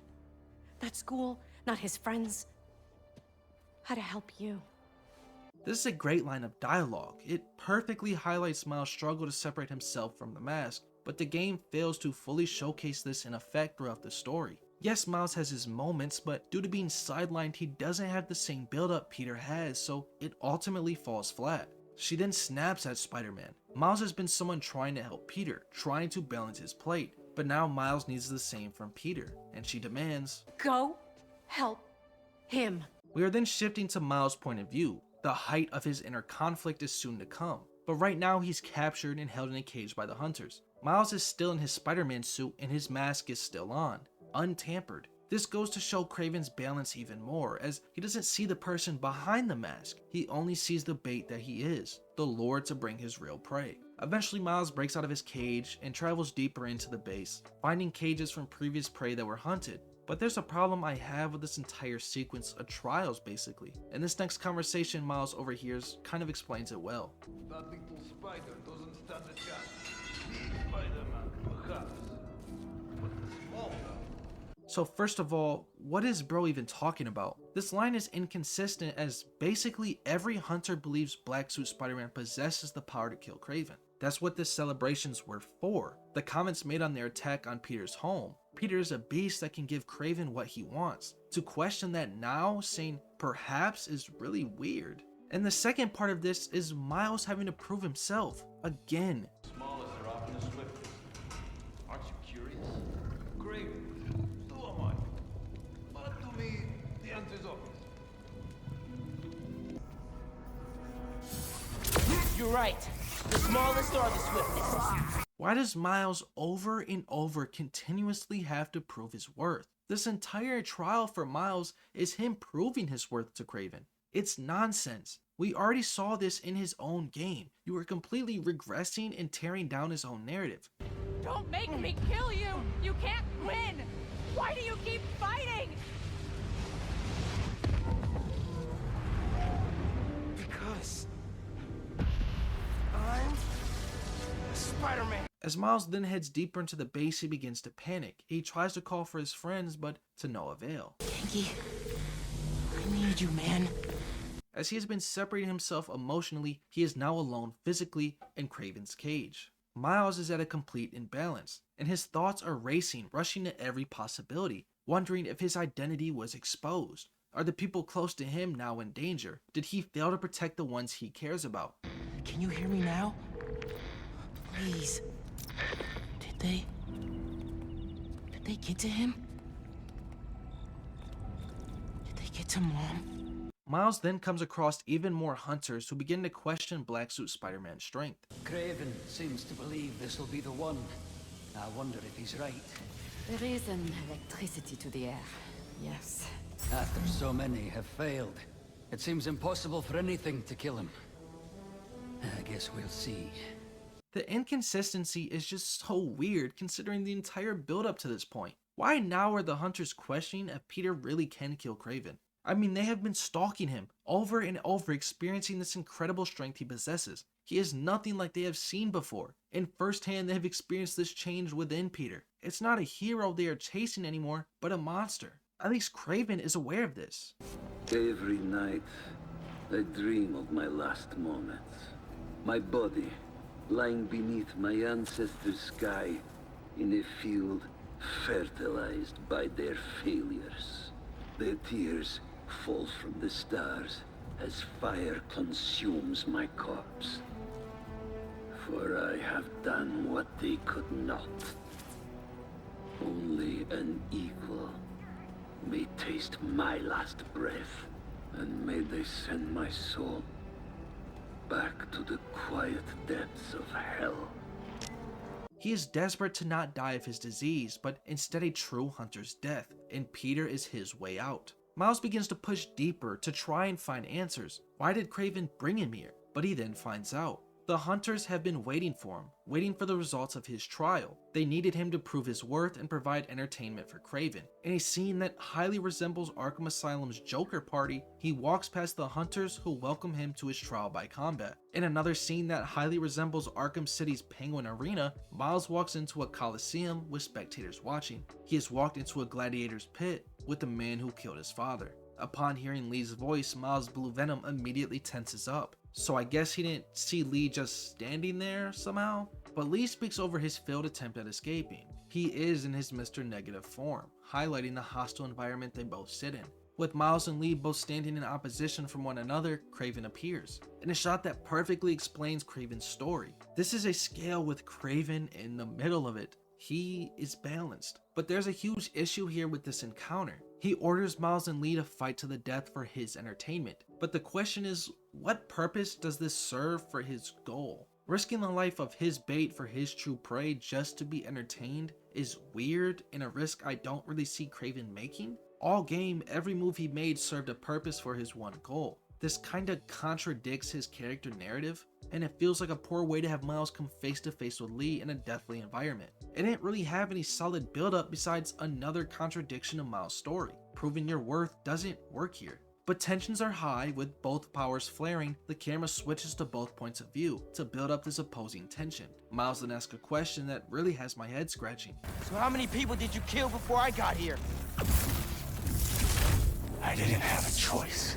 So who exactly did Lee kill? Because the only cages Miles found are prey that were already confirmed to be killed by Kraven. Unless he took on random thugs, but Kraven called Electro a waste of his time. Why would he even kidnap low-level raft inmates? And it's also the fact that Lee has been chilling here this whole time that confuses me. So Kraven fought Shocker, Electro, and Vulture, but not Lee. It's weird considering even the hunters were excited for the hunt on Mr. Negative. This just doesn't make any logical sense. But their battle begins with Miles' last line. You always have a choice.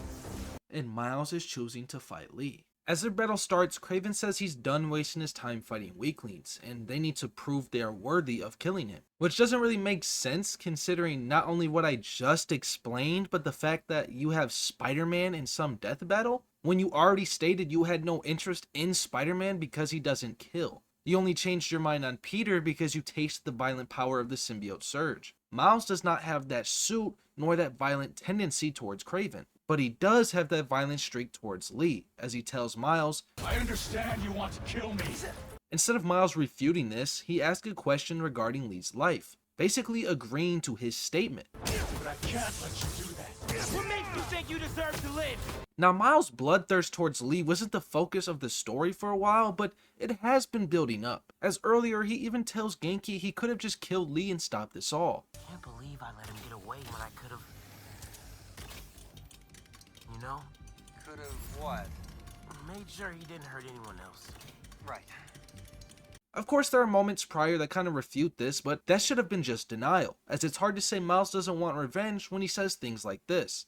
And that's kind of the issue here. Lee doesn't want to die as the man he is, so in order to live a different life, he believes he has to escape from this cage. In order to escape, he believes he needs to fight to survive against all odds. But Miles doesn't think Lee should be able to walk away from his actions, to not be forgiven for what he did to his dad. And Miles then asks a really dumb question. Did Kraven bring you here, or was this voluntary?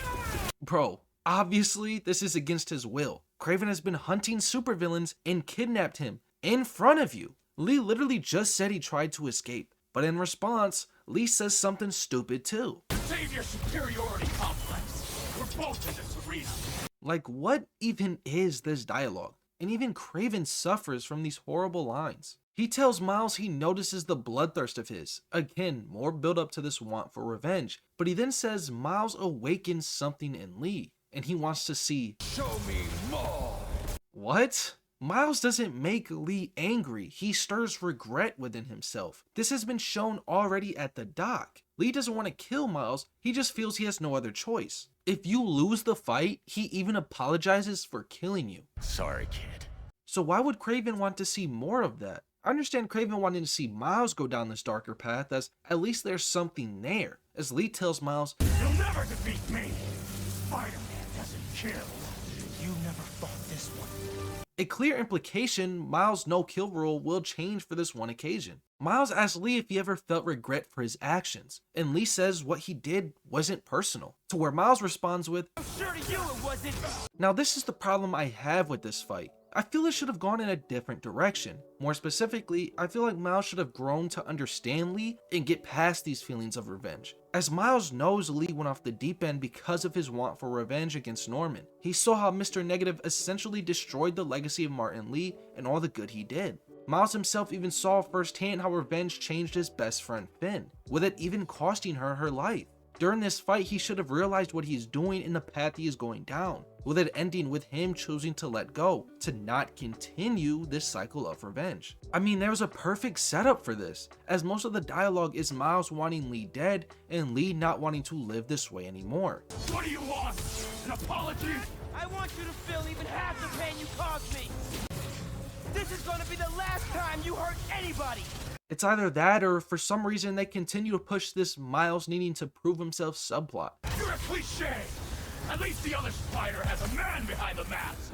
At this point, they're just completely ruining Miles' own game. But that was just the first half of the fight. Lee then dragged Miles to his negative zone, appearing to him in his psyche in his demon form. Now this moment here has very strong symbolism, as there's a crosswalk that has Miles and Spider-Man going in different directions, with the light giving Spider-Man the green light to walk across. This symbolizes Miles' struggle to separate himself from the mask, literally putting Miles' life on hold.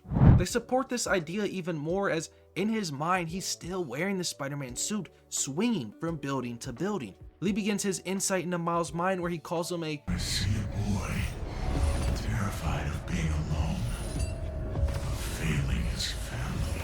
This fear of losing those close to him. His support system comes from the loss of his dad, the loss of Finn. Even watching Peter lose himself to this suit, failing to protect his family, failing his dad. He then tells Miles, everyone has a breaking point, even Spider-Man. Just look at Peter. The bad thing about this sequence is it's lacking the proper build-up. Lee's line of this could have hit harder if we actually saw Miles really go off the deep end, instead of pushing him aside for some stupid essay that gets forgotten about not even halfway into the story. But Lee's attack on Miles' psyche begins with using those close to him, his community, which is a large part of his identity, and the first one up to the plate is Spider-Man. And if I'm being honest, it's kind of a weak sequence. There's moments of attacking Miles' ability as Spider-Man due to this revenge, but it just lacks the right build-up. Miles was pushed aside for the majority of the game, and now this personal insight into who he is suffers because of it. The same goes with the next round, his friend Genki. Genki has moments where he speaks of Miles leaving him behind because all he wants to be is Spider-Man, but he doesn't really focus on this theme. He kinda just all over the place. The next round is a lot better, I'll say. Rio, his mother, speaks to Miles over being alone. This duty of Spider-Man he takes on leaves her lonely. She misses her son, but Miles can't seem to separate her son from the hero, and this hurts her as a result. Although it's a good written speech, it still kinda falls flat due to its purpose. Well, all of them do, to be honest. Here with Rio, they missed a massive opportunity to attack the image of Spider-Man, the person Miles can't separate himself from. But instead, every person chooses to build up the encounter with his dad, who is the final person Miles talks to.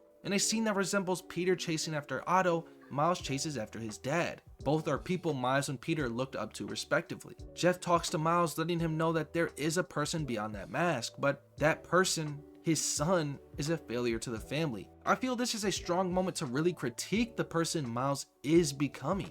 His dad believes in second chances, but Miles doesn't want to give Lee another one. This is the best moment out of all of the speeches, as it really holds a true purpose in this fight, and I love the symbolism in this conversation. Jeff is standing in his uniform on the stage he died on, under the message of "Keep New York City safe," the Spidey promise Miles made. But Jeff isn't wearing his hat. His head isn't covered in negative energy. This symbolizes something Miles is struggling with. Jeff is more than the hero who saved Spider-Man. Jeff is a husband, a dad, a family man. It's a really good moment that showcases Miles' failure. But the problem here is this should not have been the end. This should not have been the conversation that pushes Miles to overcome Lee. It should have been Finn. The reason why is because 2 seconds ago, Miles was on his knees in pain, but then randomly overpowers Lee just because his dad told him to give up. It's underwhelming, especially since negative energy is able to block his powers, yet he still gets a power-up despite being engulfed with it.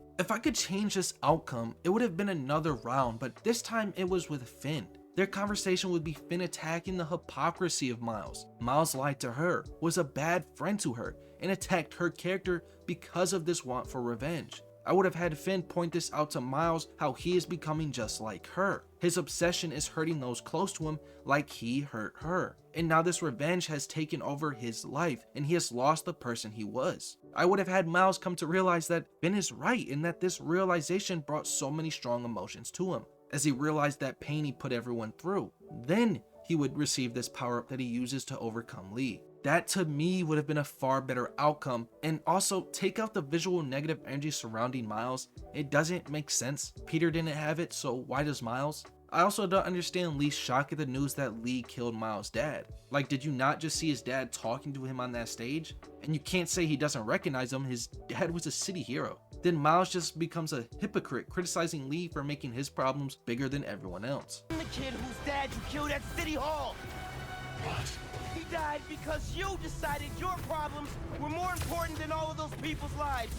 Like, Miles, are we going to ignore the dock incident? If Peter wasn't there, all that blood would have been because of you. And then Miles just wins because his dad was a hero? So he chooses to be one too. This is an absolutely horrible execution. There is no resolution to Miles' loss in his identity, no resolution to his hypocrisy over revenge. He just wins because he's the good guy, and it's trash. Lee then just gives up. He tries to talk to Miles, but he shuts him down and says some of the worst dialogue I have ever heard. Losing my dad?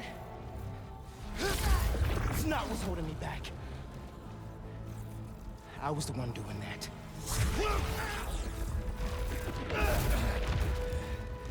But not anymore. Bro, what are you even talking about right now? Like, where is this coming from? Lee then just gives up, asking Miles to kill him. Like, what is happening? There's absolutely no explanation for this shift. Just because he knows he killed Miles' dad? You never knew him, only his name. This shift doesn't logically make sense because Lee already was seeking redemption. He just didn't want to die before achieving it. Having his sins recounted to him doesn't really work here. Then Miles just chooses to let Lee go. Again, what changed here? Bro just mentally and emotionally tormented you when you already wanted him dead. It can't be because his dad is a hero. He was already aware that his dad gives second chances. He just didn't care. Revenge? Not after revenge. Dad always believed in second chances. But that's not what this is.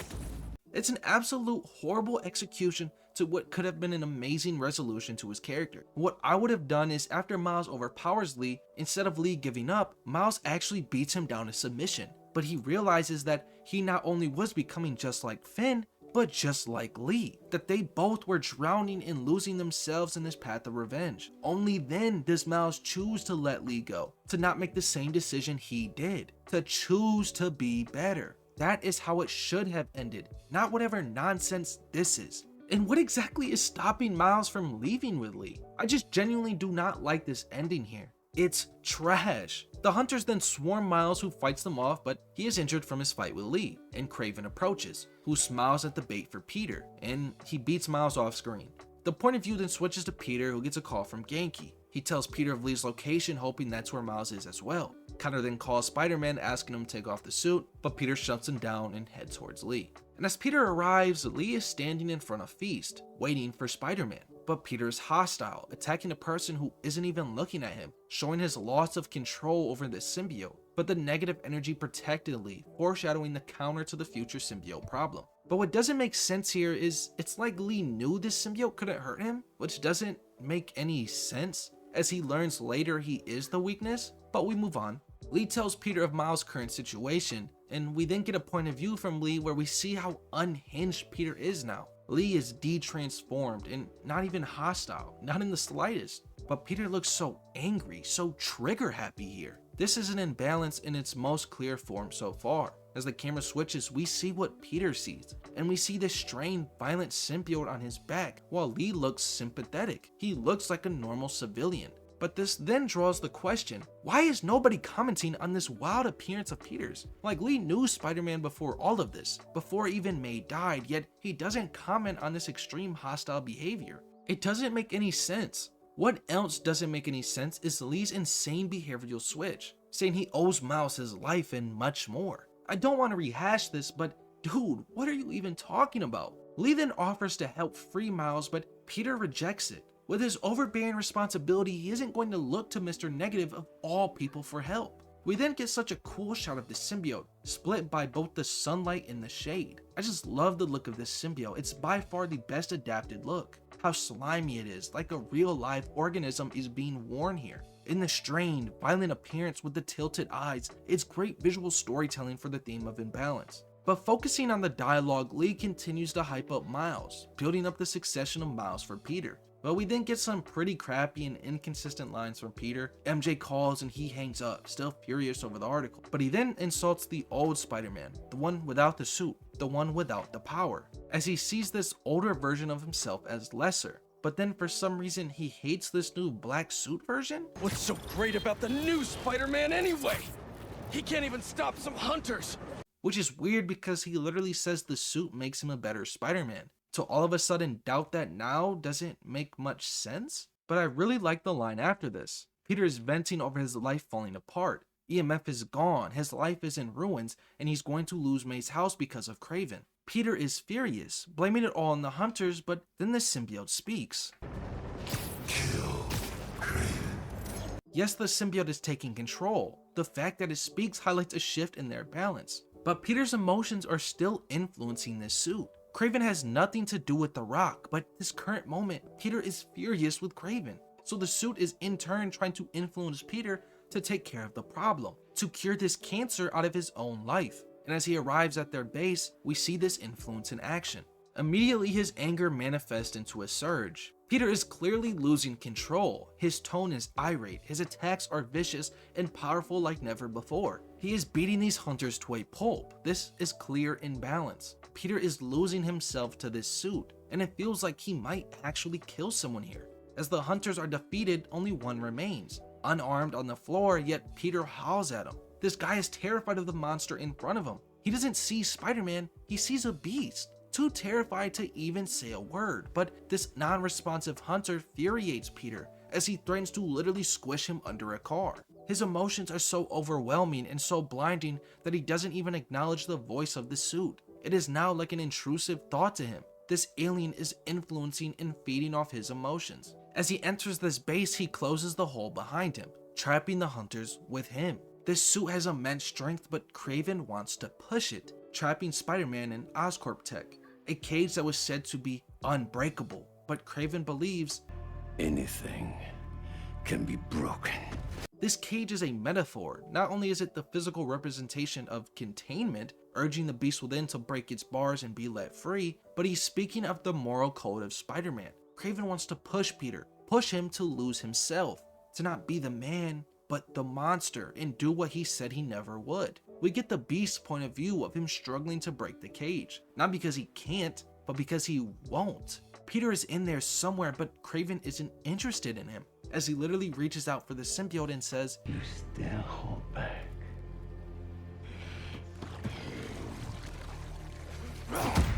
Maybe you lack motivation. He then shows him Miles, beaten and battered, and we then see and feel Peter's loss of control. With every hit, it shakes the frame, creating a powerful vibration.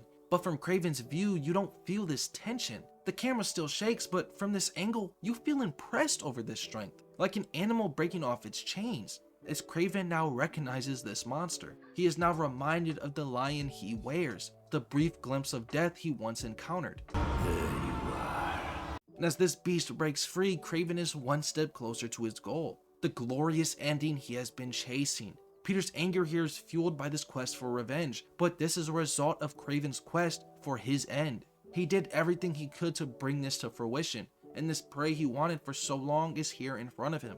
Angry and violent, Peter came for Miles, but this desire to fight Kraven has nothing to do with him. But Kraven doesn't care for the reasons, the motivations, or the whys. This has all been for one purpose. His life has been balanced all for this one encounter. Nothing else matters to him besides this hunt. Not even his secret, the secret Peter learned and tells Kraven. Only an equal may taste my last breath. Kraven is such a well-written villain. Of course, Insomniac can fail him at times, even in this moment, as he tells Peter he's just like him, vulnerable to emotion. I study all of my prey. You are agile, intelligent, vulnerable to emotion. So am I. Which doesn't make any sense, considering Kraven multiple times in this story has shown the opposite. Like, his theme of balance contradicts vulnerability, so I don't know where this is coming from. But overall, Kraven is a great villain, and I enjoy his boss fight. It highlights his hunter skills, using tech and weapons, his own hand-to-hand fighting style. You can see why Kraven is such a threat, but more than his combat prowess, it's how he studies his prey. When Kraven means only an equal may take his life, he truly means it. Peter might hold back, but he doesn't, using the bell to fight against the symbiote, letting Spider-Man know he has to overcome his weakness to beat him. But he is not only using it as an exploit, but as fuel, using it to push Peter over the edge. Kill me, and the ringing stops.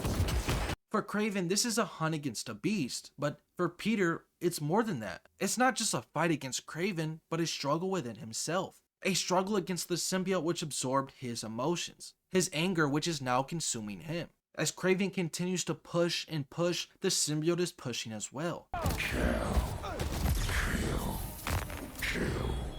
His chants are influencing Peter's speech. They'll tear you limb from limb. This is a fight of balance versus imbalance, and Kraven begins to reminisce on everything it took to get to this point. So many years I've waited for a predator capable of defeating me. Enough talking! And then I found you. And you'll regret that! No, I won't. I will not let God decide my fate!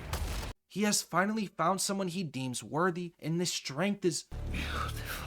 The hunter is becoming the hunted, but the problem is Peter won't let go. But you still hold back. Kill or be killed.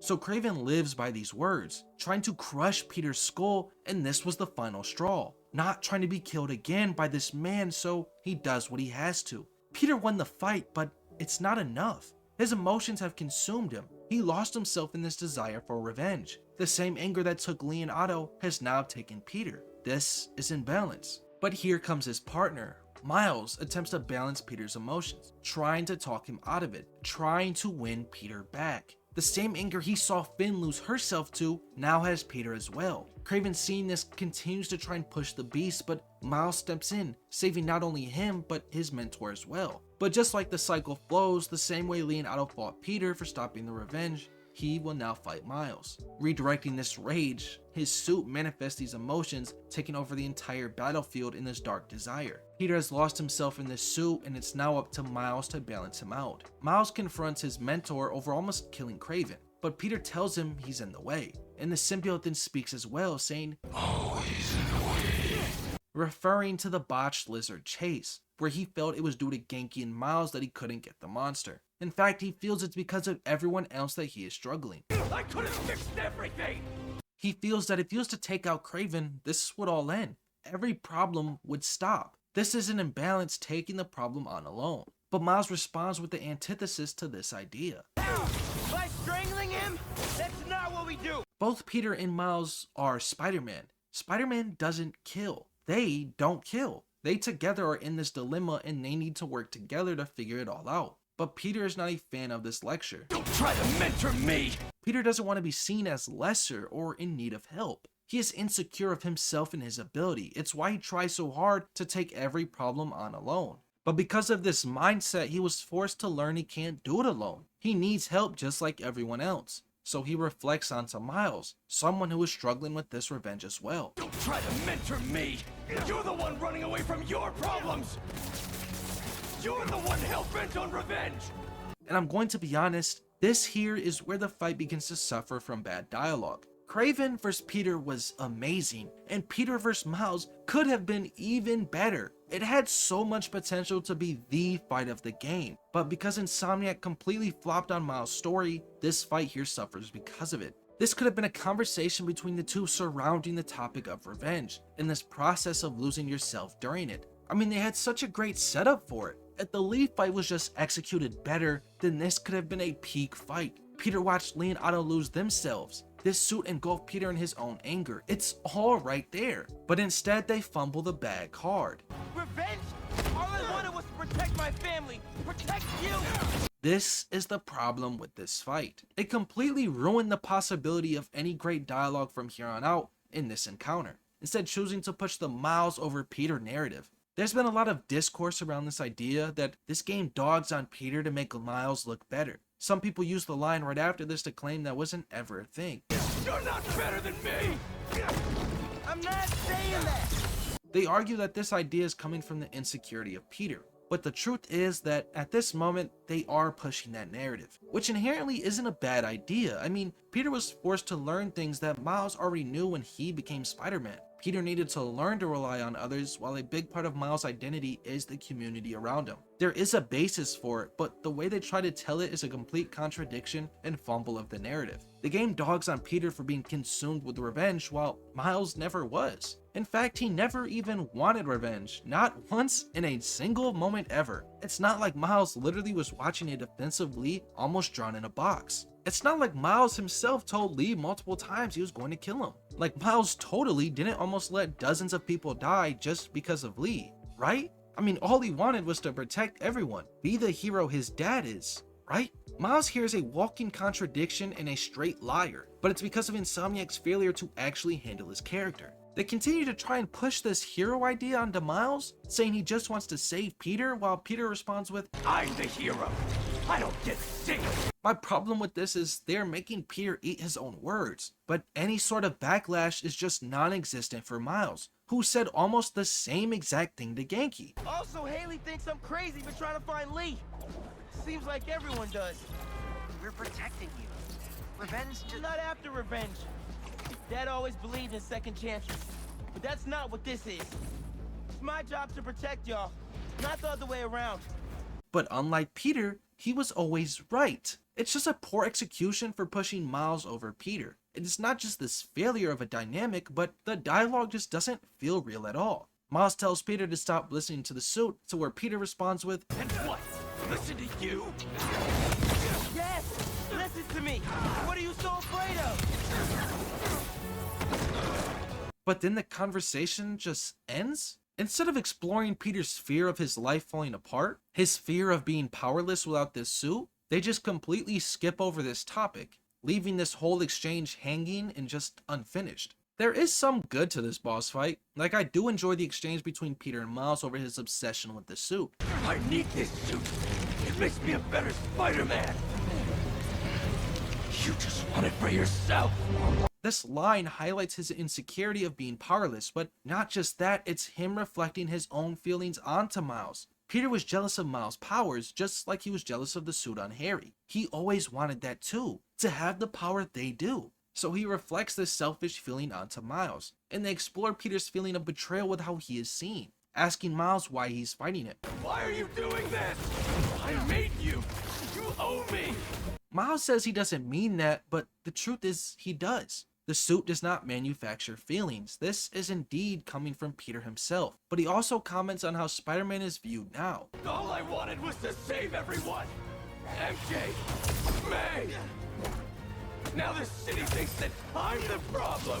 Again, Peter has always been insecure over how he is seen, especially Spider-Man's public image, and the podcast served this idea very well, as that is the entire purpose of Jonah to dog on Peter. But before, there were people who seen him as a hero, but now even the ones who supported him, like the Danicast, is now turning on the web crawler. But what I like about this exchange is the multiple layers to it. It's not just Peter's insecurity, but the imbalance between the suit and Peter. The suit directly speaks to Miles, telling him, You think I'm the problem?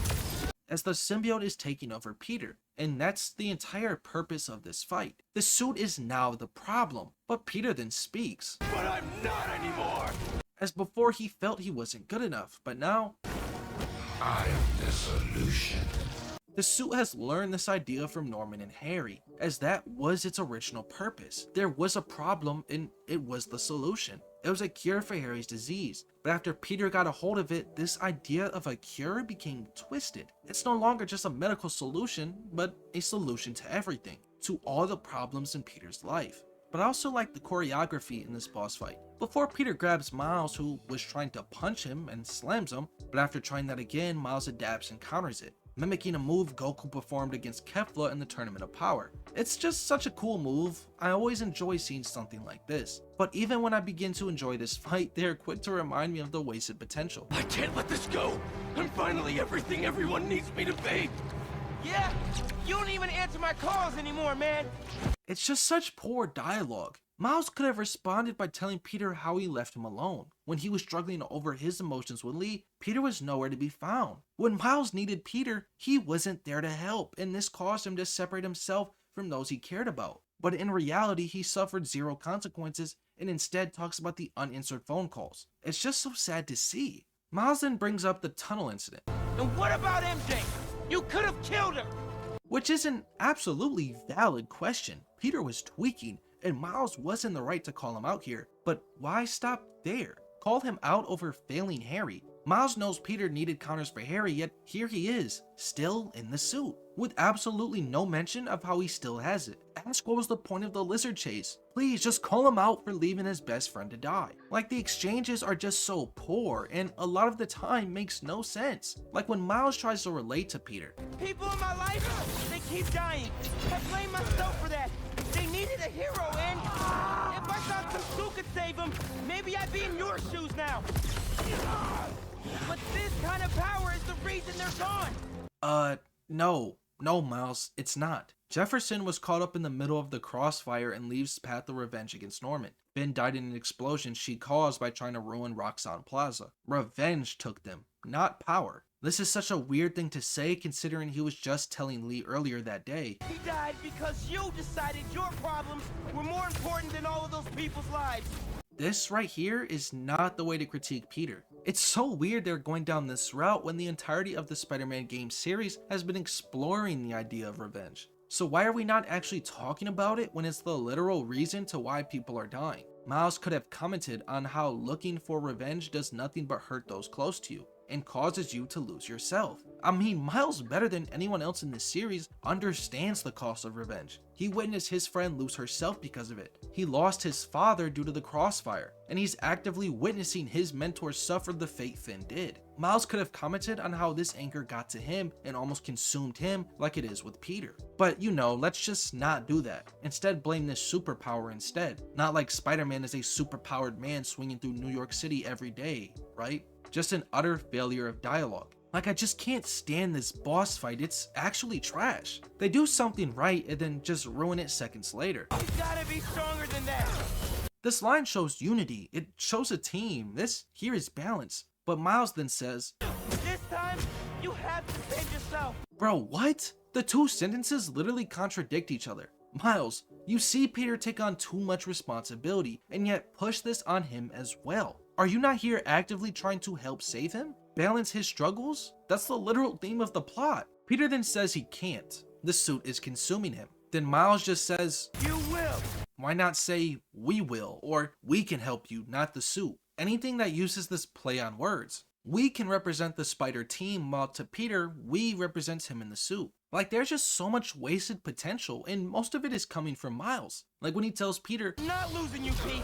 This is great, I really like this line, but build more on this. Mention your previous losses to revenge. This fight isn't just about Peter, it's about Miles too. But eventually this garbage boss fight ends. Miles beats on the bell, then Peter rips off the suit, winning himself back. And he did it with Miles' help, relearning a lesson he learned in Spider-Man 1. So he throws away the suit and it crawls back to him. Not because he is the chosen one, but because it craves a host, but Miles seals it. Symbolizing that your anger, your problems are always going to be there, but with help from those close to you, you can balance it out. Miles then helps Peter up and they together leave. This is balance and could have been a great ending to a great boss fight. But before we move on, there is something that I actually want to compliment about the fight. And it's the fact that the boss was labeled Peter and not Spider-Man, as Miles was fighting Peter in his anger while trying to save him. Not the mask, but the person behind it.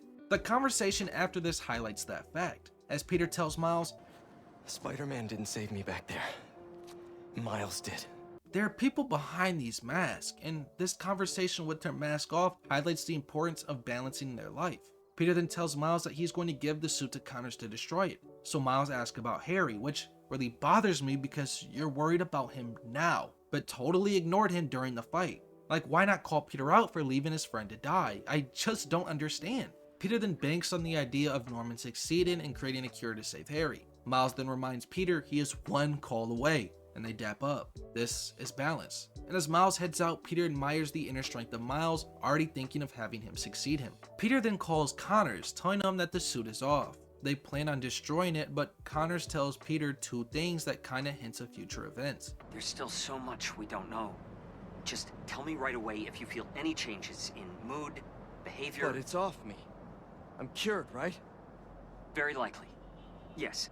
Hinting to the leftover symbiote DNA that would eventually be used to create the anti-venom. But he also reminds him to keep it contained. Of course, we know what's about to happen. With the suit off, he decides to make some calls to people he hurt. The first one is MJ, his girlfriend, letting her know the suit is off and apologizing for his actions, and letting her know the plan to destroy the suit. She asks if Harry knows, and we get another look at Peter's denial, saying how Norman is working on a cure, one that shows real promise. This is obviously not true. That cure is doomed. Everything for Harry failed except the suit Peter ruined, and Peter is aware that this isn't really going to work. We will save Harry! It's obvious denial and doubt, but no longer is it I, but now we. Peter's working towards that balance, and his next line showcases this, not taking everything on, but doing it one step at a time. Got a lot more apologies to make when this is all settled. One thing at a time. Peter arrives at Oscorp Tower holding the symbiote in his hand. The rooftop is still scarred from his battle with Otto, symbolizing how Oscorp is where he lost his mentor and where he will lose his friend. Peter then arrives at the lab and takes off his mask, which is weird. Did he plan on revealing his identity to Connors? And where is he even? As he heads to the containment for the symbiote, it begins to tweak out. It is aware of where it is and does not want to go back to that tank. Not alone. But Harry is here. Peter's best friend who did everything he could for Peter to the point he lost his own balance and is now drowning. He comes face to face as Peter fails him one more time. Harry is happy that Peter got the suit off, but Peter is shocked and nervous because of his intentions with destroying the suit. While Harry is sweating, limping, with dark eyes, he is clearly dying, but using the sarcasm he learned from Peter, he calls him my hero. He is frustrated with how Peter left him to die, and as Peter speaks, he begins to shake. He didn't shake when he approached Peter, but as he spoke, it's almost like it filled him with rage. He could sense Peter again failed him, setting up the lab without telling him, not giving up the suit, and leaving him to die. Peter tells him the suit is dangerous. I don't want you to lose yourself. Like I did. Peter isn't aware, but the emotions he felt were of his own. His toxic anger began to consume him almost to the point of it being poisonous. And he doesn't want his friend to be like that either. But as he says this, Harry holds a similar look to before. The same look he had when Peter was yelling at him in his room. But this time his arm continues to shake. Harry begs for the suit, but Peter won't listen and this hurts him. Harry has done so much for his best friend. He offered him a second chance. He saved him. He has done nothing but help balance Peter's life. But when he is at death's door, Peter can't save his. Instead, choosing to swing around in the city in his cure, then decides to tell him it's too dangerous to have, when to him, it was perfectly fine. Harry can't take this anymore, so he swings at Peter with the cane, the only thing holding him up, like he did with his best friend. Now the symbolism here is cool, but there are some major logical problems in this scene. How did a sick and dying person hit the vial you were holding, Peter? You can dodge electricity, but Harry catches you lacking? Like he literally catches the cane. It just doesn't make sense. And it's the fact that Harry cracked the Oscorp containment. The container meant to hold the alien symbiote can't withstand a hit from a dying Harry? That doesn't really make much sense to me. But Harry asks if Peter wants him to die, as he refuses to help him.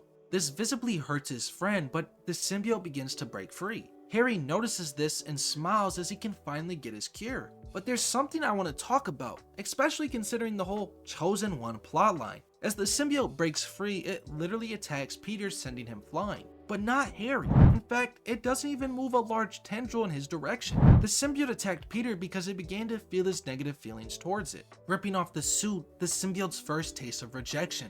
Just like Harry, Peter has rejected it. So now they both harbor anger towards Spider-Man. The suit even reaches out to Harry, still craving a host, a place it felt appreciated. Peter isn't a chosen one, and this scene perfectly highlights this, as when the symbiote attacked him, it resembled a surge Peter and Harry both used when angry. But Harry is staring at the cure that's at his feet, reaching out as it reaches out to him. The suit joins with its former host, but he is growing bigger, and his dad walks in seeing this sight. As Harry grows in size, he breaks his cane. He plans on never separating from the suit again, never losing his cure. Harry is now being engulfed in the suit that absorbed all of Peter's anger. Add his own to the top of that and, well, they're at an imbalance. This is shown by his size, almost like the burden is even bigger. Peter's now face to face with the friend he failed, the monster he created. But quick note here, I don't like the spider symbol or the subtitles saying this is Venom. This is not Venom here. This is Harry being taken over by the symbiote. There's a difference, and I'll get into that later. The game then fakes out a boss fight as Norman rushes in, begging Spider-Man to not hurt him.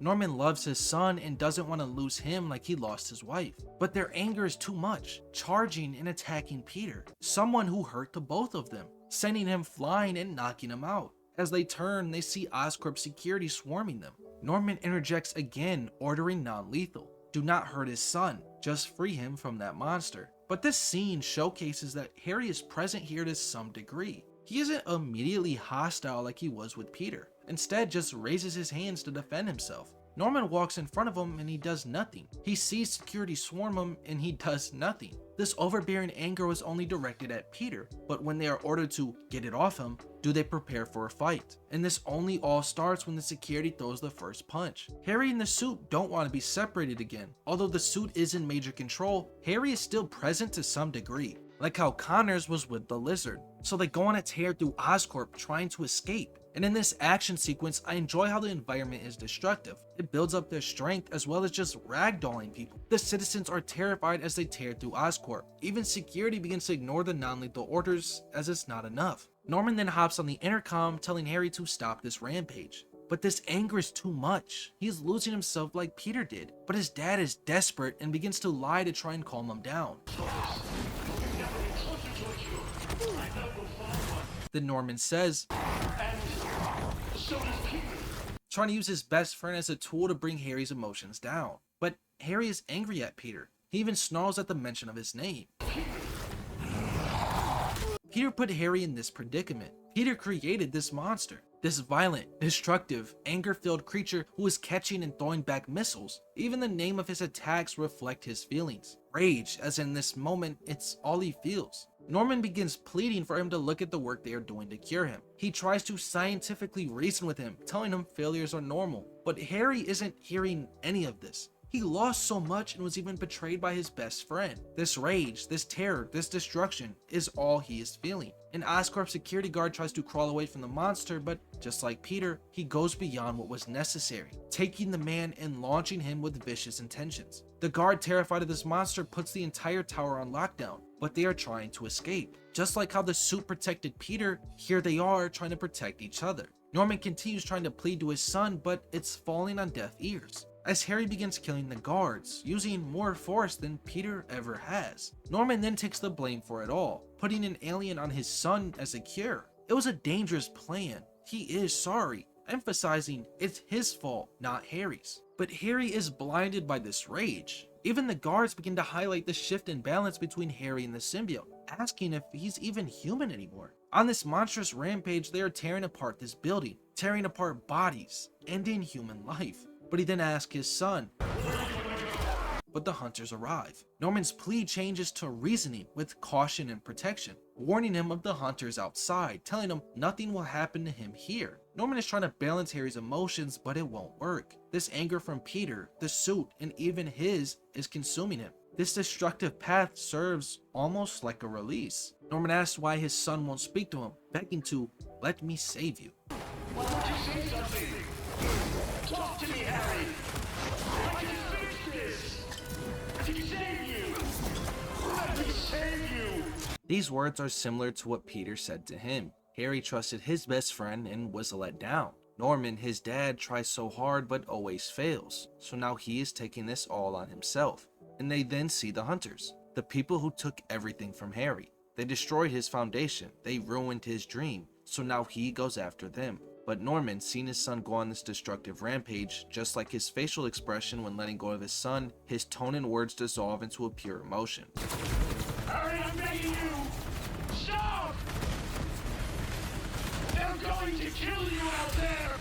I can't lose you too! But it's too late. They are now free with the hunters in their hands. We then get a really cool shot of them in Times Square, but I really don't like how the spider logo is here right now. This is not Venom, but Harry struggling with control. But as they stand in the middle of Times Square, the hunters begin to surround them, asking, Is that all you can do? Or is there more? They don't see the person in this suit, only the capabilities of this beast, and their encounter with them is a test of strength. They want to see how strong this new beast is, and this incredible strength is something they have never seen before, asking if it's Spider-Man. But instead it's something more, something better, as they are not holding back. And after they tear through his forces, Kraven finally arrives, admiring this beast in front of him, while Harry is mad at the man who took everything from him. So to begin their fight, Kraven shows his hunting skills, catching him off guard with an explosion, but they tank the damage like the monster he expects them to be. Looking upon this creature, he finally feels it. This will be his last hunt. Kraven, the man who has achieved balance in his life, is looking to complete his goal, while Harry is the man who was at balance but took too much on and lost everything. Both are physical representations of May's words, and as the game continues to label their speech as Harry, he speaks his first words since getting the suit back. We were separated because of you. Harry isn't aware he willingly gave up the suit to save Peter, but he does blame Kraven for putting them in that situation. But Kraven just laughs it off. He enjoys seeing Harry filled with rage because to him it means he will go all out. It means Harry will finally give him his dream of a perfect death. While Kraven is looking to achieve his dream, Harry lets him know how he ruined his. You destroyed our work, hurt our friends. Harry in the suit might look like Venom, but it isn't. Harry is still present here to some degree, and it's his feelings that are being shown to Kraven. As they speak, it's labeled as Harry's words. But Kraven doesn't care what he did to him, only caring what Harry can do to him. Let your vengeance feast upon my flesh! Now this boss fight I really enjoy, and the dynamic between Kraven and Harry is one of the best in the game. But there's one detail that bothers me, and it's what Kraven says regarding Peter. The spider could not satisfy me. This could be taken as Peter not committing to the kill, but he didn't ask, But you, how fast are you? This implies Peter couldn't have done it and failed due to physical incapabilities? But we all know Peter was going to kill him, so that doesn't make sense. But Kraven's words here serve as a symbolic message regarding his goal.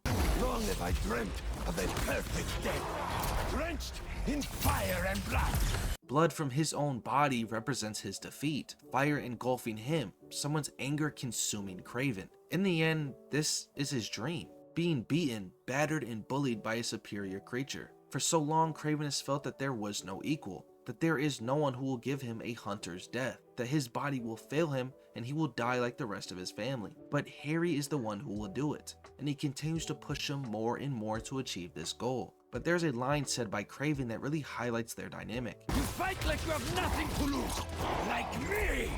Kraven is not worried about anything but the hunt, focusing on his one goal, while Harry has nothing, so he literally fights with nothing to lose. And it's this anger physically consuming him that gives him strength. It's what he is using to overpower Kraven, but he won't give up. Kraven refuses to accept the difference in strength alone. He wants Harry's full rage, blood, and fire. This fight is a passing of the torch, as Kraven's words mark a passing of antagonist to antagonist. Yes, yes, you will be my final hunt, and I shall be your first! It's a symbolic battle. Both have experienced similar struggles while telling opposite sides of the same theme. Do you know what it's like to have your body betray you? Both Harry and Kraven suffer from a disease, but Kraven is looking to be put down, not rot in a bed, while Harry is looking to live, to help heal the world. Both are struggling for their own goals, fighting to achieve their dreams. Weakness will not claim me! If I am to die soon, I will die roaring! It's the similarity that Kraven grows to acknowledge. I see your true form! You are death, clothed in beast flesh! Not seeing the man, but the rage-fueled monster. The beast who is fighting for his life. The creature who will end Kraven. He's enjoying all of this. All this pain, it's never been like anything he has felt before. And there's such a cool detail if you hold off on killing him. Kraven begins to lose his cool, which would be uncharacteristic for a man of balance, but when he is so close to his goal, closer than he has ever been before, it's not uncharacteristic, it's desperation to not miss out on this opportunity. Will you send me to hell or not?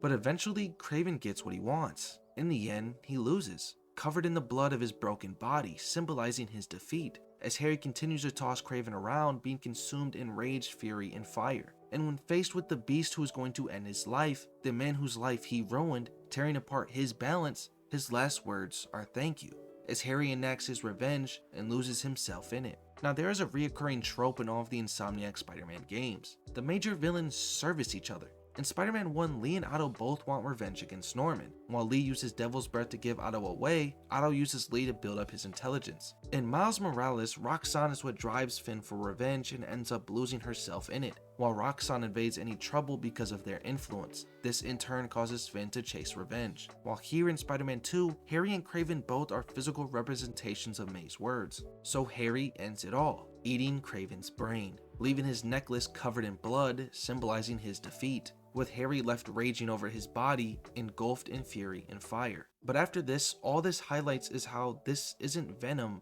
but Harry. This is just an imbalance in the relationship between host and symbiote. After his rage subsides, he backs away in fear of what he has done, looking at his hands drenched in the blood of a man he killed. His rage has made him cross that line. Harry retreats and falls to his knees at his mother's tombstone, taking the suit off and talking to her. Harry is at his lowest point in the game, and the symbiote recognizes this and uses this opportunity to manipulate him and take control, using his mother's voice in his own goal to give up control. We're going to heal the world. How? Let me show you. As the symbiote shows him an illusion and speaks directly. We're going to heal everyone. Just like how the suit has healed him, it's going to heal everyone. Harry has now lost control. He is no longer an image of balance, but imbalance at its greatest form, a representation of loss and a life collapse. Peter then wakes up hours after the incident, standing among all this carnage looking for Harry. And as he looks over the city in hopelessness over finding his friend in this big city, it is a sort of parallel to how Harry was looking at his containment. He then gets the idea of tracking his EMF badge, but it's not that simple. He's trying to track him down, but the signal continues to bounce around. But in this process, he begins to reflect on his actions towards his friend. Showing his new process towards balance, he says, "We'll get this thing off you." He then kind of just ditches his denial randomly when before he was claiming Norman was making good progress on a cure. It's just inconsistent dialogue, but this small sequence has a lot of that. Peter says Harry should have the ID on him since the ping continues to move, but realistically, he should have seen a big symbiote jumping from building to building at such a quick pace, but I guess not. And when he finally finds the ID badge, he asks what all this symbiote residue is, when he of all people should be well aware of what this is. It's nothing major, but just small things like inconsistency can be annoying. But focusing on something more positive, I like this symbolism shown with the EMF badge. His face is covered in this symbiote goo, symbolizing how he lost himself to the suit. Again, this is a small thing, but it really does go a long way. So does the parallel that is shown here. As Peter walks down this dark path of destruction, it is a parallel to Black Suit Spider-Man and the Lizard. The man behind the suit has lost himself and is now a beast in control. As he draws closer, this imbalance becomes even more clear. This person is struggling, fighting against this monster, but they are losing. This visual tug of war is imbalance shown in physical form. But this isn't Harry. Venom is going around sharing this imbalance, and this monster attacks Peter, which leads to an altercation. He's fighting a group of monsters controlling people. This physical struggle represents balance. Just like how Miles helped Peter, you can't win this struggle alone, but with others, it's possible. And as Peter is fighting off these symbiotes, it completes another common trope in these Insomniac Spider-Man games. The antagonist groups typically fill out two archetypes. The first is a militarized army, such as Fist Security, Sable International, and Hunters, while the second is more unique and characterized for their villain, such as the Demons in Mr. Negative, the Underground in Tinkerer, and lastly, the symbiotes in Venom. But after this struggle and missing out on that extra symbiote strength, as well as relearning a lesson he once knew, Peter is now more open to help, calling his partner Spider-Man, but this is where he learns Kraven is dead. Venom is dangerous and needs to be stopped, but they need to come up with a better way. Miles, using his passion for music, comes up with creating a mix to use the sonic waves and attack the symbiotes. We then get another pitiful attempt at trying to keep his college essay relevant to the plot. Glad you decided to study music tech. Feel free to share that opinion with the college acceptance board. But what I like so much about this little sequence is the representation of balance here. Miles finishes creating the mix while Peter knows how to weaponize it, arriving with a grenade. Both are contributing to the issue at hand like they were with Sandman, and with this counter in their inventory, they take out the symbiotes. Together, this is the theme they were working towards. After this, they get a call from Genki. Venom is attacking the subway looking to take more host, which sparks a discussion over why Venom is doing this, to which Peter says, "It seems like it's trying to make itself a new home." We know the symbiote has an attachment to where it's from, and with Peter corrupting the suit, the symbiote is now manipulating Harry, consuming him with the emotions it learned and is using Harry's goal to complete its own. This is imbalance. Honestly, Venom's character is seriously misunderstood in these games. People don't like Venom's goal of creating a new home, but it doesn't matter what Venom's goal is. That's not really the purpose of the character. I'll get more into that later, but I do feel Venom is generally pretty good in this game, but it does have some flaws, and a big one is just the way Insomniac includes them into the game. As Peter and Miles arrive at the subway, they see Venom creating new symbiotes, but I really wish Venom was not seen here. Honestly, there's no real purpose or benefit of showing him interacting with them in this way, and it kinda just ruins a later scene because of it. The third act of this game is generally disliked, and although I agree, I do feel that Insomniac still does some great things here. They just kinda flop in other areas, and a big part of that is how Miles is included in the third act. As they fight to save Rio and Genki, I feel this could have been a great way to have Miles face his fear of losing those close to him directly. Have Venom take over Genki and Rio, sort of like how he did with Scream. I mean, they even had a basis for this idea. What if they turned into one of these things? Don't think about that. I mean, it would make sense. Harry is a part of Venom, and he knows Miles is Spider-Man as well as Genki being his friend. In a little research, and it wouldn't be hard to find out his mom is Rio, the councilwoman. It makes sense, but they choose to go in a different direction, and honestly, it's actually pretty poor. This next sequence doesn't really serve much for either characters. They fight off some symbiotes and whatever, they move on, it has no consequences. But it's the dialogue between Miles and his family that is just so bad. Rio asks about Miles' disappearance and he tells her, "What happened?" "I took your advice. I let go of some things that didn't serve me." This moment had absolute zero buildup. I already explained how the conclusion of Miles and Lee's fight is pure garbage, but the fact that they are now trying to connect it as Miles overcoming this feeling that he explained of never even having is so dumb. He wanted revenge, but then actually he never wanted it, and just wanted to be a hero like his dad, restating a story that was already told. Then the next conversation between him and Genki is supposed to serve as some mending for ruining his relationships, putting aside his life for Spider-Man and ignoring those close to him. But again, the problem is that they push Miles aside for majority of the game. This moment here lacks any substantial support. Miles only ditched Genki like once in this game, and it was at Coney Island. I don't even know how many hours ago. If this was to come from anyone, Haley out of all people had a better build up for it. Not Genki, someone who is actively involved in Spider-Man work. Like y'all talk to each other all the time, and Miles apologizes for being busy, like he was even doing anything. Most of the story he was sidelined for some essay that became irrelevant a quarter through the game. And where are the rest of the passengers? Genki and Rio were the only ones on the train? And is Genki not actively exposing Miles' identity? Like bro called him by his real name, next to everyone on the train. I just dislike this sequence so much. It all suffers from a lack of any actual development for Miles. After this, we then move on to MJ, who is checking the comments of her article, where they are bashing this black suit Spider-Man. But the title of the article is labeled Old Spider-Man, which I really don't understand what that term means, as it isn't the older version of Peter that's the problem, it's the new version, but whatever. She then gets a call from Jonah, to which she verbally lets out a sigh of disgust. I hate this. Now I understand that she isn't happy with her job. She isn't happy working for Jonah. She wants to write about real change, and this would make sense if she was forced to write a hit piece on Spider-Man to keep her job. But she said herself, I can't lose this job. Your job is to write the truth. I did. So why exactly are you not happy with this? This is the truth you wanted to write. You wrote a hit piece because you felt it was the right thing to do, even though it was slandering your insecure boyfriend, who was clearly tweaking out at the time. Being upset about this right now of all times is weird. Like, there's a large alien going around kidnapping people, but you're upset about your article going viral, like you wanted. But as she talks with Jonah, he says a phrase that solidifies to her she can't keep working here. First assignment, write more juicy stuff by tomorrow morning. Drama, controversy, just like this. Like this.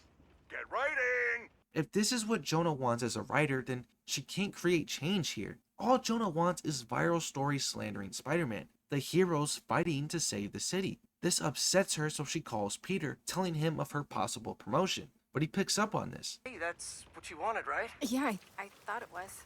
She thought she could create change working on a large platform like the Bugle, but her words are becoming censored to push Jonah's narrative. This is leaving her unfulfilled, unhappy with herself. She's at an emotional imbalance, but then Harry arrives. And again, dude, the color association, like, why black clothes? Like, why can't he wear his normal attire and be angry? She then just stands there as Harry slowly grabs her, but with Peter, she is running like a super soldier. Peter begins panicking, rushing home to stop Harry, where he gets a call from Connors. And we get even more foreshadowing of anti-venom.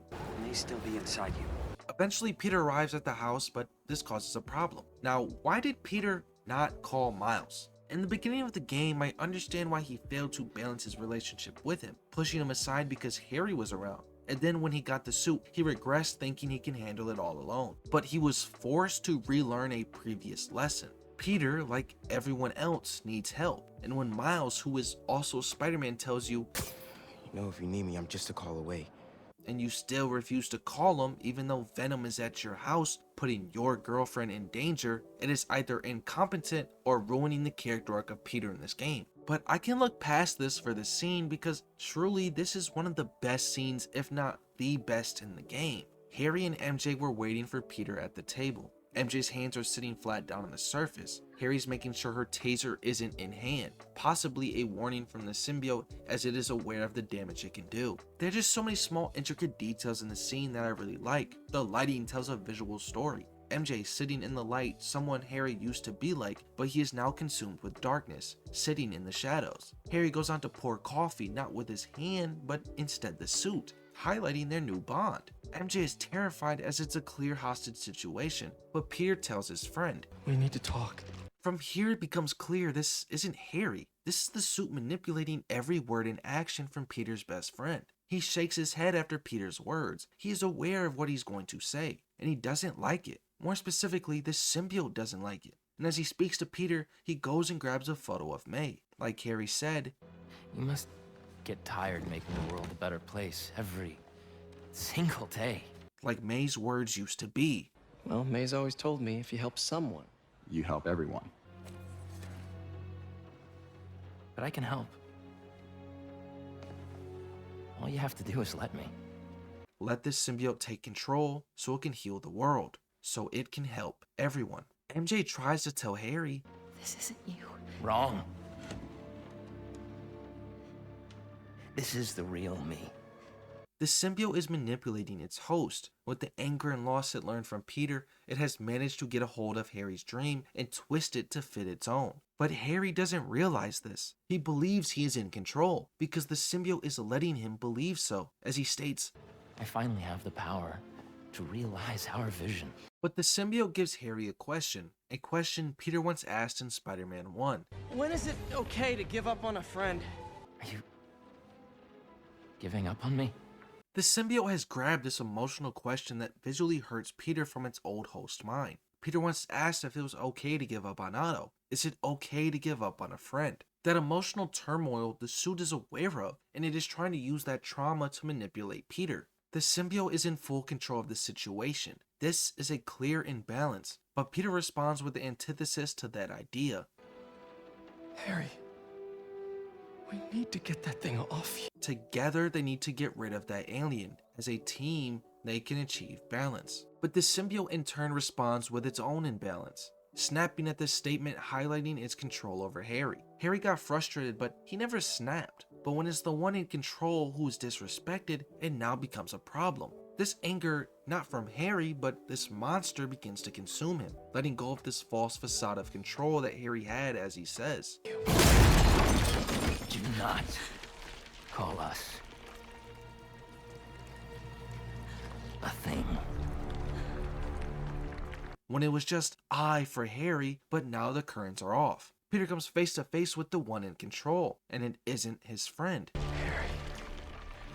We are not Harry. We are.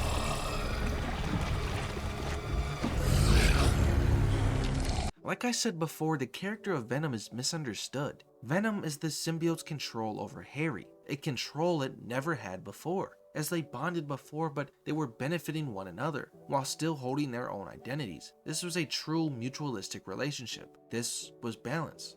Harry and the suit. But after learning new and darker emotions from Peter, this balance began to shift. No longer was it purely servicing one another, but the feeling of control Peter desired. They want to take everything on his own, the overbearing responsibility the symbiote learned. So it began to do what it saw from the one who wore it. It was slowly manipulating Peter to what it saw was a benefit of its host. But after being rejected, these darker emotions began to amplify. So as Harry accepted the suit once again, it began to physically be consumed and engulfed with all that it had learned. The overbearing responsibility, the desire for control. The suit is now manipulating, using Harry for its own purpose. This is imbalance. The once cure is now hurting Harry.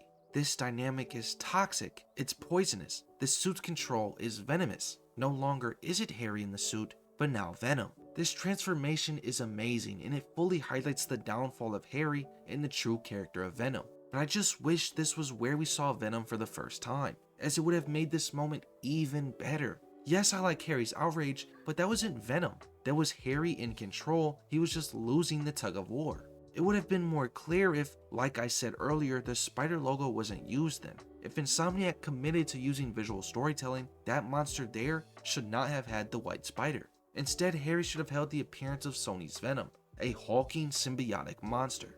While this transformation here should have been the reveal of the spider logo, as it would have been the symbiote marking its control over Harry, mocking Peter as if they were spider pals. Seeing this transformation of a beast, MJ backs behind Peter while Peter faces the monster he created. This toxic imbalance physically manifested. He faces Venom. And I think this shot is so well done here. The scenery of this normal home is just miniature compared to the towering size of this giant. Taking up so much space builds up this physical threat of Venom unlike anything that has been shown so far in these games. But after this moment is the controversial fridge scene. Venom attacks Peter, but MJ reacts first, jumping in the way protecting him while Peter gets sent under a fridge, to which Venom engulfs MJ in the symbiote. Now this scene is the one most pointed to display any flaws within this game, to point out the joke of the story, but I'm here to say that this moment is overhated drastically. MJ reacting before Peter is like the go-to argument, but it can easily be attributed to an emotional nerve for Peter.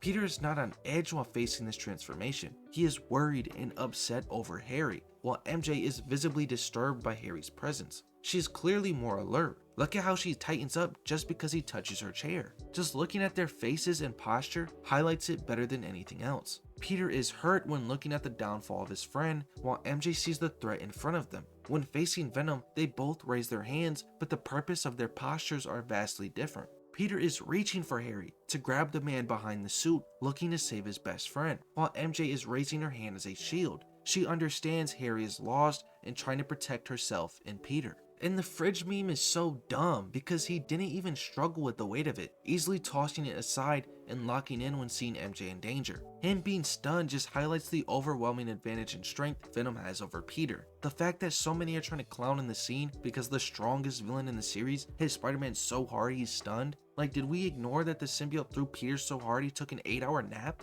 And what's even funnier is that this exact scene happens in Spider-Man 1. During the college Halloween party, Lee hits Spider-Man so hard he is stunned under a computer server. Then Peter watches as Lee makes the scientist off himself. Then he tosses the server aside like it was nothing. But this scene is totally fine and we look back at Spider-Man 1 as some literary masterpiece of a video game. The blinded bias is insane. People are doing anything to make this game look bad. Venom then spreads this imbalance around, this control over others, infecting those close to Peter. Like it did with Harry, MJ is now under its control. Peter is again faced with this imbalance, this monster taking over his MJ, and with this new host, it attacks Peter. Under Venom's command, this new symbiote will show Peter what he is missing, the control and manipulation over others. Venom is using what Peter cares about to get to him, to use him to benefit its purpose, and this battle is a showcase of that. But what sucks is that arguably the best scene in the game is not followed up by the absolute worst boss fight in the series. Scream's lines just fall flat because it either contradicts the story or it was never given the proper development. For example, she says she's done chasing validation.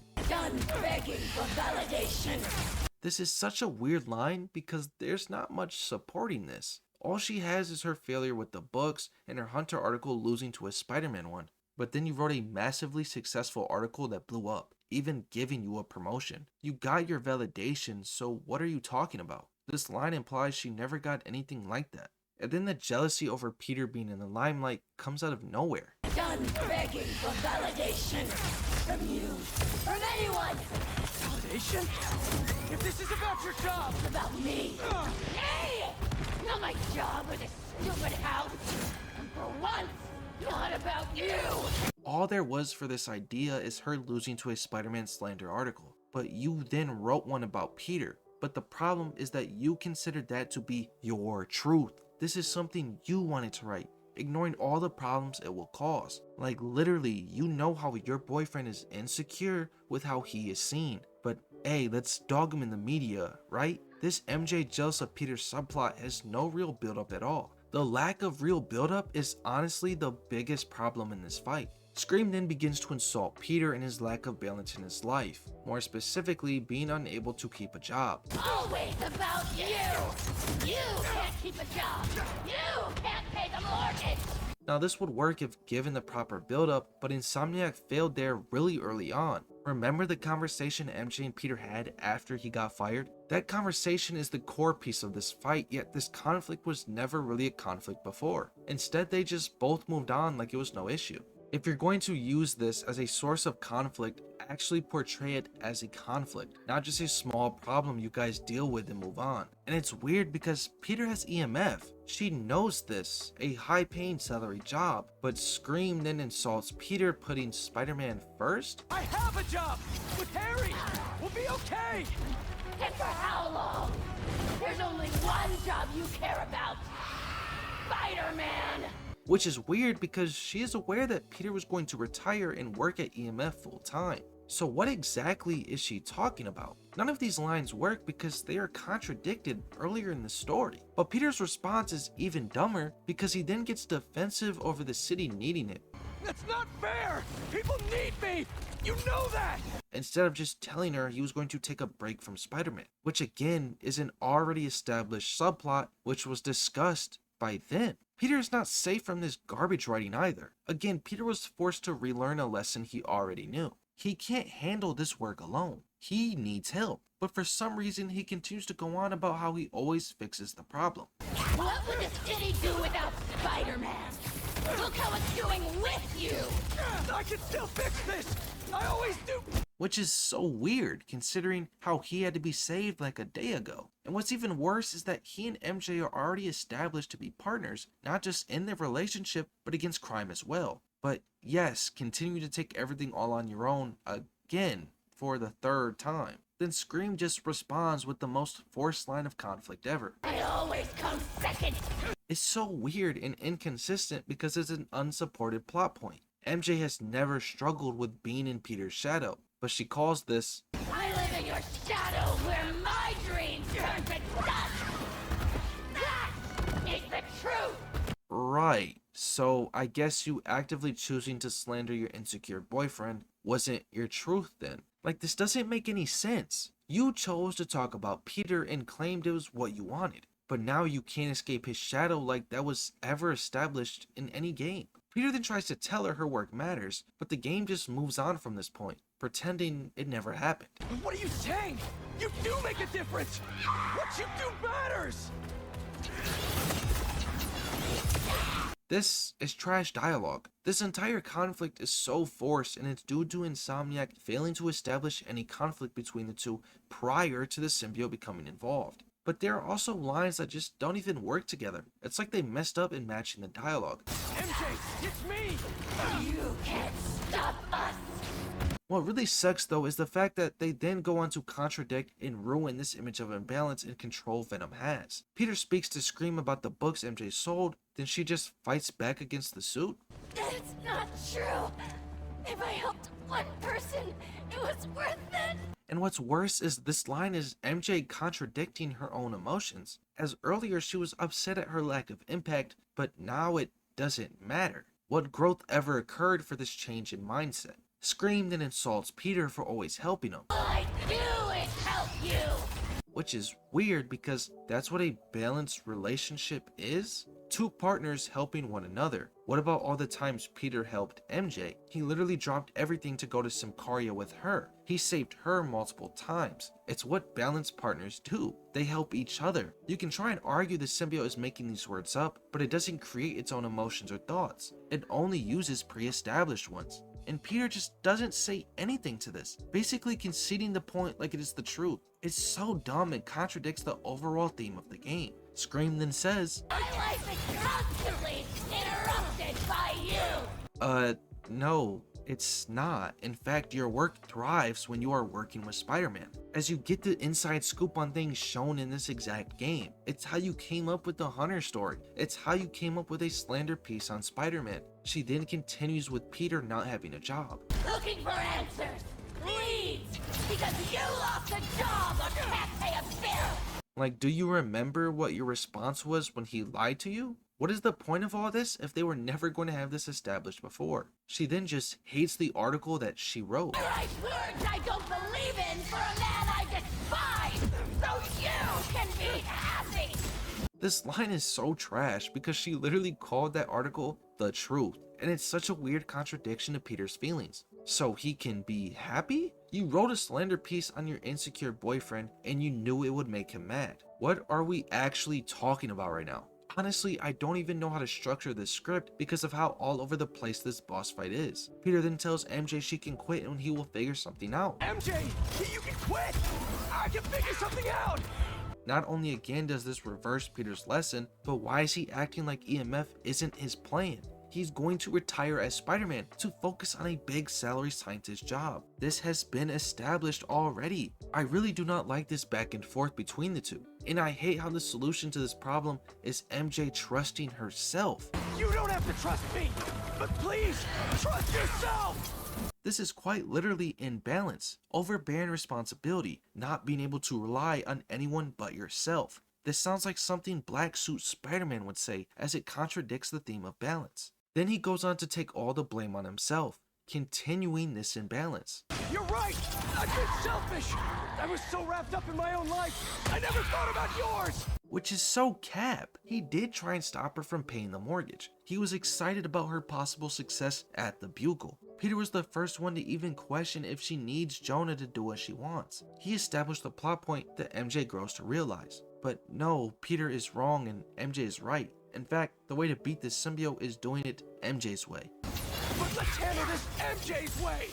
This is literally imbalance. Y'all are partners. That is a 50-50 equal relationship, not some sidekick and hero duo. Why are we putting MJ on a pedestal that contradicts the theme? Scream then continues contradicting the character of Venom, just giving up on fighting Peter. We don't need you.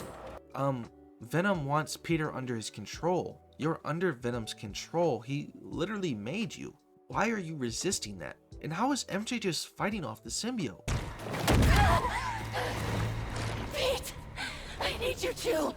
This isn't Peter with the suit. This is Venom, the suit taking over full control. So how is MJ resisting with seemingly no cause for it? It makes no sense and contradicts Venom's idea of imbalance. If MJ can resist, Scream was never in control. Scream then insults Peter in his desire to be stronger than MJ. You just want to stay the stronger half! Which is so out of nowhere. Where was it ever established Peter needs to be stronger than MJ? This just contradicts the entire dynamic. I don't even know where this is coming from. There's just so much wrong with this boss fight. The inconsistent dialogue from Scream is so bothersome. The constant, I don't need you, I hate this, I do everything. It's weird because this use of first person singular pronouns doesn't work here. When Harry was using these terms, it was due to the symbiote creating a false facade of control and balance, and is soon to ditch that when it is disrespected, showing its new control, showing Venom.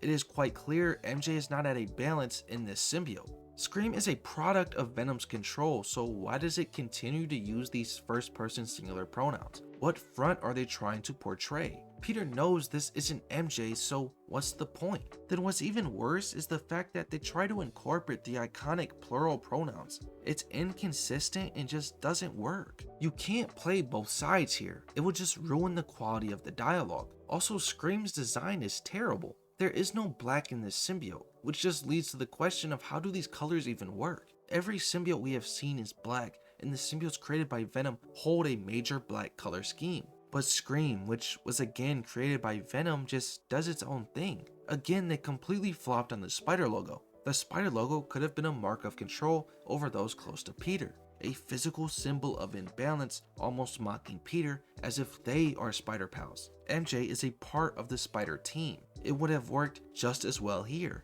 but no, we have to look at this ugly red and yellow color scheme. And it's not just Scream that ruins this fight, but the logic behind it. Is this not actively exposing Peter's identity here? He's in his neighborhood fighting in front of his house, in front of other people, with his name being screamed out constantly. I doubt his identity is a secret anymore. And where is Miles? Why is Peter not calling Miles? Why is he taking this all on himself again instead of calling for help? Like Miles said, "You know, if you need me, I'm just a call away." But instead, Peter continues to ignore the theme of balance and the character arc he just relearned. I understand Miles wouldn't really have a dynamic with MJ here, but he could have had a chase scene with Venom throughout the city, his own little boss fight. Literally anything would work here. Like, Peter, you were facing two symbiotes, yet never called the other Spider-Man for help. This is so dumb. But what's even worse is the conclusion of this fight. Scream then loses its identity because it's Mary Jane Watson. Mary Jane Watson! You want the truth? Yes. I want the truth.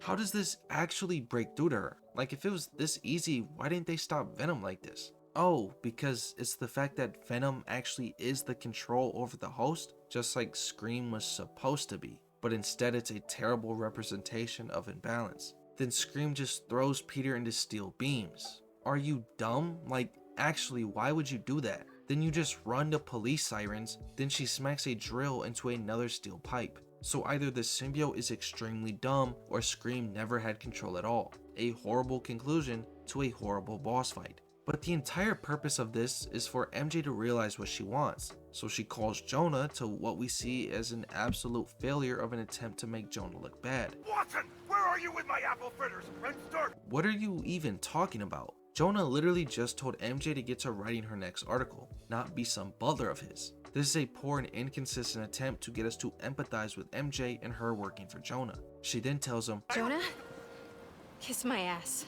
So I guess we're supposed to sit here and admire her courage to stand up to her abusive boss, I guess, when Jonah was never abusive to her before. So where is this coming from? And the problem with this is, now what? We learned when she was Scream that she doesn't see EMF as a real job. So now what? Peter apparently doesn't have a job, so how are the bills getting paid? This moment is extremely corny and just not well written at all. And as they embrace, this poorly developed conflict comes to an end. This could have been something special if only Insomniac actually portrayed conflict in their relationship and not be insecure over trying to show them as some perfect couple. I mean, the final line perfectly shows what I'm saying. For months I've been trying to be something I'm not. Like what, a journalist? That's literally what you are, what you want to be, and what you continue to do in the end. I can't believe that I used to think this boss fight was good. When I first played, I was just trying to enjoy the game, so Yuri's vocal performance as an emotional Peter made me think this was actually great. I thought this was a well done emotional moment between the two partners, but as I then put on my analytical goggles, I came to learn how poorly written this fight is. Like, does this maskless Peter hugging his girlfriend not expose his identity? Then Miles texts Peter, so clearly it's not hard to get in contact with him. So why again did you choose to ignore reaching out to Miles? This entire sequence is trash. Miles then calls Peter, telling him of City Hall, where Peter then tells Miles of the Scream situation, to which he still should have called Miles, instead of fighting that problem alone. Miles could have gotten an interaction with Venom, establishing some sort of dynamic instead of what we actually got, but that's a topic for later. But this leads to Peter dropping blatant foreshadowing for this upcoming transformation with the anti-Venom suit. Connors thinks I had the suit on too long, and now some of it is left inside of me. After this conversation, Peter tries to reconcile over his past actions, calling Rio to try and balance his relationships, but she tells him they are fine. Peter only needs to focus on one thing right now, and that is, I'll go help my son. Peter's actively working towards balance, but then Norman calls, who is drowning in the opposite of that. Norman has lost so much in his life, and with his son being taken over by an alien trying to destroy the city, he feels he has no one to talk to. Everyone else is gone, and now only has Harry's best friend Peter, who he considers to be his second son. Norman blames himself for all of this, taking on all the responsibility, all the blame. He alone feels like he is the one who did this to his kid. This is imbalance. This sole bearing of responsibility is what we saw Peter with earlier in this game. So understanding his feeling, Peter tries to share this burden. Mine too. Harry told me about his treatment. I knew something was off, but I was just happy he was back. And this response is weird to me, considering that, well, first of all, Peter's lying. He never knew something was off. Instead, he did nothing but glaze the treatment because of its powers, and grew jealous of it so much that when he got it, he refused to give it back. And second, does this not expose his identity as Spider-Man? Norman is keeping the fact that Venom is Harry a secret, yet Peter is essentially saying he knows. Specifically telling Norman it's his fault that Harry's like this too. Like, what else could that really mean? But Peter reassures Norman that his son is not lost, trying to balance his grief. We then cut to City Hall, which is currently being attacked by the symbiotes. Venom is trying to build an army, take over as many hosts under his control as possible, and disguising this, manipulating Harry to believe this is his dream. This is healing the world. City Hall was a shelter from these monsters, so it's up to the Spider-Man to clear a path and get these people out of here. This struggle here doesn't have much character work for either Peter or Miles. It kind of just shows them working together, balancing this problem among themselves. And after they cleared the roof, they then are swarmed by the second wave. The big tank specifically targets Peter, almost like it's Venom's direct order to capture him and take control over him as a soldier in his army. As Miles escapes and looks on, he sees Peter get thrown to the pack of monsters. Miles tries to save him to balance the struggle, but even he gets overwhelmed. Both Spider-Man are getting swarmed and taken over by the symbiotes. Miles reaches out his hand hoping for anyone to grab it, looking for any help, seeking balance in this struggle. Then Lee reaches out and saves him, who then uses his negative energy to fight off the horde, but Peter has already succumbed to the alien, which leads Miles to tell Lee of Peter's leftover symbiote DNA, and Lee thinks he can help, but in order to balance the struggle from Peter, Lee has to go to the source. But Miles goes with him, not just to offer help, but because he still doesn't trust Lee. And as we enter inside Peter's psyche, we see the city Peter swore to protect. Lee speaks of what these symbiotes do to people. They get in your head, twist your desires. Lee is re-establishing that the symbiote does not create thoughts or feelings, only enhance pre-established ones, but now the symbiote is twisting these personal ideas to fit its agenda, to have control over these people. Again, Venom is in balance. But Lee explains how the symbiote's fear is negative energy, how this power is the key to saving Spider-Man, so they need to clear out the symbiote from the root and Peter is free. But as they go deeper, they realize it isn't going to be easy. The symbiote has a stronger hold on Peter, symbolizing Venom's desire to control him, as well as his addiction to the suit. In order to stop the symbiote, they need to find the source of Peter's pain. So Lee creates a portal to Peter's darkest thoughts, which leads them to the raft. In the cells are people Peter put away. They hold no face, only personified by negative energy, symboling the idea that crime doesn't have a face. It is simply a roadblock in his life that creates imbalance. The raft is something that holds a major presence in Spider-Man's life, as most of the residents are there because of him. Miles tells Lee that Peter was protecting New York, but Lee responds with, "Maybe not every problem is solved with the cell." Even with criminals gone, their impact on the city remains, as Miles' life is a reminder of that. You think I don't know that? Lee was gone, but so was his dad. This is something Peter struggles with as well, as crime took his family from him too. They then push farther into the raft, where Miles is attacked by the Sinister Six in a scene that resembles the Spider-Man 1 Be Greater trailer. Then a prison break begins, resembling not just the first raft breakout Peter encountered, but the constant times he put others away just for them to get out and continue to live the life of crime. Lee's words ring true here. Not every problem is solved with a cell. Peter gives all these people a second chance, yet they refuse to change. Crime in this story serves as a force of nature that creates imbalance in his life. As Miles and Lee fight off these criminals, it shows Miles achieving balance in his own life, letting go of that anger and be able to work alongside Lee to save his friend. But it's easier said than done. More and more the prisoners continue to attack like an endless wave, symbolizing how Peter feels. He put these people away just for them to not change. This reoccurring cycle is imbalance. Miles makes a comment about second chances being a part of Spider-Man's duties. It's part of the job. He knows that. What if? Believe in his second chances.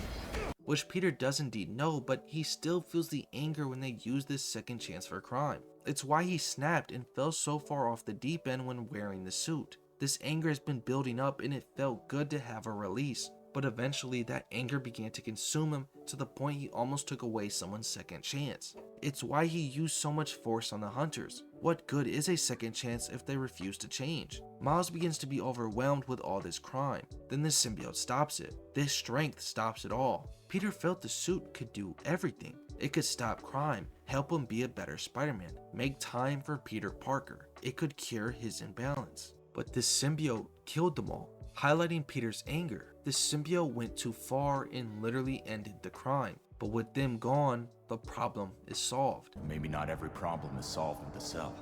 As we push farther into the raft, we see the symbiote literally curing these problems, killing his greatest rogues. Without them, Peter thinks maybe he can have a balanced life. As he push deeper, we then get closer to the source of his pain. We see May's house. Miles questions why he hasn't asked about May in a long time, to which Lee says the line that explains Peter and Miles' imbalance perfectly.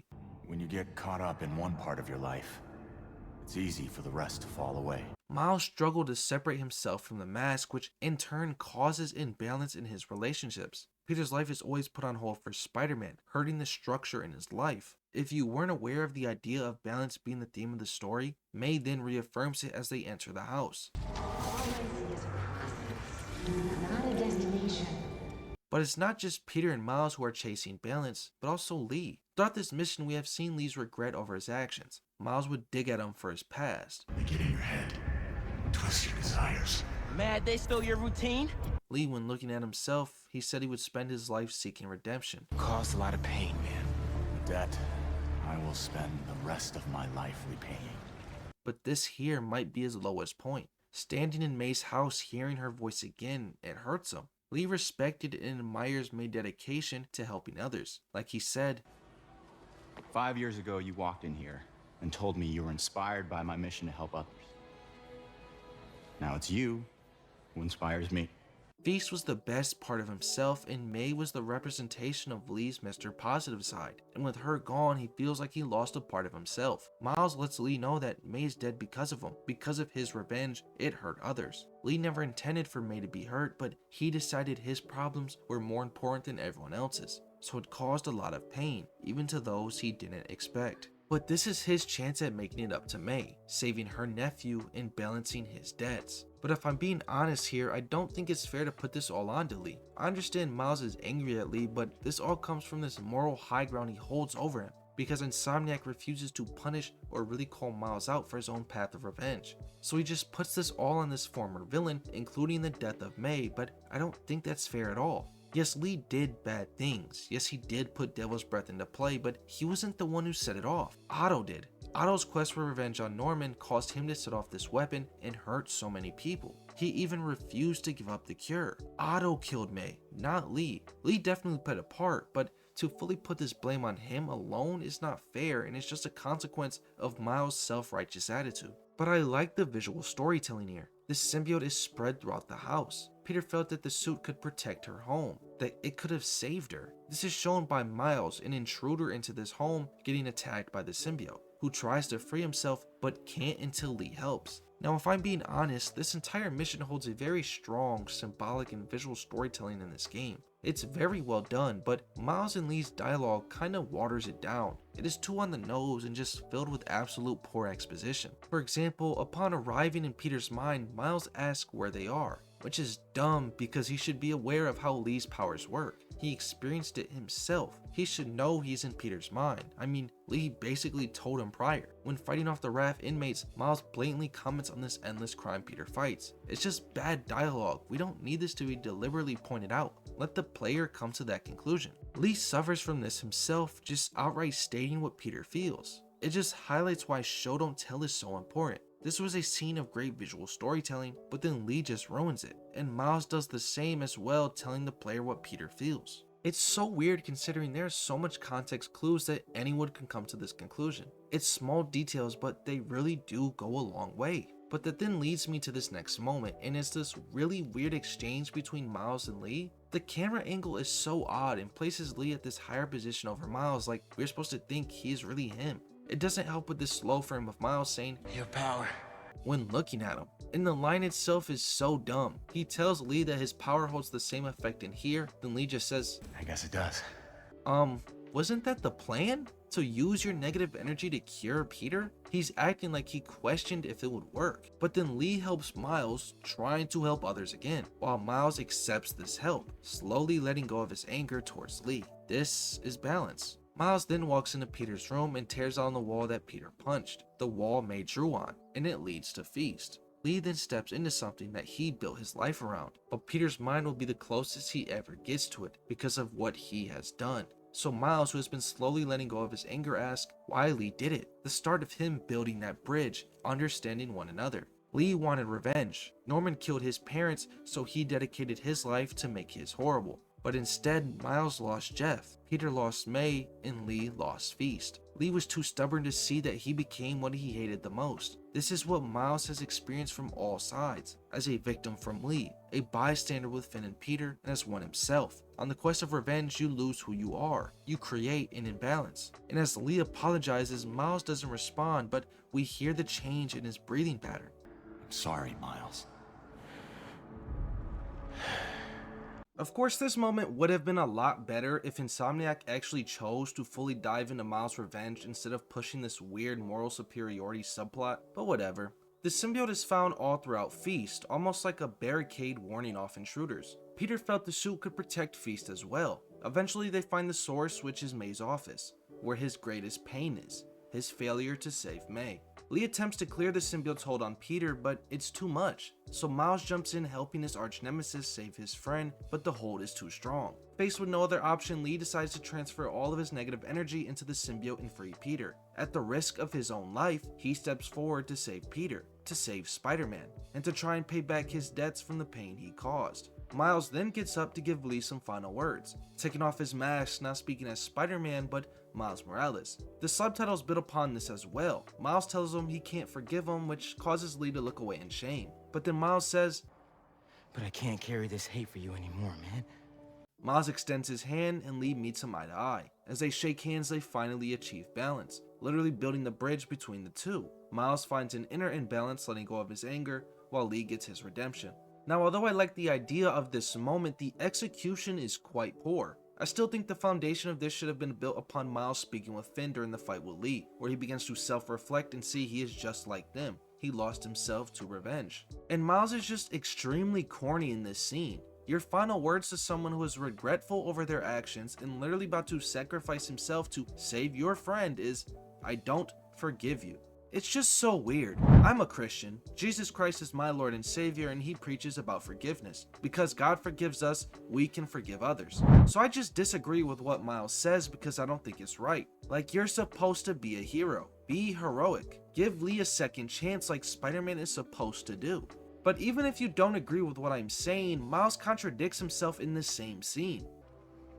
"I won't forgive you, but I can't carry this hate for you anymore, man." Miles, that is literally the definition of forgiveness. This line is so corny and just a contradiction. For what purpose, I can't tell you. But after they shake hands, Lee goes to save Peter while Miles defends Lee. This is balance, the literal theme of the game. But this moment then draws some logical questions because why are there symbiote soldiers in Peter's mind that can physically hurt Miles and Lee? And why are they only attacking Miles when Lee's the one getting rid of the source? Then Miles asks Lee why he didn't give him his powers sooner, which is such a dumb question. You were already aware that Lee didn't give you those powers. Did Lee give you the powers when you were watching him drown? Did he give you powers when you two were fighting? Like, it's just bad dialogue. And they continue this Miles self-righteousness. Lee thanks Miles for trusting him to see the man behind the negative energy, as Lee now sees the man behind the mask, then tells Lee, "Maybe try things my way sometime."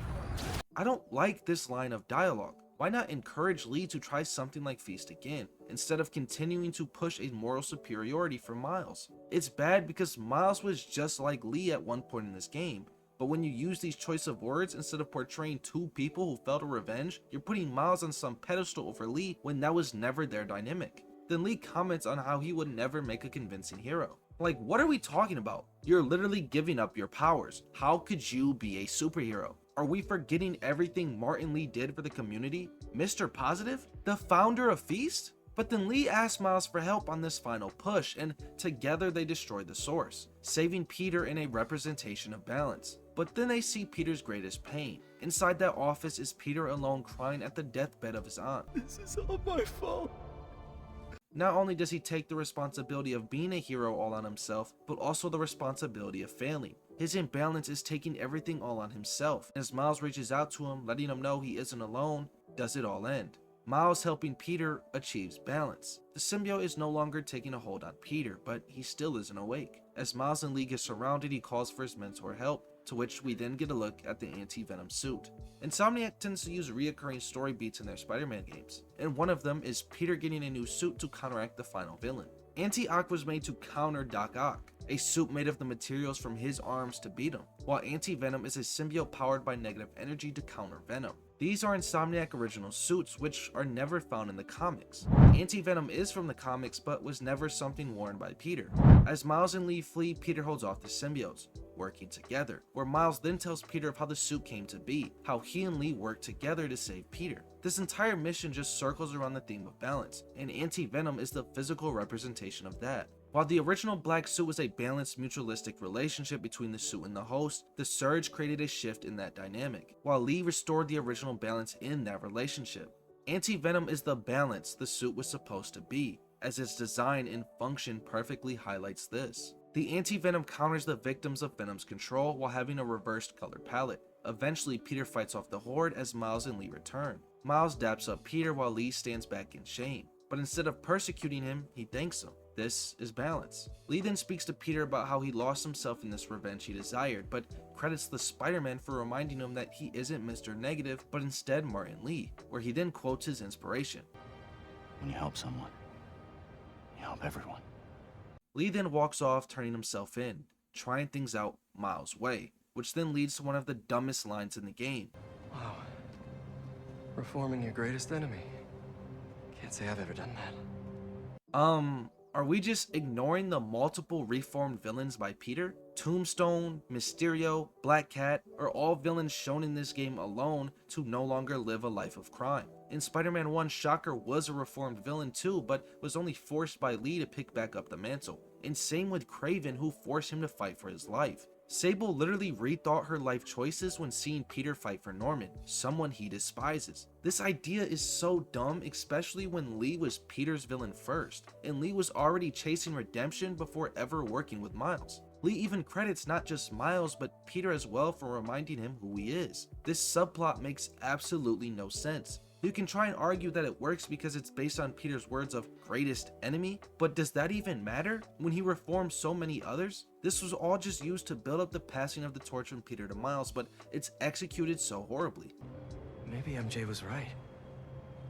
Why would the city need me when it has you?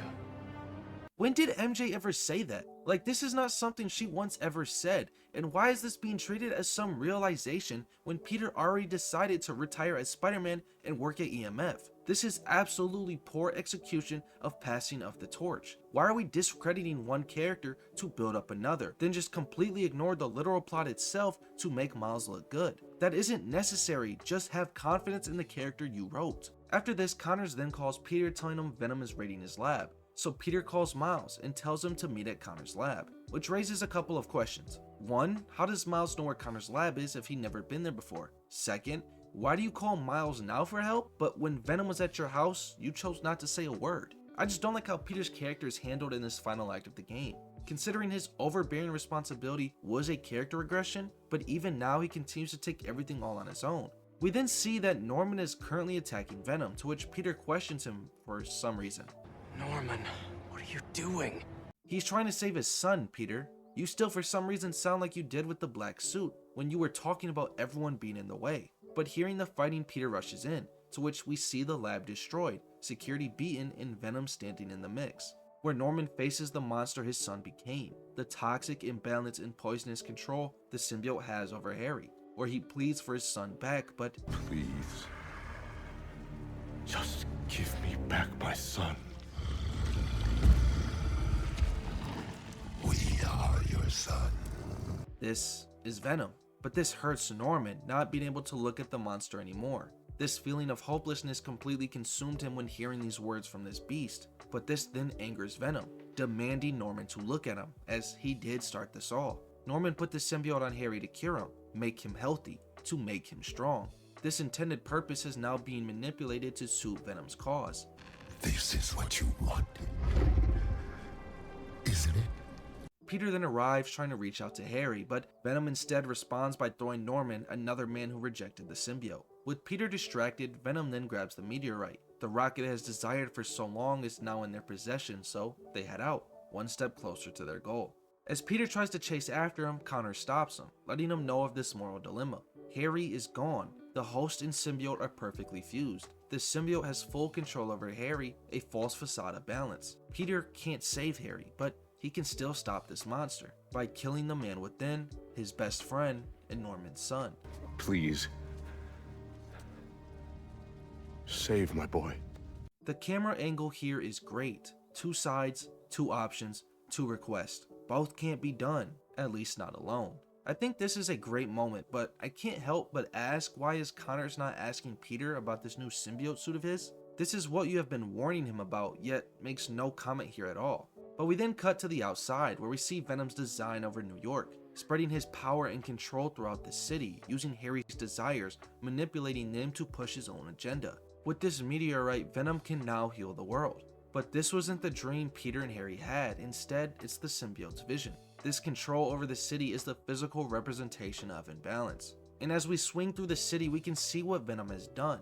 Visually, a darker tone has dawned over New York. Tendrils have sprouted out, covering buildings, and armies of symbiotes are attacking the people. To Venom, this is healing the world. When faced with an apocalyptic event and in complete shock at the world around them, the Spider-Man chose to meet up, where we are introduced to the absolute disaster that is Miles' suit.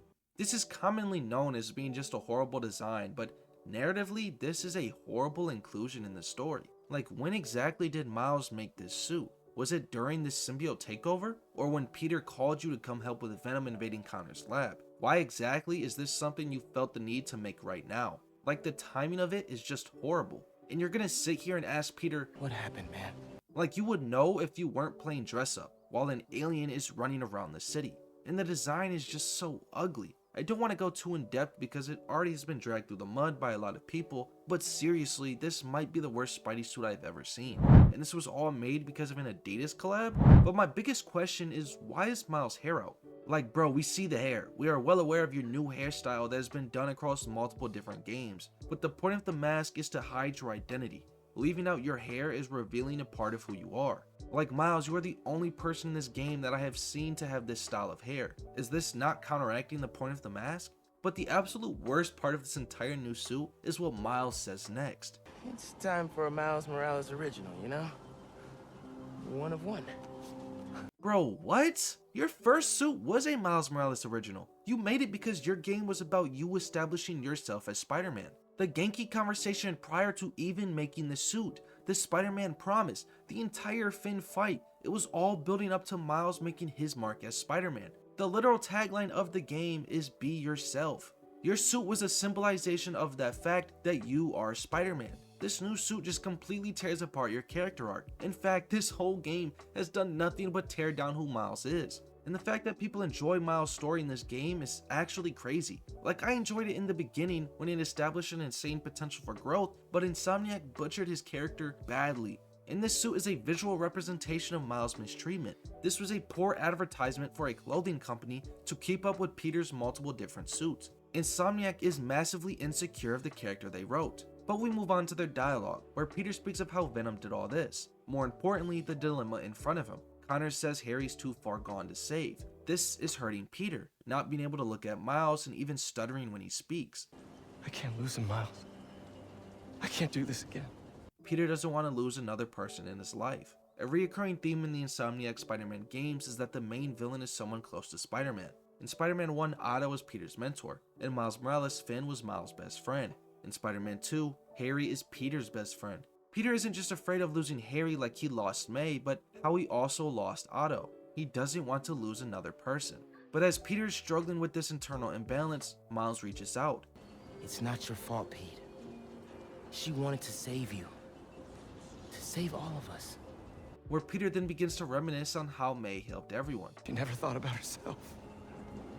Even when she was struggling to breathe. She took too much on. Her Parker pride, the same pride infecting Peter, refused to let her think she is human. Her overbearing responsibility was imbalance, the same thing Peter was struggling with. But Miles is here to let him know he isn't alone. We want us to help people. To fight. Harry's still in there. And we're gonna fight like hell to get him back. Reaching out and grabbing Peter as they share this struggle together, facing an apocalypse as a team. As Spider-Man, they are going to stop it all, becoming greater together. This is balance. Where Peter then tells Miles, "Call the play, coach." A callback to when Spider-Man and his new team formed a plan to fight the Sinister Six. Alright, well, call the play, coach. Peter had the reins then, but is now fully passing the torch to Miles. So they split up. Peter goes to find the meteorite while Miles clears some nest, while Peter leaves, reaffirming Miles' position. You got it, Spider-Man. Later, as Miles is fighting a horde, Venom begins to speak to him, and this leads Peter and Miles talking to each other over the voices they are hearing, where Miles needs to give Peter a pep talk. That's not Harry talking! But why does it sound like Peter was actually considering listening to the voice? Like it was actually Harry talking to him. Right. You're right. Like, bro, you wore the suit. You're aware of the voices. You saw Harry in person and how strong the suit has control over him. Why exactly is Peter acting so dumb right now? But it's not just Peter's intelligence that is horrible, but also the failed inclusion of Miles' character in this final act. As he tries to destroy the nest, the symbiote engulfs him into the hive mind, attempting to manipulate and control him like it has done with Harry. And the dialogue here kind of flops. You are home. Finally, you are where you belong. And this all is because Venom should have kidnapped Genki and Rio during that train mission, and used them like he used MJ for Scream. It could have been a real test of Miles' internal balance, as all game he separated himself from his support system. His community is a part of who he is, and he realizes that he has been distancing himself. So Venom taking his family to lure and bring him closer would have made so much more sense. The dialogue is a basis for this idea. Everyone you love is safe here. This line alone doesn't make any sense since Venom doesn't actually have control over anyone Miles loves. If they had his family, however, it would have worked. They could have even used Rio and Genki to speak to Miles directly, like the symbiote used Harry's mother's voice. Instead, this subduction over Miles kinda just falls flat. Venom then begins to obsess with Peter, wanting to have him under its control, where we get a direct comparison between balance and imbalance. Pete and I, we're gonna save you from this! No, we are saving you.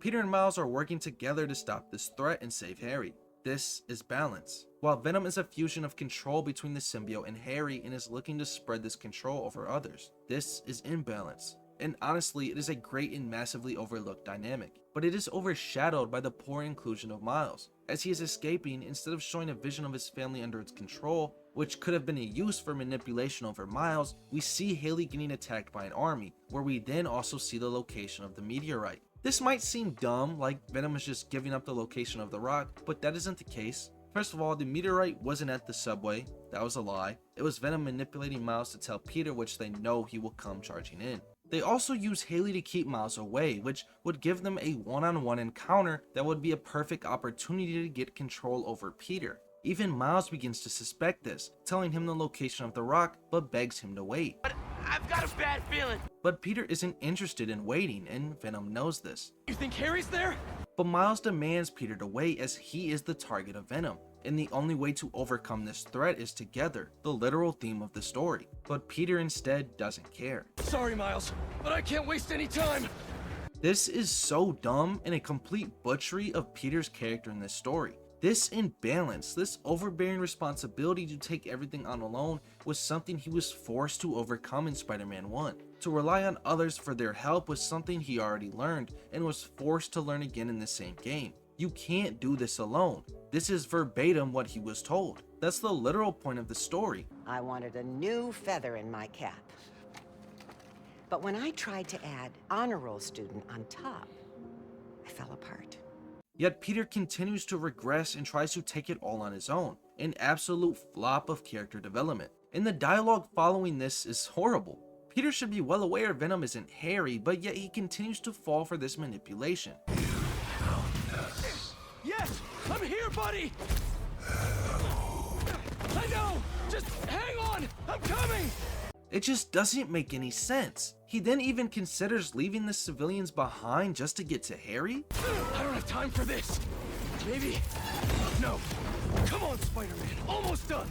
Who is this that we are playing? This is not the Peter Parker we know. This imbalance doesn't make any sense and contradicts everything he has learned. Peter should have just waited for Miles, who is en route to go save Haley, who then uses spray paint to blind a symbiote? Do these things even have eyes? But we then learn that Haley handled the rest of the symbiotes? The same creatures that Peter and Miles struggle with? Haley just no-diffed? How does this make any sense? This then leads to a horrible confession scene. I get it's Miles trying to mend his relationships and grow closer to his support system, but now is not the time for that. The city is literally being taken over by an alien, and you're paranoid that Peter's going to fight Venom alone. Yet you're here fiddling your thumbs. You then call Peter, who obviously is trying to find Venom, because you took too long. This entire sequence is so dumb, but we then switch to Peter and his pathetic groveling over Venom's manipulation that he has already seen, and even leaves a voicemail to Harry like Venom is actually going to answer. But as Peter crawls through this chaotic and destroyed subway, it's another parallel between a beast and the symbiote. But this parallel doesn't make up for the garbage surrounding it. Venom continues to manipulate Peter. The symbiotes jump him to literally take control over him. Then Miles' call goes through, when before it didn't? Venom then continues manipulating Peter to the point Miles has to bail him out, smacking Venom, which kind of ruins the strong physical force Venom has portrayed to be. But because they showed Peter the Rock, it now leads us to the final mission. Insomniac tends to reuse certain elements in their stories, and we have gone over some of them, but the finale here is a reuse of a lot of them. Which, to clarify, isn't a bad thing, it's just me pointing out the callbacks or the reuse of ideas. For example, the citywide danger that is spreading across New York. In Spider-Man 1, it was the Sinister Six attacking New York on all fronts, trying to poison the water, poison the citizens, even burn it all up. In Miles Morales, it wasn't more of a citywide disaster, but Harlem was in danger from the Roxxon explosion. And in Spider-Man 2, it's the symbiote trying to take over the city, a lot more similar to Spider-Man 1 in those events. But just like said previous game, the danger from these villains forces the main characters to group up and plan. As Peter, Miles, and MJ meet up in a scene that reflects the formation of the Spider Team in the first game.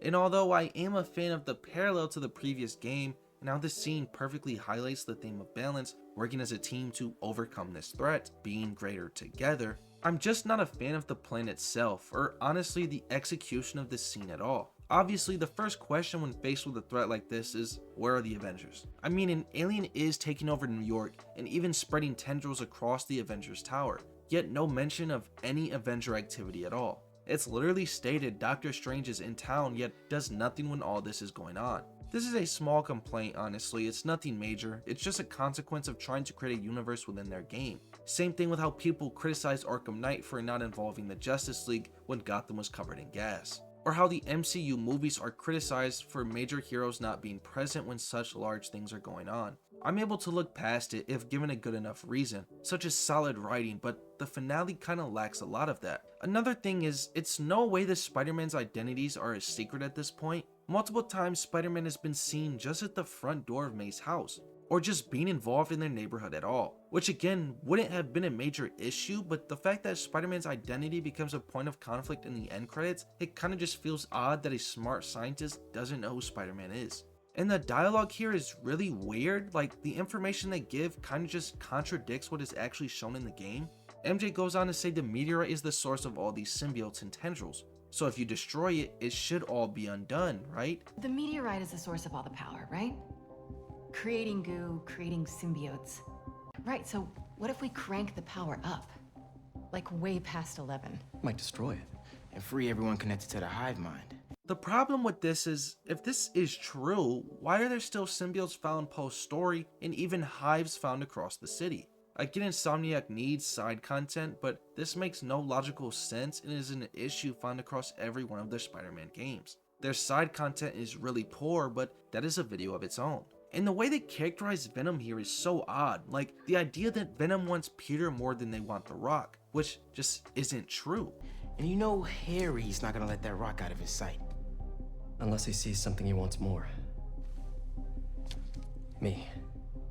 When Venom came to be, the symbiote immediately thought about the rock and began planning on creating this new world. Even when Peter was actively trying to get Venom, they just brushed him off multiple times until the rock was finally theirs. Peter goes on to say that Harry is still Harry, but that isn't true. Venom is the physical representation of imbalance. This symbiote is controlling and manipulating its host when before they were a perfectly balanced mutualistic relationship. Yes, Harry wants Peter to be a part of his dreams to heal the world, but Venom only began to show interest in Peter after the rock was in their control, and then began trying to manipulate him to join, not because Harry wanted him, but because Venom knows of Peter's strength and his connection to Harry. It would be easier to get him to join than Miles, so manipulating both Harry and Peter is an actual possibility. It's just a weird mischaracterization of the big villain, especially when Peter goes on to say, "But the dream isn't complete without his best friend beside him."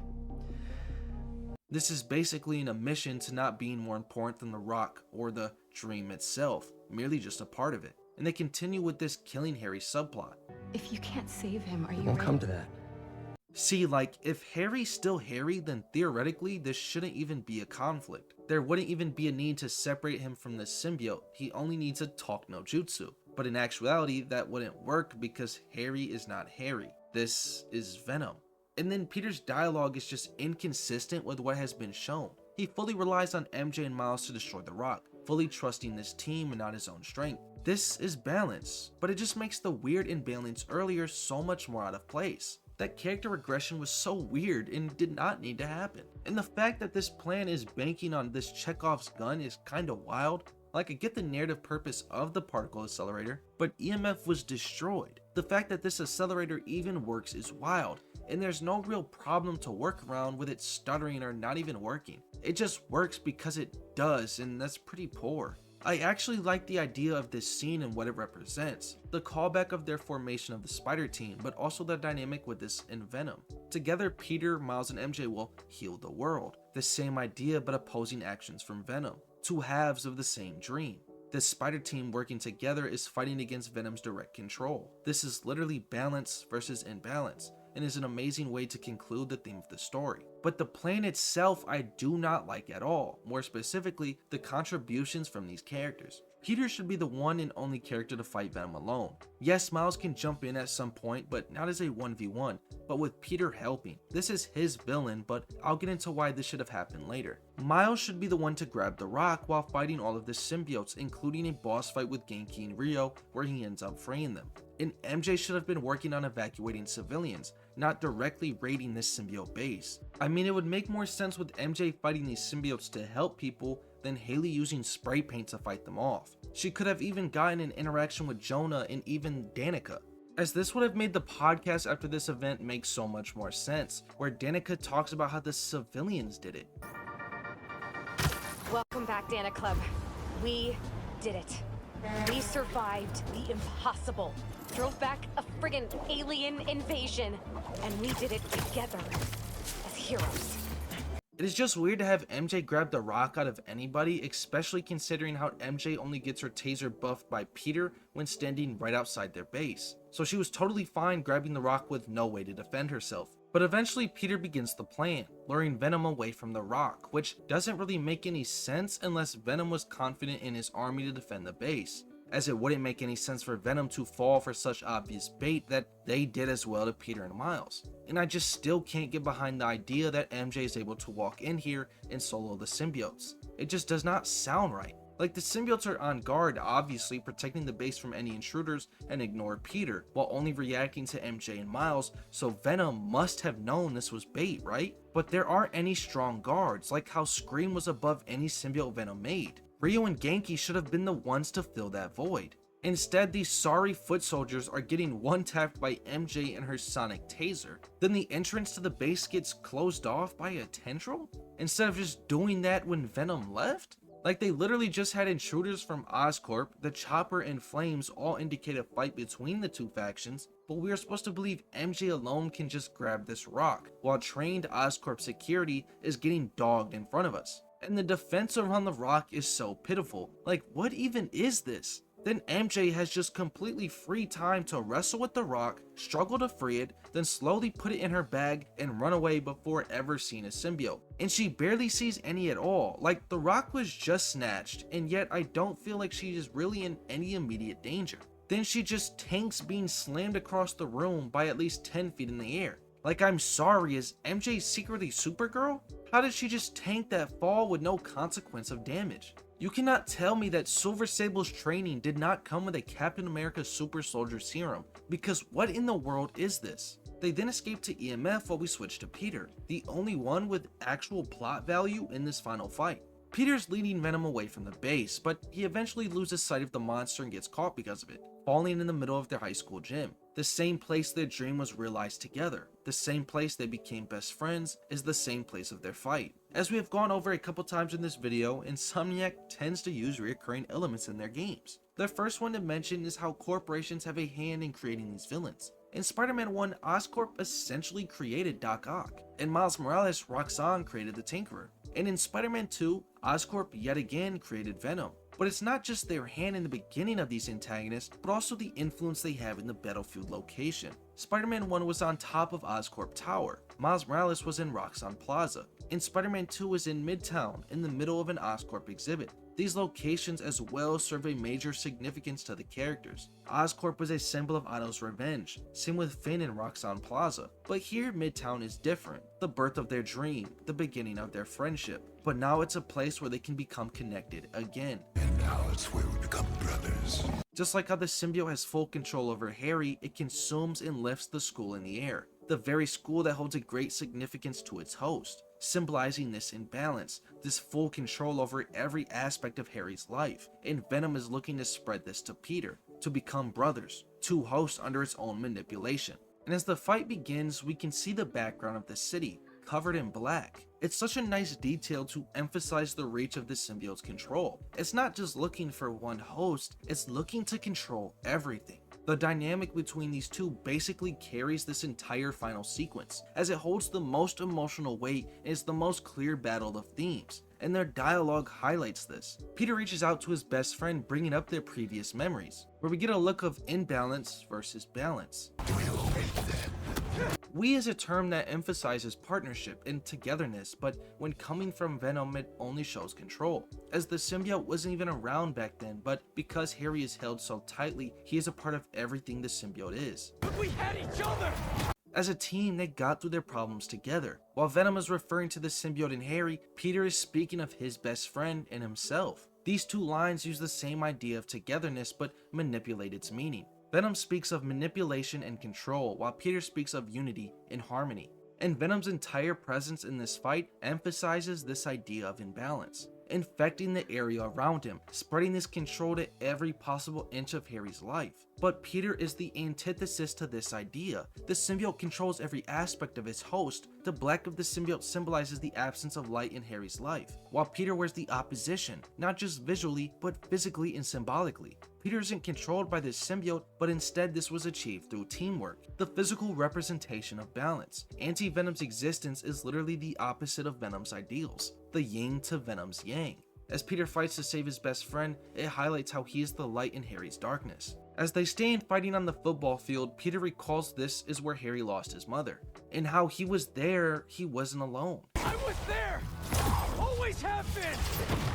Until he got sick again. The symbiote is beginning to use Peter's previous actions to manipulate him. When it was with Peter, he rejected his own friend, refusing to give up the suit on multiple different occasions to help Harry, and the suit is well aware of these feelings. Peter left him alone, to rot away with this disease because of his own jealousy and addiction to strength. Now, as much as I really do enjoy this entire fight, there are some minor flaws, and it comes from Peter's unwillingness to just accept he was wrong. He continues this denial of abandoning his friend. You abandoned us. We were fighting for our lives. I was trying to save you! Out of all the possible responses to this line, Peter chooses the worst one. Like, this line just doesn't make sense, and instead I wish this went down a different path. Have Peter open up about his flaws, how he messed up, how he pushed his friend to this literal pit of darkness. Apologize and just be emotional. This could have been a real tearjerker of a moment if only someone took real responsibility for their actions. Instead, Venom rightfully criticizes this idea. Feel like that to us. Peter didn't just neglect Harry, but also rejected the suit, who once was worn by Peter and absorbed all his thoughts and emotions. The suit is well aware of how Harry felt about Peter distancing himself, but the suit as well knows the literal reason for Peter's rejection. Peter craved that power, so much that he would actually watch his friend die. So why does Peter continue to be in denial? But all in all, I really enjoy this dynamic, as Venom tells Peter, "We're giving you a chance." Just like how Harry did everything he can to help Peter, to help balance his life, the suit is reaching out as well, but instead of offering balance, it's offering control. But I really enjoy how this fight mirrors their first interaction. This fight serves as Peter and Harry's second walk down memory lane. Earlier before, they recalled high school memories in a peaceful moment of bonding, to rekindle and strengthen a lost friendship. While here, bonding serves a different purpose. Venom gets a hold of Peter as he tells him, "You want to join us?"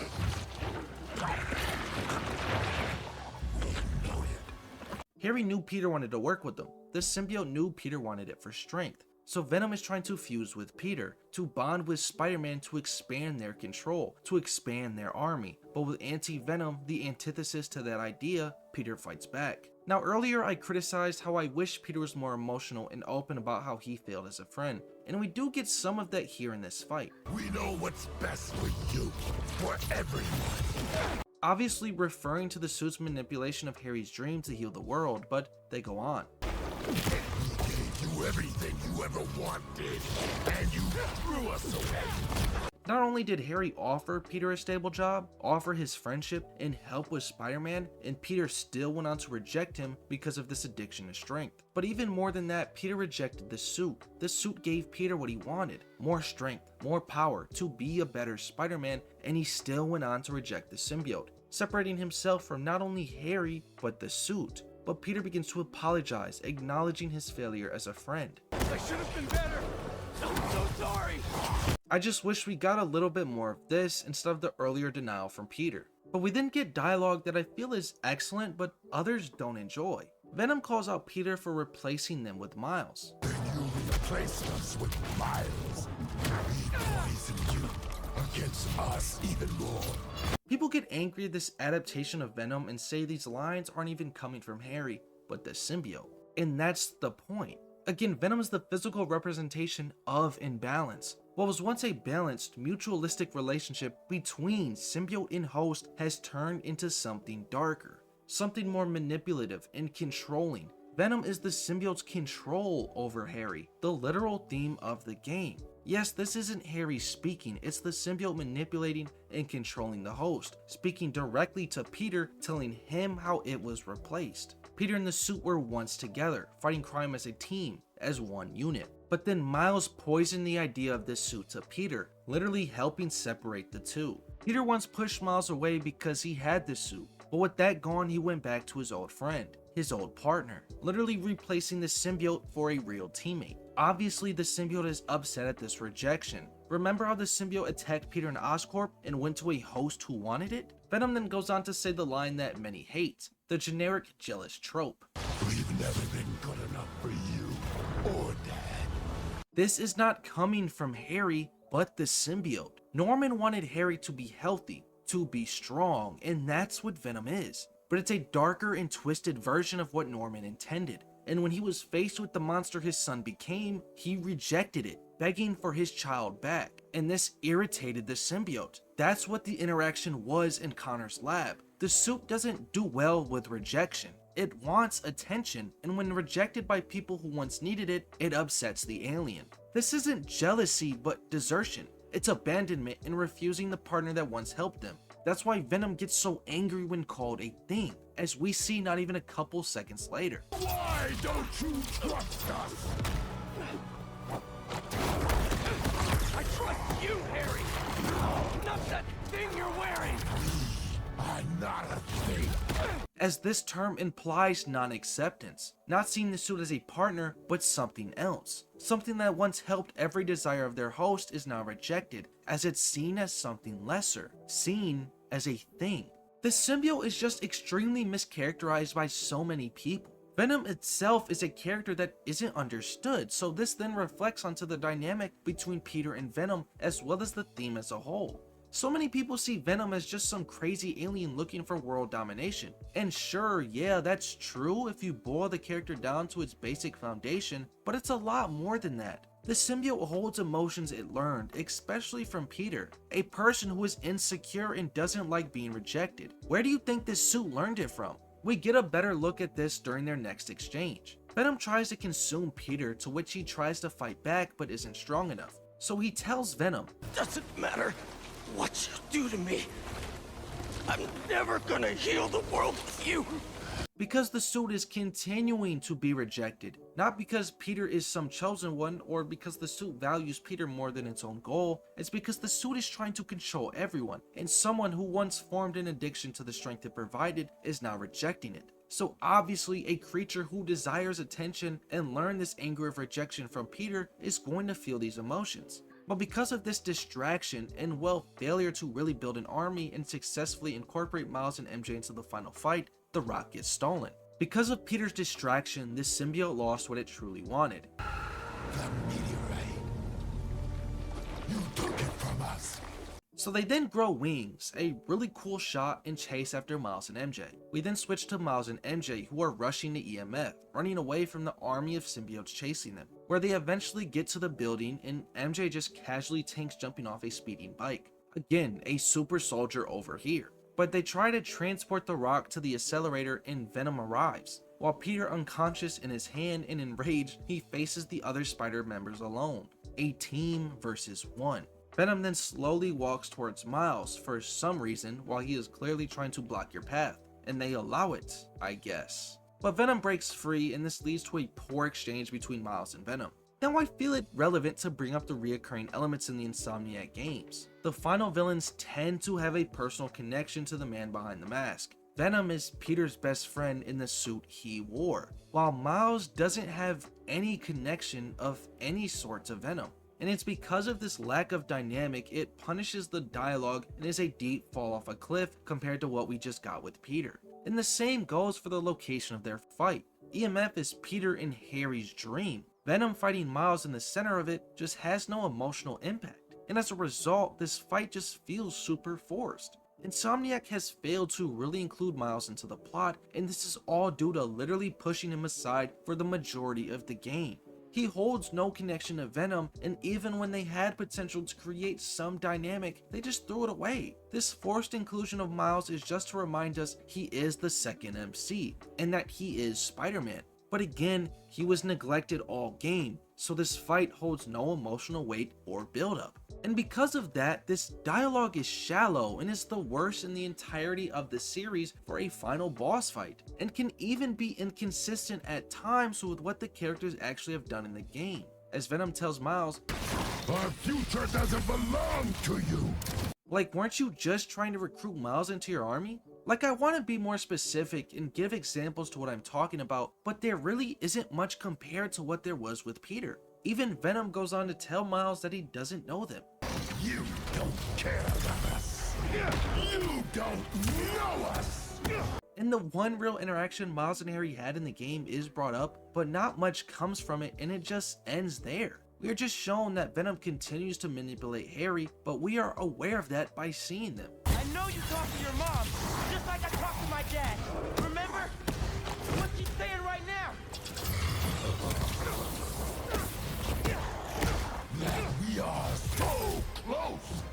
The dialogue just isn't anything worthwhile or showing any new interesting in-depth look at Venom's character or the symbiote's control over Harry. There's nothing left to say but the obvious. I just can't get behind this one-on-one encounter with Venom as a final boss. It just thematically doesn't work. EMF begins to be taken over by the symbiote, symbolizing again the symbiote's control over every aspect of Harry's life, literally consuming his dream as this is no longer his own. So we decide to have Miles fight Venom here instead of Peter, who also holds a claim to this dream with Harry. Like, literally, the heal the world idea are the opposites of the same dream between Venom and Peter. Why is Miles fighting them here in EMF? It's just so odd. And in the second phase of the fight, they then push even more inconsistencies between the characters. Venom says Miles was jealous, and he goes on to say this. You were jealous.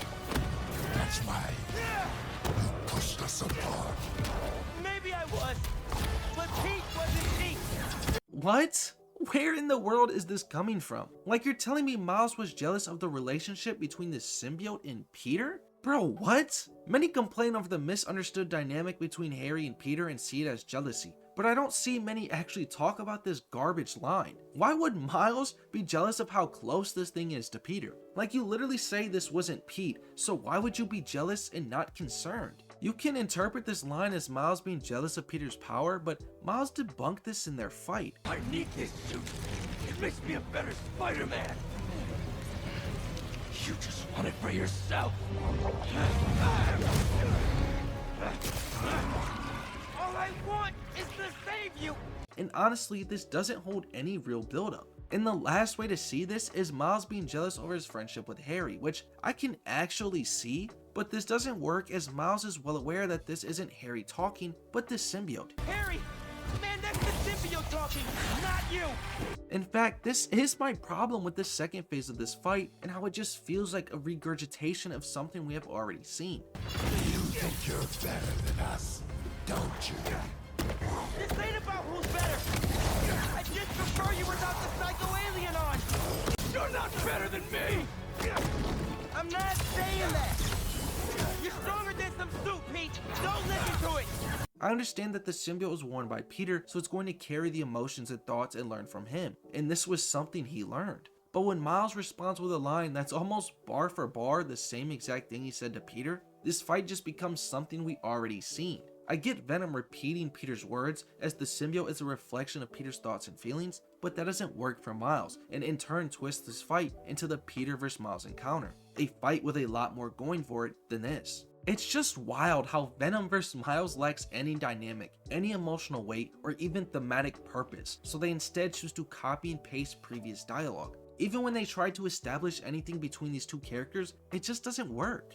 You can't see it now, but we're not so different, man!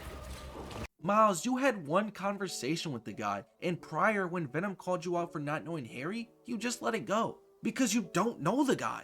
Overall, this fight is horrible. The gameplay of course is fun, but the exchange between the two characters doesn't work. And not only is it a dive off a cliff compared to Peter vs. Venom, but this is literally the worst dynamic out of any final boss fight, and it breaks the reoccurring theme with the villain being close to the man behind the mask. And not only did they break this element, but they broke it with a character they neglected. Just to remind us, he's Spider-Man. Like, that wasn't Miles' entire original character arc in his own game. Why is Insomniac so insecure about their portrayal of Miles? If I was to change this entire final battle, it would have never been Miles vs. Venom, but instead Miles works to destroy the Rock, which would in turn weaken Venom for Peter to end up winning. I'm cool with the 2v1 from Peter and Miles, but that shouldn't be the conclusion nor something present in actual gameplay. The inclusion of Miles is horrible, not just in the story itself, but more specifically the final act. Venom should have taken control over Genki and Rio, using them as a soldier and a mark of imbalance like they used MJ for Scream. There are so many other symbiotes in Marvel, they could have just given them any identity to use and it wouldn't matter. For those that would complain because it's not comic accurate, well, neither was Scream. MJ was not Scream in the comics, instead it was Donna Diego. But the idea worked here, just the execution of the conflict between Peter and MJ didn't. You might be saying, well, Miles is Spider-Man and Spider-Man needs to fight Venom. To which I do agree, but not for a final fight. Instead, like I said earlier, when Peter was fighting Scream, he should have called Miles, who would already be itching to fight Venom because his family is being controlled, his community which is a part of his identity, and it would be a test of this newfound balance he found within himself. Would Miles once again fall to revenge or overcome it like he learned to do? Of course Venom would win this fight, but at least Miles gets that encounter. Then in this final fight, have Miles invade the symbiote base, not MJ, as Spider-Man fighting symbiotes is just far more believable. And it just works better like I explained before. Here Miles could fight these new symbiotes controlling his family, to where he faces the consequence of pushing his family away to pursue revenge against Lee. It could be a 2v1 fight with, of course, Miles coming on top and winning, to where he gains the Rock and ends up destroying it to weaken Venom and have Peter win. This would portray the idea of teamwork and balance far better than just, oh, let's jump the bad guy. But in the end, Venom gets the upper hand. Furious over his involvement in trying to stop his control, he then decides to crush Miles with the rock, where MJ comes in with the save from their alley-oop play, to where Harry is revealed, and he is shocked and confused at the situation he's in. Pete? Many fail to understand what the scene actually is. They hate that Harry's being controlled and manipulated because, while a comic accurate Venom isn't like this, but Insomniac's adaptation is about control and manipulation, literally in balance. This scene isn't new, as we literally saw the symbiote keep Peter asleep while it was fighting off the hunters. The symbiote is doing the same thing here, but now to Harry, keeping him unaware while it fights off his best friend. Again, Venom is the symbiote's toxic control over the host. This isn't new, we have already seen this in the game. The symbiote then takes control again with the rock in hand and tries to retreat, but the Spider-Man keep chasing. Venom separates Miles from Peter to where they get into a scuffle. In this epic and emotional brawl above the city, Peter demands the symbiote to give Harry back, but the symbiote's hold is too strong. Venom's control is permanent, as he lets him know, "We are your friend." This leads to Peter using anti-venom to attack the suit, where we get another look at Harry, who is confused at what's going on. This symbiote is hiding its actions from Harry, keeping him blind and easier to control. You could argue that Harry should be aware of what's going on in the city, as the symbiote did show him the plan, but the symbiote isn't hiding that. It's hiding the fact that it's fighting Peter, fighting his best friend. This is clear as Harry begins to beg the suit to leave Peter alone. Please, no. Leave him alone. But the hold it has on him is too strong. Harry was never in control, never in charge of this relationship.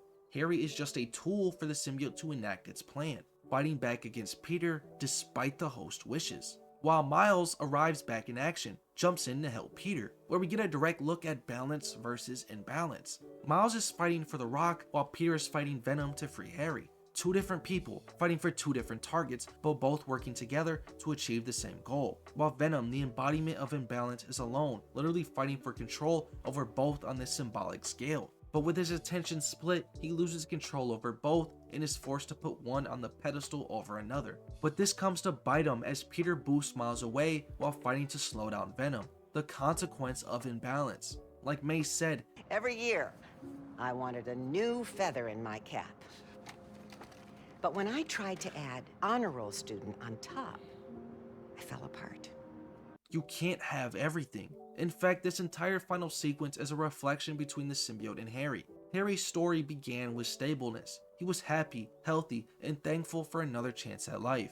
But because of this eagerness to make this chance worth it, he began to take too much on. Being involved with his friend, starting up EMF, trying to help Spider-Man. It was all so much, adding too many metaphorical feathers to his cap, so this in turn caused his downfall. When trying to have it all, he ended up losing everything. The consequence of imbalance. This is what Venom is going through now. The final act begins with the symbiote's complete control over Harry. It was happy due to acting on its own accord. It was healthy as it now has a host, thankful for this literal second chance it was given after being rejected. But because of this eagerness for control, it began to take too much on. Fighting for the rock, fighting to take control over the world, fighting for approval, and fighting for control over Peter. Again, it was all so much, adding too many metaphorical feathers to its cap, so in turn it caused its downfall. When trying to have it all, it ended up losing everything. The final sequence is the consequence of imbalance, just like May said. Peter is fighting off Venom while MJ is fighting off the symbiotes, which gives Miles the opportunity to power the accelerator. The direct opposite of Venom's story. The Spider team is working together, and through this can balance be achieved. And Peter is trying to extend that hand to Harry as well, urging his friend to fight for survival. But he can't. The control is too strong. Harry has reached the end of his stick. He lost everything and is now in a battle with his best friend. He doesn't want to fight anymore. Kill Harry and the symbiote together, facing the fear of Connor's words directly. Harry is too far gone and has to be put down. Venom tries to escape from Peter to get back to the Rock, where we get a cool comic book reference from the King in Black storyline. This rampage Venom charges right into EMF, but Peter won't let him. This emotional tug of war is essentially Peter fighting to pull out the host, to pull out his best friend, but Venom is too strong. Peter attacks the symbiote again where he is faced with his friend. With both masks off, Peter speaks to Harry. "Friend, to friend. Harry looks at Peter and urges him to put him down, the same request he made to his dad. Harry is stuck in this chamber like he once was before, forced to live in confinement just for a chance to live, but he was always looking to be freed from these chains. With or without the symbiote, the life he enjoyed is over. He is held prisoner just for a cure and looks to his friend to break them, who, like his dad, shoots this down. We still have time? Time has never been on Harry's side, so he continues to urge his friend. It'll kill them. And then it'll kill you. By this, I think Harry means Venom. Venom will physically kill Miles and MJ for interfering with their goal, while consuming Peter, again essentially killing the self-identity of Peter Parker, as he will no longer be himself but a part of the symbiote, to live in these chains like Harry has for so long. So he looks to his best friend to achieve their lifelong dream. Let's heal the world, Pete. Together, they can free this world from the symbiote, but in order to do that, they need to kill both the symbiote and the host. Together. As they collapse into EMF, Peter is separated by rubble, leaving Miles and MJ to get into a tussle with Venom. When they get the upper hand, Miles then moves to destroy the rock, where Venom, focusing on protecting the meteorite, fights back. But this lapse in control over its host leaves Harry to rip open the suit, urging his friend to end it all. While MJ activates the particle accelerator, the symbiote is suffering the consequence of imbalance one last time. Does it fight to save the rock or fight to save its life? With one attempt, it makes a move on Peter, but the suit loses it all. The rock is destroyed and Venom is killed, killing not just the symbiote but the host as well. In these final brief moments, Harry looks to his best friend. Venom's control over every inch of his life has ended. Both Harry and the city have been freed. So as he dies, he cracks a smile, as together with his best friend, they achieve the dream they always wanted, to heal the world. With Peter left over Harry's lifeless body, he begins to break down, with Miles standing witnessing a scene all too familiar to him, something he saw in Peter's mind, standing at the bed of May's dead body. But Miles won't let Peter be alone in his grief anymore, reaching out that hand to help balance his emotions. Using his blue sparks, Miles revives Harry. If life and death are a scale, it is hypothetically perfectly balanced. Peter killed Venom, the symbiote and Harry together. Peter filled one role, tilting the scale higher, while Miles, Spider-Man steps in and revives Harry, filling the other role, perfectly balancing out the scale. This moment perfectly captures that idea. A lot of people don't like this scene as they see it as ruining the conflict and any consequences in this game. It was stated Harry had to be killed, so bringing him back is just plot armor. But I don't agree. This scene perfectly captures the idea of balance, what this whole game has been about. Balance can be found throughout almost every aspect of the game, but so many don't see it. And Harry isn't able to just walk around and live life. His disease wasn't cured, he just got his heart started again. He still suffers from the consequence of his disease. Many see this as ruining Harry's idea of chasing death, but that was never the idea. Harry didn't necessarily want to die, he just wanted to be free from the symbiote, which in turn would kill him. Harry has no problem with a cure to save his life, as the entire second act is about Harry getting his cure back. His problem is being held in confinement. The container and the symbiote essentially were the same thing. Both were prisons holding him hostage, taking away his free will, taking away his life. That's why he asked his dad and Peter to kill him, as he didn't want to live a life in chains but would rather be free, even if that freedom comes at the cost of death. As Peter walks out of EMF, he's carrying the body of Harry, a similar scene from Arkham City where Batman carried Joker after his death. But Peter is so visibly worn out that he falls to a knee where Miles arrives, helping him as a team, where they deliver him to an ambulance, and then Norman arrives. Seeing his son in such a critical state, he begins to snap. What have you done? What have you done to him? Now, the conclusion of Venom's character was so well done. It was arguably one of the best conclusions in the series, right along with Kraven. But as Venom's character ends, this in turn creates the beginning of the Green Goblin. And although his character hasn't been explored, I can't really say much about it. All we really have seen is the love Norman has for his family, but I can say the start of this shift in the ending is a little shaky. Like, why is Norman screaming at the Spider-Man right now? You could argue that this is just a blind dad's rage over his son being hurt, but I feel this is more of Norman being an idiot. You wanted the symbiote off your kid despite knowing it's the only thing keeping him alive. So what did you think would happen if this symbiote was taken off? Like, Harry is alive, not dead, so why are you freaking out at them? But this does highlight a shift in balance for this future villain, where we got a shot of a line of balance. Instead of comforting his son, his anger boils over and screams at the Spider-Man. As the ambulance rides off, it marks another recurring element in the Insomniac Spider-Man games, and it's the loss that Spider-Man feels. In Spider-Man 1, Peter lost his mentor and his aunt. In Miles Morales, Miles lost his best friend. In Spider-Man 2, Peter loses the same. We then cut to Harry's room. He is in a bed with equipment trying to keep him alive, and the doctor says he has a very low chance of coming back. When left looking at his brain-dead child in the brand new cane he gifted him, he begins to snap. Harry will never use this cane. Harry will never walk again, and just like his wife, his son is now gone. When you lose everything, what else can you really do? His anger begins to consume him, tearing apart the room because it's the only control he can feel. Norman is at a complete imbalance. Watching this, you can't help but feel for him. He lost everything, but then he orders the G serum to be ready, a reference to Green Goblin. The point of view switches to the cast getting their lives back together. MJ has found her platform to spread the truth she wants to tell, finally finding a way to make a change her way. Peter and MJ are applying for a new loan to help reduce the cost of May's mortgage. Peter then donated May's old stuff to Feast, no longer being weighed down by the past but can finally move forward. This is all the benefit of balance. But there's one last thing left for Peter to do. He shows off the new EMF, continuing on his dream with Harry. But that's not all, as this is Peter finally putting down the mask, finally putting Peter first, not taking on so much responsibility, in turn balancing his life. This has been something he has been thinking about since the beginning of EMF, but now with the hunters and the symbiotes behind him, he can finally pass the torch. I got this. All of it. Now, as I have said throughout this video, the idea of Peter passing the torch to Miles could work. I'm all for it, as especially the narrative is literally building up the need for balance in Peter's life. But the execution of this idea has been very, very bad throughout the game. And this moment is another piece of the failed execution. Now, this could have been a strong passing of the torch moment, but when Miles says, I got this. All of it.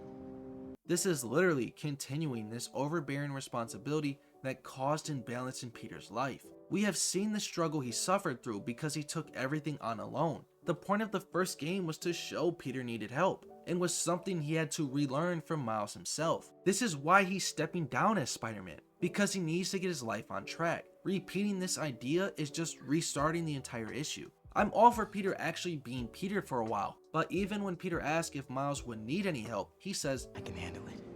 Again, him alone will defend the city. That's the problem. This line is saying Miles would continue this responsibility that tore apart Peter's life. And then when Miles actually tries to reach out to Peter asking for help whenever the time comes, Peter shoots him down? As long as I can still call you for advice. You don't need it. Like, what? So you're just gonna push all the responsibility onto him? Then they just switch the conversation into a whole other direction. Maybe not now, but there'll come a time. I'm here for you. Always. So what was the point of the previous dialogue? If Miles will have help when he needs it, it will not be stranded alone, drowning in responsibility. Why are we emphasizing the I can handle it line? We already know Miles is capable of being Spider-Man. He had his own game around this idea, and a huge part of his own character plot is proving he is worthy to be Spider-Man. Again! You might think I'm just nitpicking or looking too deeply into this, but I don't like this execution, and Miles covering for Peter could have been handled a lot better. And is Spider-Man just standing in Peter's driveway in the middle of the day, not exposing their identity? You might think this is not a big deal, but in terms of the future game, it kinda is. As we then see Norman approach Otto in jail asking who the Spider-Man are. First of all, how does he know that Otto knows who Peter is? And second, how does Norman not know? Like, it should be extremely obvious at this point. Like, Harry was on the news saving Spider-Man. Then you found both Harry and Peter in a destroyed office the next day. What do you think was going on in there? Then podcasters are able to figure out that Spider-Man is wearing Harry's symbiote. And Spider-Man trying on his friend's black suit? The hunters then raid EMF. Then you arrive just to see Peter and Harry outside the building. And this is where you notice Harry is not well. The accessible information alone should expose to you at least a question that Peter might be Spider-Man. On top of that, Spider-Man is always seen at May's house, and the fact that hunters raided Peter's neighborhood. We know social media is a thing from Spider-Man 1. Are you telling me no one is saying anything about Spider-Man just in Peter's driveway? Like, MJ is literally in front of you next to Spider-Man. Are we just not going to question why MJ's here? Like, Norman isn't stupid. He is a brilliant scientist, which I understand is a different genre of intellect, but it shouldn't be hard to realize this. I mean, a podcaster is piecing the majority of the story together alone. How does the head of Oscorp not detect a thing when he is so personally involved? But past this scene, it hints to the return of Otto. To do what? Who knows, but he will be involved somehow. We then switch to Miles, who is setting up the table getting ready to meet his new family Rio has joined. But then Miles invited Haley to not only this important meeting, but inviting her to his life as well. But oh, don't forget the college essay Miles had to write, you know, such an important piece of the plot. It's just such a pitiful attempt at trying to keep this relevant. But this essay itself serves as an introspective look into Miles' balance. No longer is the essay about Spider-Man, but the man behind the mask, where we then see he isn't wearing the suit. Miles has finally separated himself from Spider-Man and is making time for those close to him, finally being at balance. As Haley puts the scarf around Miles and not the mask, it symbolizes the separation of the two identities. But we then see who Rio is dating and is the dad of Cindy Moon, also known as Silk, who presumably will have a large part in Spider-Man 3. And that's it. That's the analysis on the entire main story of Spider-Man 2. A lot of people give it unfair hate. The story isn't perfect, there are some flaws, but the game does so much well. It has extremely high highs, but there are some really low lows as well. I once said in a previous video that Spider-Man 2 is the best narrative of any video game in 2023, and while I still kind of stand by that, I think the game is overall really good. Like I said earlier, it's a flawed diamond. So I'm just going to end the video like this. Jesus loves you, and thank you so much for sticking around.